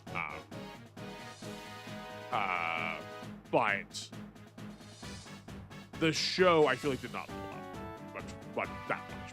But it's getting late for you later. Well, thank you for stopping by, Tricky. I appreciate you being here. I hope you had a good time. Enjoy the rest of your night. Yes, if you see this little tab here, I've been, like, really softballing this on purpose, but yeah, she also just has this horrifying insect mode. I love how like strange and different and like dehumanizing it is. So this makes the eyes make a lot more sense, right? Because bugs are the thing in the in the, like, animal kingdom that use that eye pattern the most. Like I point out the eyes very deliberately because, like, butterflies do this a ton. Lots of beetles do this a ton. The like helmet deal also, like, they have the little antenna, which I just happened to miss talking about, right? Because, like, bugs have these antenna all the time as a way to change. Like, eyes are a human way to probe things. Antenna are an insect way to probe things. So, like, we have them there. The cockpit is also, like, folded back to make that very familiar looking, like, carapace, like, thorax design. Yeah. Alexander also has the BRS, the brain rot system, introduced in that series. It's an experimental neutral interface meant to link and synchronize the brainwaves of the Alexander pilot as a means of improving reaction time and combat performance. Very Gundam. Yeah, that's very Gundam. But that also I think that works well by, like, this, like, down on all fours, more bestial form. I know it says insect, but, like, you could tell me that you also couldn't have just said wolf and you would have also been like, yeah, sure.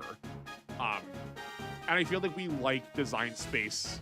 I feel like we like the design space of, like, heightened awareness being approximated to animals, that we associate animals with better levels of sense because we pick out each version of an animal sense that we prioritize. Like owls have really good vision at night, or, like, they have really good hearing, but, like, they're dumb as bricks. They have two versions of seeing things. Is it bigger than me? It eats me.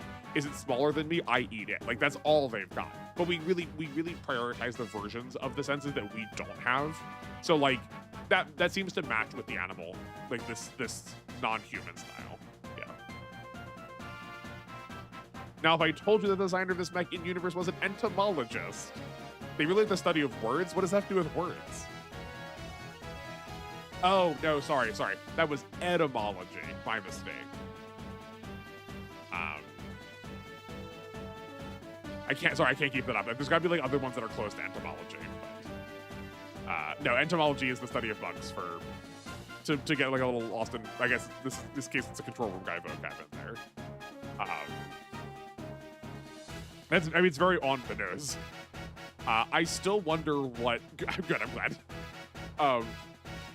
I'm still wondering what this little like proboscis looking deal is doing. Does this like snuffle up things? Is like walking on the ground and it can like hoover up trash or something? Like why? I still want to know why this is here, because this still like isn't normal insect anatomy. Let's get inside the cockpit. We've got like a lot of design stuff. Cool.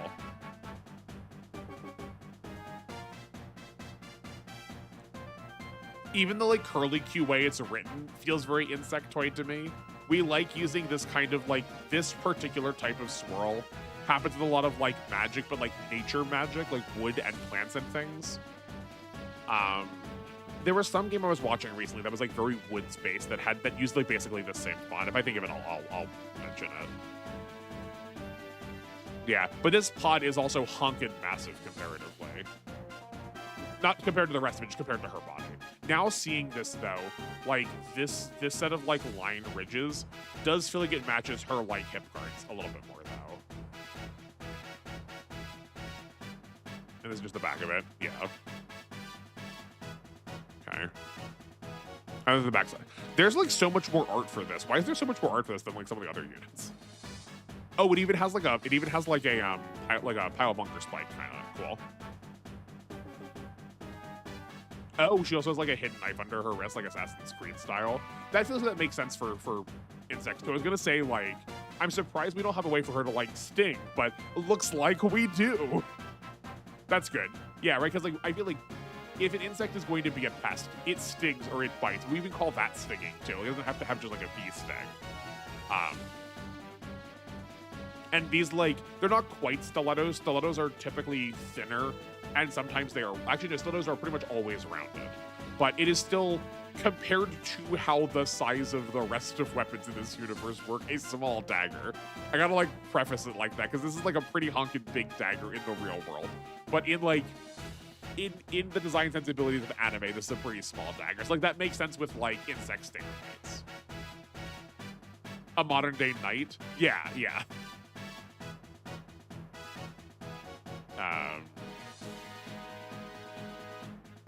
The linear assault rifle Judgment. I like this hole in it. This one's just vibes. Sorry, this doesn't make sense to me. Why you would ever design a weapon to be held this way? This seems like really uncomfortable to have to put your hand in here.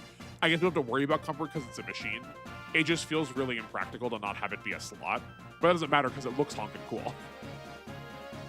Sometimes it's just vibes, and that's fine. This feels like assemblable, right? Like there's a line here. This feels like this could come off. This feels like this slides in, so we can like easily keep this equipment attached to us. Yeah, like here, like the stock is slid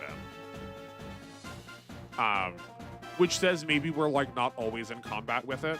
That like we maybe need to like keep it off to the side if we're like trying to move around a lot, you know? Yeah. I'm assuming these have insect modes also. Yeah. Oh yeah, here's we see the rifle on here. Look, sorry, it's mounted on the back of them. Cool.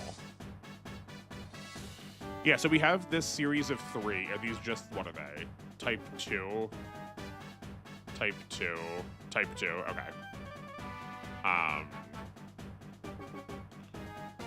So yeah, we're using a lot more. We're using like blues now, clearly. The things that are changing, you can just like see by me clicking through it, is the equipment that they are wielding and then their helmets. So we've dropped the spikiness so much We still have a little bit here. We still have, like, the smallest of antennae. But it's much more reserved. And these helmets all look more like knight helmets. This, like, T-shaped crossguard face deal should always say knight to you. And all three of them are roughly using that. Can we get a closer up of their face? Darn.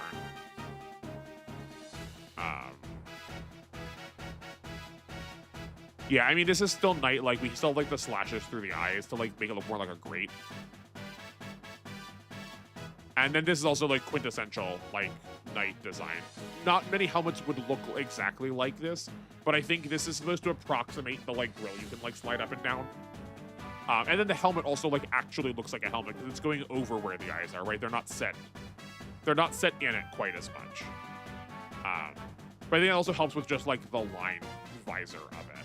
So, like, this to me says armor more. Like, we already talked about the chest piece being that way. But, like, even the shoulders, right? We've moved one of the most distinctive features, the eyes, and moved them into these, like, these sort of, like, very, very light, like, wing-shaped shoulders. But this looks like, I gotta learn the name of my, like, medieval armor stuff. We're gonna keep doing this. There is a particular type of shoulder piece that you'd wear for this. You might see it even as much on just, like, one. You might see a person wear it on just one arm as a way to practice fencing. It's, like, part of that equipment.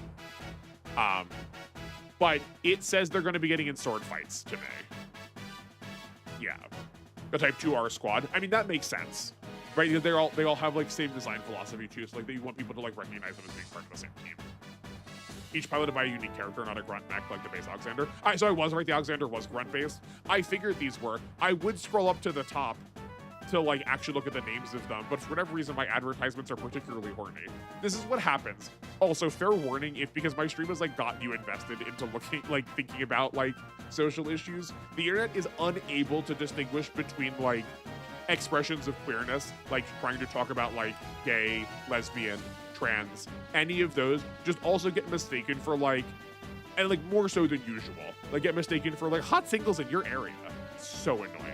I want to be academic. And especially these sites just don't get it. Anyway, sorry. Can you tell that it's a problem for me a lot? I'm just so tired of it. And, like, I have ad blockers on. Ad block, like, they just, those little inserts, like, even the AI ones don't get blocked by ad blocker anymore. AI is too powerful. Anyway. Wonders of the modern internet? Yeah, exactly. But yeah, so we've cut out all of the red, switched it to blue now. Blue is definitely more peaceful. I could see these more defenders of the peace kind of style. Like, blue is a calming color, where red is an aggressive color. Red is an aggressive color is why we think that bulls charge at red, not the other way around. Bulls charge at the moving fabric. It's not the sight of red that does it for them. But we think of red as an aggressive color. For a lot of color theory, we're not going to, like, get into immediately. So, like, we've deliberately changed that off of red to blue. So, like, we're deliberately going from aggressive to calming. U-block origin has never steered me wrong. Well, generally speaking, you've not steered me wrong, so I appreciate that. I will try that out tonight, because gracious would that be a blessing.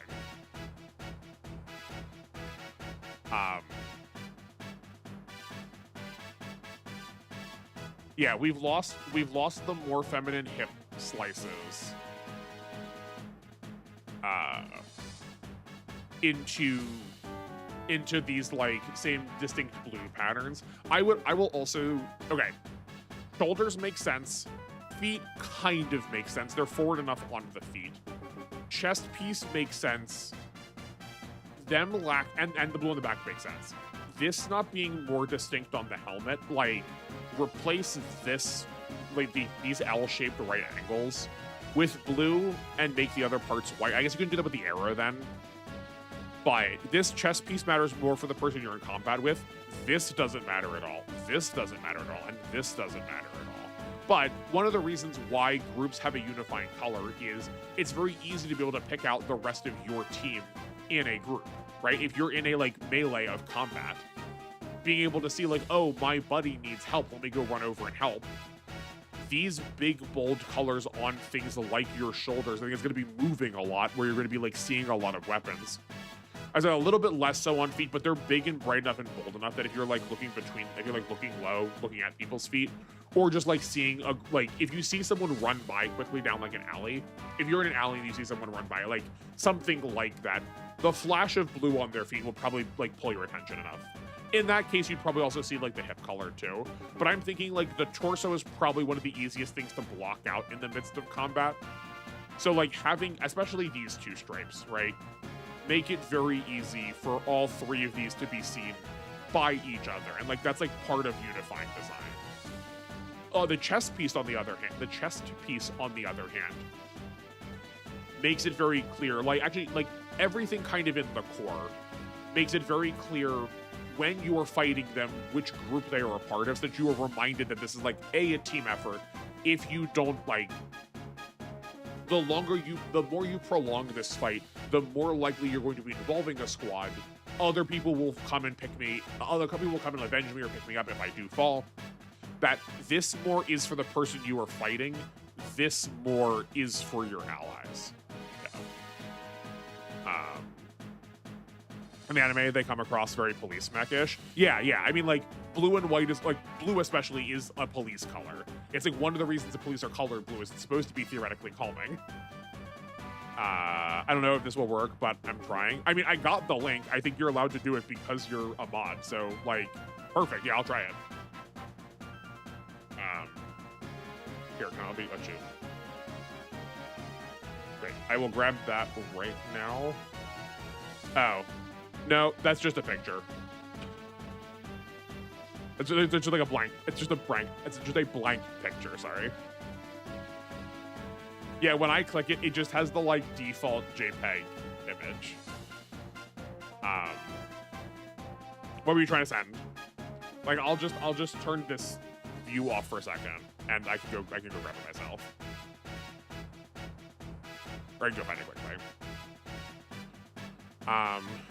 We have this one that doesn't have any weapons in that portrait, I guess because it has the giant Hekov bazooka on its back. This is also a really easy way to handle the mounting of a gun, right? If you're already down on all fours, like this is a better way to do like large cannon kind of weapon.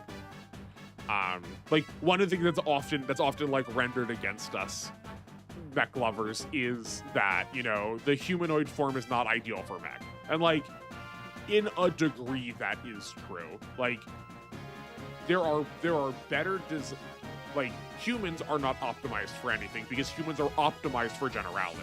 And like the same is true for mechs, right? The Gundam looks the way that it does because it is supposed to be able to do everything. They did specialize other designs because when you're specialized, you get to use all of the special features.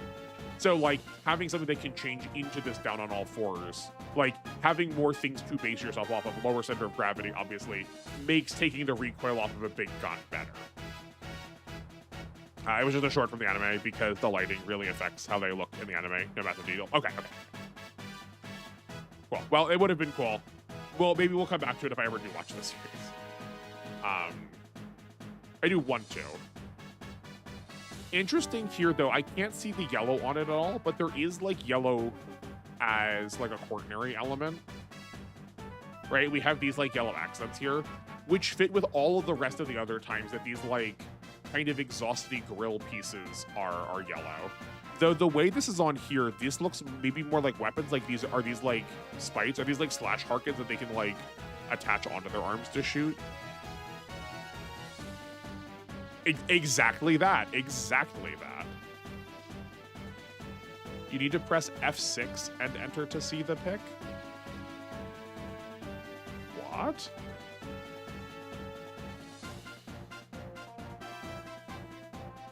That is not... My F6 just cycles me through all of my, like, the options I can click on.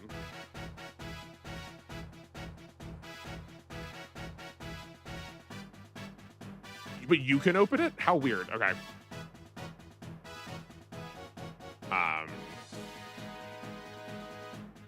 Yeah, this is cool that we can, like, detach these.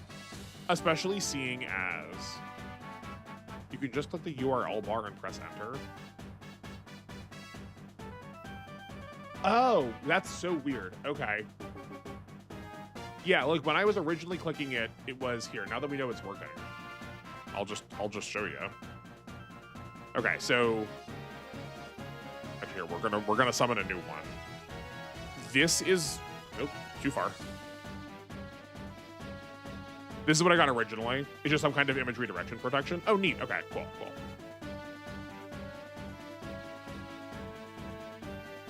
Yeah.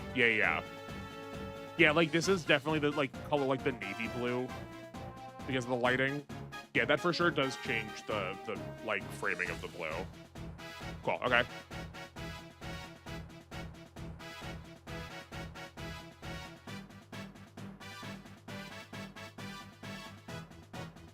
Like even this pose is very police coded. Why do they have a reading ring light over? Why do they have a reading ring light over their head? How maybe we'll see this in one of the other ones because this is not the one we were looking at before. I feel also just for what it's worth, because I've been critical of some of the weapons and how they wield them. This doesn't work. I know it's a robot, so theoretically we can excuse it, but this gun is too big to be held this way. This is a pistol hand gesture. This is not a pistol weapon. Like, no matter how strong it can brace something, like I was saying with the circle, where its hand is holding this gun is going flying this direction over its head. It's very funny. I'm sure the recoil on it's probably going to be pretty minimal, but thank you for this. I appreciate that. That's like good clarifying insight. Because like, yeah, these are only so useful when we're seeing them in these like isolated moments rather than being able to like see them in context. But yeah, I like that the slash Harken are like they feel detachable. They weren't in the first picture, but that they've also moved them away from the chest because like you have to when the chest is going to be on the ground. Like usually slash Harken are like in this area for most for most nightmares, and that just like can't happen here. I guess these are going off of this like light armor plating we have on the like the gauntlet kind of shape. Okay. Same sort of daggers. There's a sniper rifle. Okay. That has a drone control system that would allow her to give commands and control the unnamed Alexander drone units that would accompany them on their mission. Got it. Okay, that's what the little like the reading light is. Cool. Okay. And that's their leader. I mean, that makes sense if she's the one that's in control of it then. Okay, cool. We kind of have like bunny ears a little bit going on at the top there. Does it look anything different? Yeah, still roughly the same. Okay, cool. The B-Shop long ray sword that also is maybe a gun? Okay. I'm wondering what this is doing. This feels very much in the way of cutting things, but maybe that's also like one of those control units. We got the mounted cannon again. Okay, cool, all the same stuff. Ayano Kosako. Great, these are the ones I can't scroll up on. I wish we had these for the rest of them. I love this coming up here. Like, the way that this is pulled out here looks to me almost like flashlights. Like, could you turn this on to, like, illuminate an area? This also maybe says that, like, the face can come off, but we are still seeing that monocle, the monocular vision, behind this, like, grating, which, like, that to me says more this is armor, but also that, like, yeah, I mean, it's not,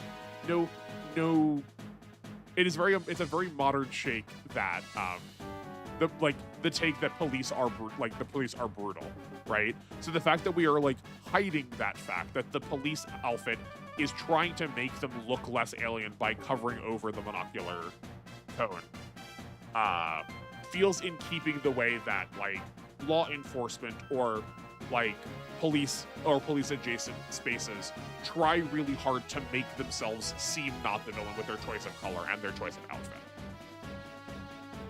Oh, this is like, yeah, like let me get a better look at No, I want a better look at this. This looks different. What is this? Because we've still seen the gun here. Here's their axe that they have on their arm. I like that it seems like it can be worn on the arm so that you could like swing your arm up quick to attack with it. But like no complaints with generally speaking how this works. Like it's still a little anime style. Big axe heads, in fact, do not make axes better. A lot of the value of the axe is you're focusing a lot of energy into one really specific place, but it looks hunkin' cool. It also sort of doubles as a standard, right? We've equated these all to knights because they're nightmares, but like having a battle standard, like the flag that you fly, is like important for battle, and this doesn't not look like a battle standard. Yeah, here we go. I figured it was going to be a missile launcher. I question its ability to open like this while it's on its back, but it does look like it has sort of this like briefcase kind of deal that you can like grab this handle and like carry it down by your side, maybe.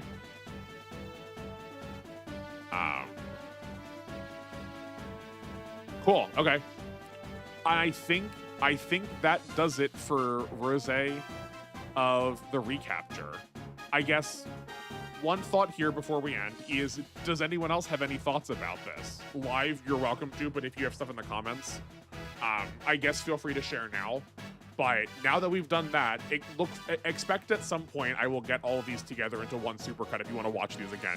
Especially seeing it's been like, months since we've last done this. And I plan to do that for all of the ones going forward. But now that we're done this, what series are we doing next? Especially now that we're probably going to end up having these like half-hour segments that has turned into now almost 50 minutes at the end of stream. What are we doing next time? Nothing we have to know right now. Like, take your time. We want to like settle on something. But speaking of next time, let me use that to segue into to ask my usual standard multiple questions at one time before anyone can respond. Gosh golly, it sure is close to a holiday. What do we want to do for Christmas? Christmas falls on a Thursday. I had talked last week like I was streaming because I just did not realize that Christmas was coming up. Which is like, maybe that says something about me and some sadness, but don't worry about that part too much. I don't have any immediate plans on Christmas. I know sometimes it's pretty common to like stream on Christmas in some places. I'm not opposed to it. This doesn't like really feel like work, but I also like don't feel like I have to, especially if people are like going to be off, right? Tekkaman feels like a strong shout since we've been watching the show. That's a fair point. Okay, sure. Yeah, we'll do Tekkaman. That would probably go pretty quickly too. We would never expect to stream on Christmas. I mean, that's fair. That's true. But like not just Christmas, like around it, right? Wednesday I can still have a release for New Year's Eve, for Christmas Eve. Like that's not a big deal because that's going to be done. Like I'll have that done probably tonight. It's just a matter of uploading it. So like I can upload that. That works still fine. The day after Christmas should have been is when we are supposed to do more fantasy Maiden Wars. Is like, I mean, I guess part of the question that I'm asking is like, because most of my audience is international, is the day after Christmas also something where it's like, yeah, no, pretty commonly that's like not a time we would be doing anything. Like we probably won't be around. But like outside of that, like I will definitely still be streaming tomorrow. Like that will still be fine, especially because I want to like try to catch up on having not been around the last bit. I did schedule the upcoming appointment with Comcast for a non-stream day. That's going to be on Saturday, so like that should hopefully be addressed by then. Like it's early on Saturday, so hopefully that should be taken care of by like late Sunday. But we'll see. I will likely be around since time zones, but yeah, didn't even notice Xmas and Boxing Day lands on stream days. Yeah. New Year's Day is also stream day. Normally not Eve though. Yeah. Okay, hold on. Let's look at that. So, right, because New Year's Day is also, New Year's Day is always the same as Christmas Day. So, right, and New Year's Eve is on a Wednesday. So yeah, like I'll still have an alpha out. I'll have an alpha out then for New Year's Eve. I guess I probably won't do anything particularly special for it. I don't know. I need to see my parents at some point. I don't know when I will be. I don't know exactly when that will fall. I'm not opposed to streaming on New Year's Day. That one feels like that one always felt like less of a celebration for me because like New Year's Eve is more than a day anyway. So yeah. Can always ask, do the poll in the community poll like you did with the YDLC question. Yeah, for sure. Right, because like I do want to get everyone's thoughts, right? Not everyone watches live. Like I was going to, but while you were here, I figured I may as well ask, right? I want to hear everyone's voices, but like I do appreciate my live chat like a lot. So if y'all have the ability to voice something, like I don't want to say I prioritize that over everybody else, but like, you know, y'all show up. I want to give you some credit for that. But yeah, I do need to use my polls. Some more. I was planning on doing it on the Thursday, but then for obvious reasons that didn't happen. You always have my attendance. I appreciate that, right? Like if I'm streaming and you're free, you'll be around. But like, you know, if you and our 151 and Tricky all were like, oh man, we're not around. Right, I can be like, all right, Imaginary, tell me when a Christmas time is good for you, right? Like, yeah. It'll right after I finish the Xmas turkey too. Incredible. You can like fall asleep with all the tryptophan in your system as I like say the same 6 sentences over and over and over again. Relax to some robot violence after Christmas leftovers. Okay, cool. Well then, I guess look forward to that post. Cast your votes if you're watching this in the VODs or you're here with me live. But we'll figure out something for Christmas. I'm flexible. I don't have immediate plans. But other than that, yeah, we've got GC again on Monday. I need to go update that overlay with NR 151 suggestions. Tuesday nothing, alpha on Wednesday. Then we'll figure out Thursday, Friday from there. Great. Well, it was good getting back to doing this. I'm just like also glad to be, you know, like streaming actively. We'll get through it. It might even line up with Christmas in-game. That would be incredible. I was kind of hoping it would. That would be really fun. That would be absolutely impeccable if we hit it on the same day. Maybe I'll look into that a little bit if there's like a translation I can read. Maybe I'll look into that because that also might be a vote. I might have to like add an extra account and just cast a vote for it that way because that would be really funny if that was true. Well, we are now almost a half hour over, so I'll let you all go for the evening. Thank you all so much for being here. Thank you for watching in the VODs. I appreciate you very much. Look forward, like I said, to the Rosé Supercut if you are interested in hearing my design notes again at some point. I won't be adding anything extra. It'll just, like I said, it'll just be the same thing that we've already done before. I just want them all collected so you don't have to like go through each individual font if you want to see them again. And other than that, yeah, I look forward to seeing you live or in the VODs, but enjoy the rest of your evening. Make me the rest of your day. Thank you for being back, and enjoy your holidays, and I will see you at some point. Bye, everyone.